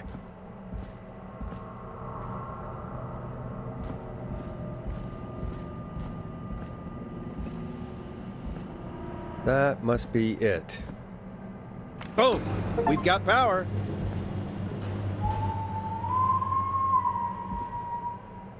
The whistling man. I need to warn Peggy.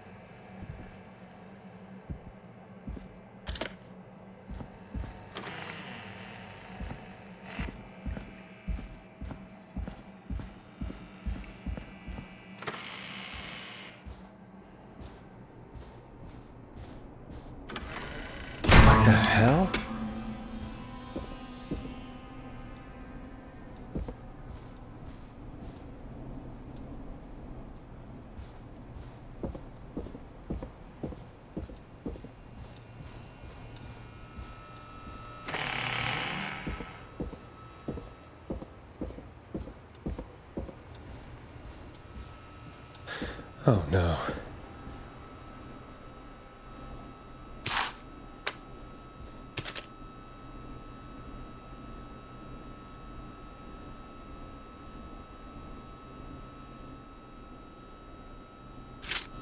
Peggy! Where'd you go?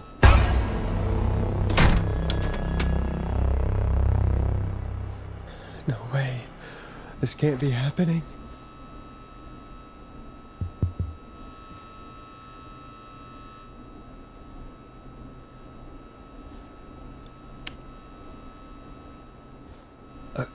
A call.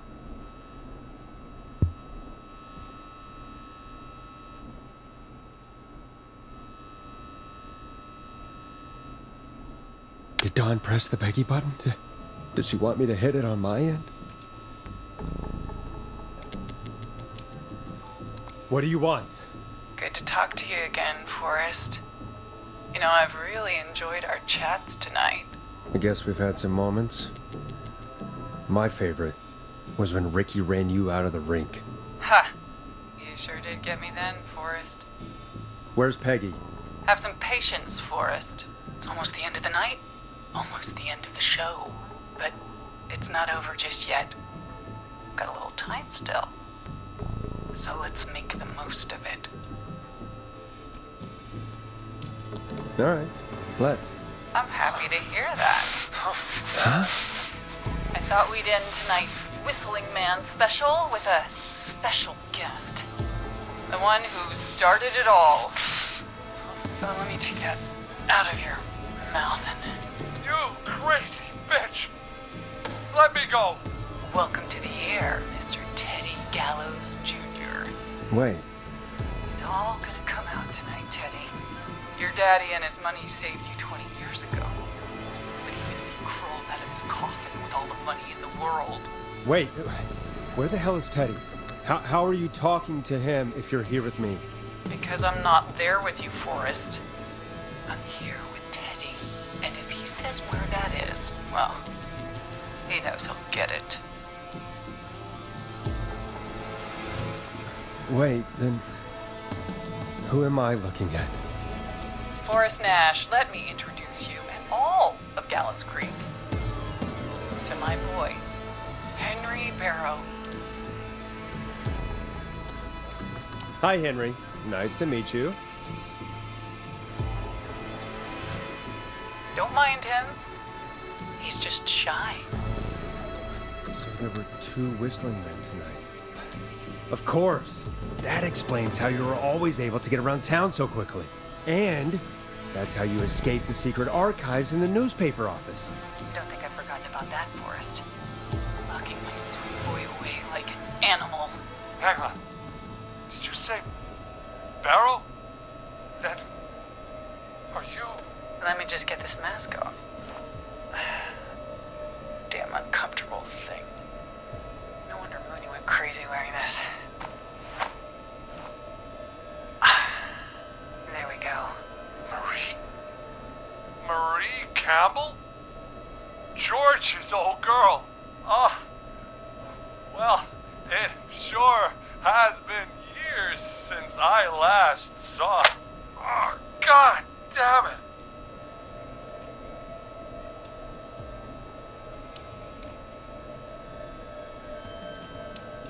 Marie Campbell. So, not Dawn, huh? No, not Dawn. What are you going to... Everyone's gonna know now what Teddy did. He killed George that night. This night. 20 years ago. Listen to me. You... You're gonna talk when I talk to you. And not a moment before. Meanwhile, Forrest, I'm gonna give you the chance to talk. You're gonna help me reveal what really happened to George all those years ago. Why should I help you? Why should I play any part in this? Because I think you believe in justice. You think this is justice? You have no goddamn idea, Forrest. These people you've been trying to save, they were all in on it. They all knew George was murdered, but... Murdered? Listen,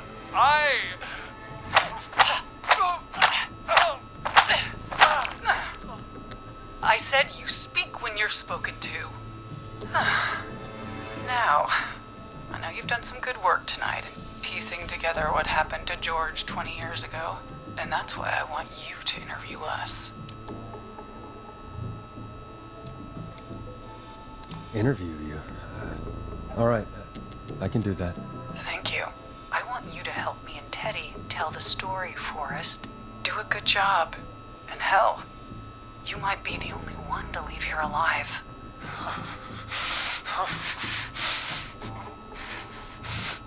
I need to drag this out. If I can buy Leslie time to get back to Gallows Creek, and if I can find out where Marie is, then this can end. Teddy, we'll start with you. Just, talk me through what happened that night. How did it start? How would I know? It was 20 years ago.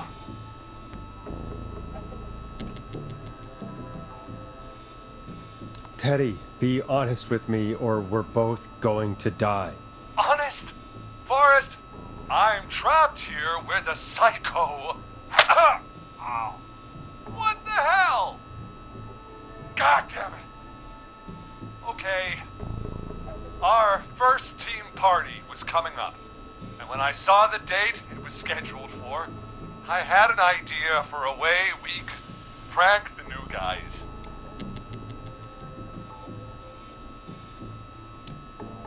What made that night special? That was the night Mooney went missing. We couldn't pass it up.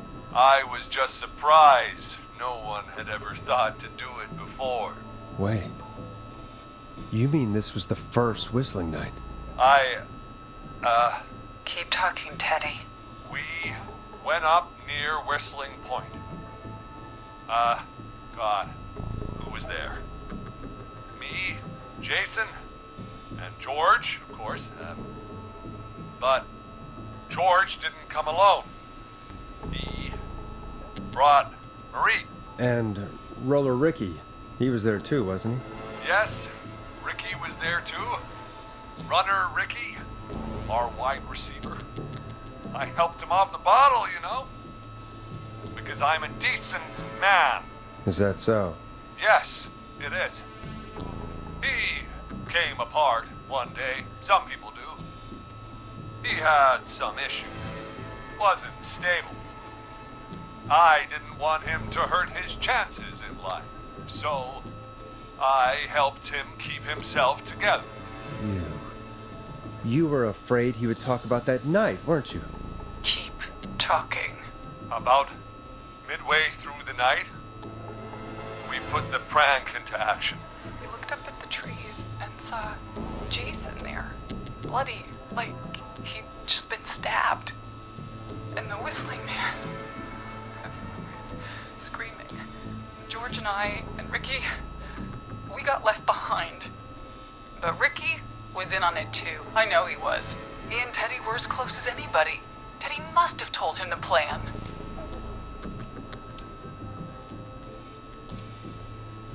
Did you ask Ricky if he knew or not? I didn't see any reason to. Why? Because Ricky phoned up earlier. He didn't know anything about it, Marie. What? He had no idea what was happening. He said he was as terrified as anybody. Isn't that right, Teddy? You didn't tell him, did you? Ricky never could keep his mouth shut. If we told him, he would have given everything away. But well, it doesn't matter. He didn't run his mouth enough to tell anybody about it afterwards. He's still guilty. It was just a stupid prank. How can you still say it was just a prank? Oh, come on. Oh, God damn it. You made George think Jason had been murdered. He thought his best friend was dead. And so tonight you stabbed him for real? It's the role he wanted to play. Jason's still alive, Marie. He was with a friend. We talked her through how to stop the bleeding and got him professional help just in time. Oh. Well, shame he didn't have the good sense to die earlier. He's gonna regret that. Enough about him. Me and George took off running, but somehow we got separated in the woods. I ended up near the bottom of Whistling Point, and when I noticed George wasn't with me, I panicked. And then, I don't know how he snuck up on me, but the Whistling Man grabs me. I scream, and he starts laughing, telling me it's just a joke. I could stall for time here.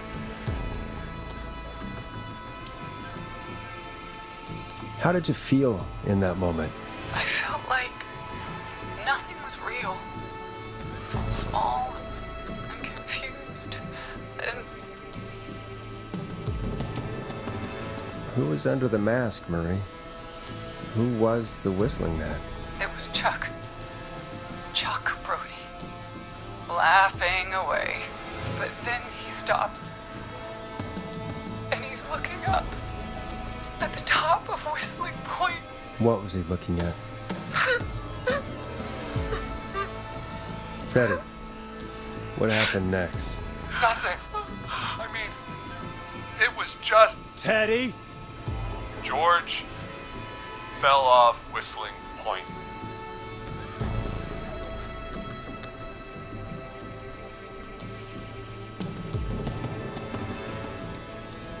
Why'd he fall, Teddy? He just...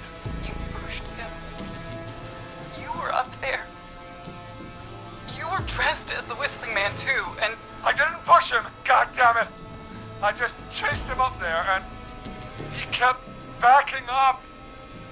When I saw he was about to go over, I reached out. That's what you saw. You liar! It's not my fault. He didn't know it was a joke. If he'd had any brains, he would have realized. Ugh. You bitch. No one's going to believe this. After all you did.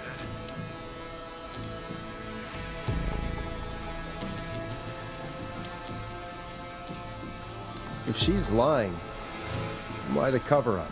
My future was at stake, Nash. You know what it's like. People like us are bred for bigger things. I'm going to be the mayor of this town, Forrest. And then governor. And then, who knows? What happened that night was tragic. It should never have happened. But it was a mistake. It was just a stupid joke gone wrong. So my father sent Clive out to clean it up.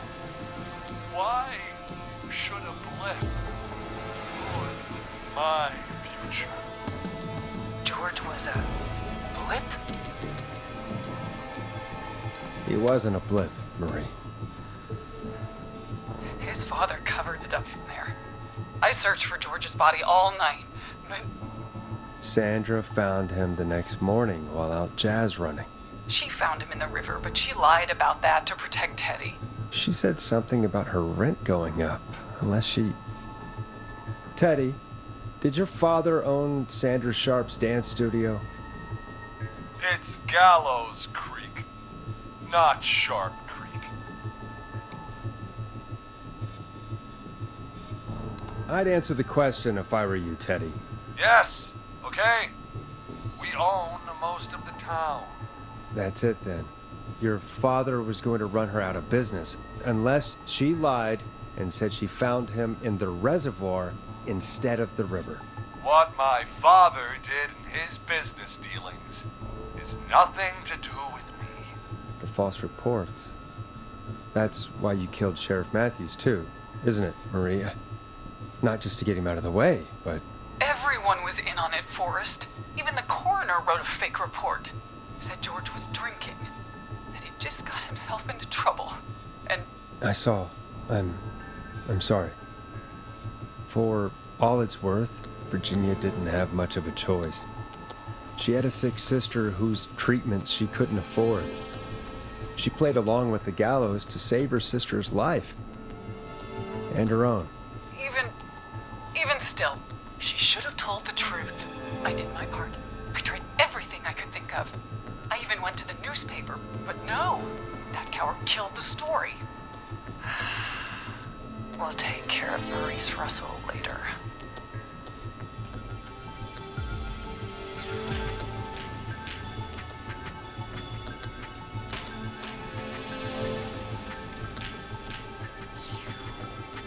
You've been through hell, Marie.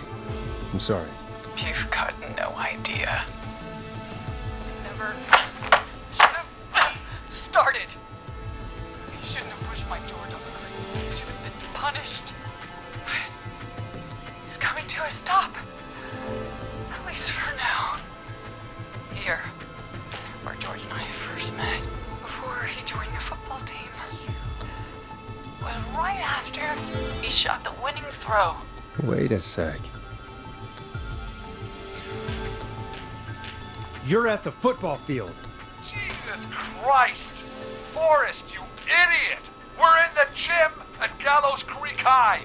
I told you not to do that. Wait! He's dead too now, isn't he? He is. Anyway, I think that about wraps up the interview with Teddy. So... Marie? Where? Oh my god. Peggy! Teddy! Peggy. It's been so long since I've seen your face. I worried you wouldn't come. And here I was, thinking you'd forgot me. I'd never forget my own sister. Will someone please explain to me what's happening? Want to explain, Peggy? Earlier, while you were speaking to Jason, I got a call. Do you remember? Well, it was from Dawn. She said that my sister Marie was there that night George died, and that I should come to the gym for a reunion. And when you walked in, you found out. That my sister is the Whistling Man. Good to see you too, Peggy. Why didn't you tell me any of this? She said that it was my last chance to see my sister. I knew if I told you, you'd try to stop me or come with me when we need you on the radio. And I just... I'm sorry. This has to be a lot for you. What happened to you, Marie? You just disappeared one day. Disappeared? I was thrown out, Peggy. I begged Mom and Dad to do something about what happened that night, but did they care? No. They told me to stay quiet. They only cared when they learned I'd been with George. And Marie, I'm so sorry. I never knew. It's not your fault. Really, it's Mom and Dad I should be seeing right now. But since they're dead and gone, well, I'll have to settle for the next best thing.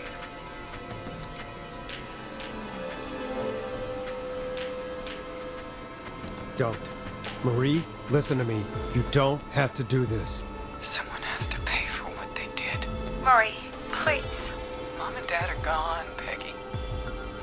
Besides, you forgot me. Just like the rest. You forgot. Marie, Peggy never forgot about you. Keep your mouth shut. She kept a card from you. She kept it here on her desk. What card? The card you made me for my 8th birthday. What does it say then? Happy birthday, Peg. Now you're great and 8. Love, M.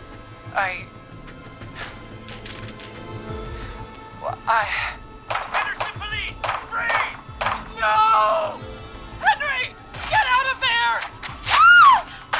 Peggy! We have 1 wounded, 1 dead, and we're in pursuit of the suspect. Henderson police!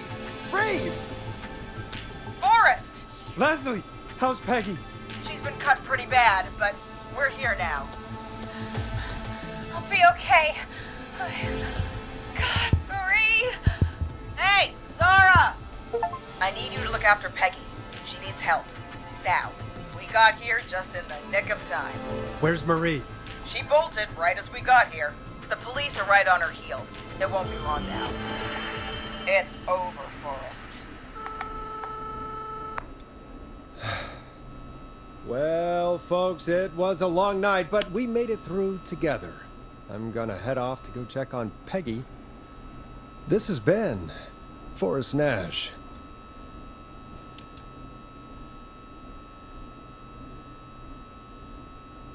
good night, and good morning.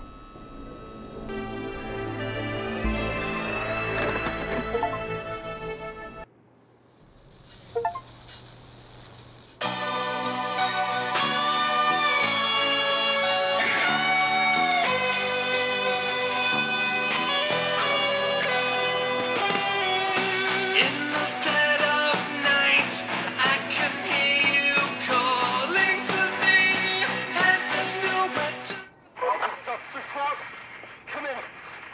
One suspect is in custody. We've trailed the other suspect into the nearby woods. But you're just out of sight, and you won't let me go. Oh no, here in the darkness, I've got this feeling. It's growing stronger inside of me. It's a killer frequency.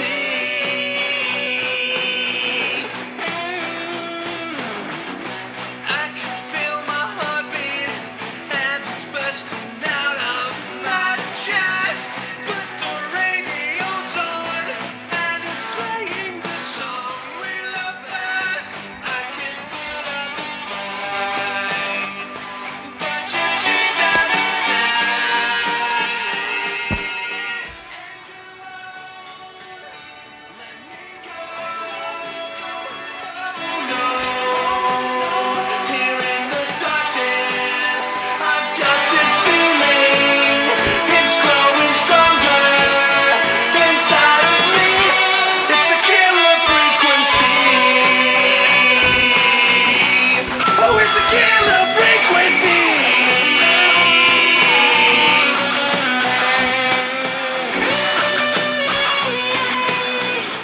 Suspect cornered at the top of Whistling Point.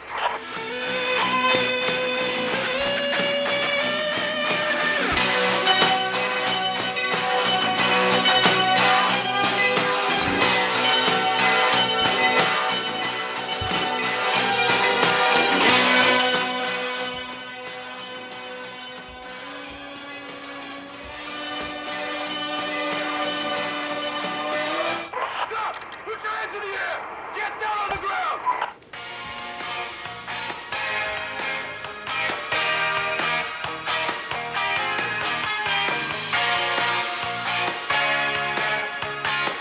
Don't move! Nobody else has to get hurt!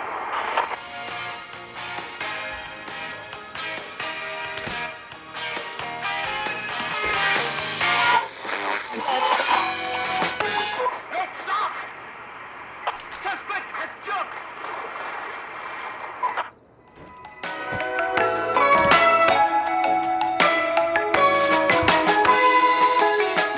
Officer Lugo, do you have a visual? Negative. No sign of the suspect anywhere.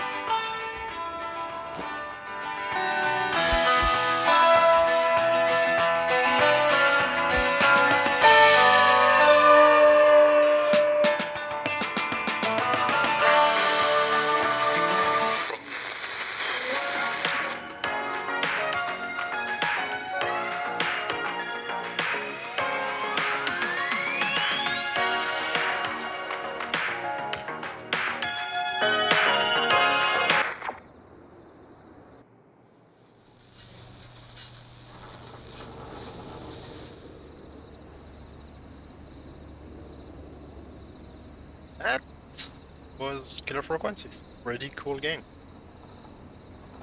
I hope whoever watches to the end enjoyed the game. Thank you for watching. I almost got everyone saved, which is pretty cool. Going blind, you know. Very nice game.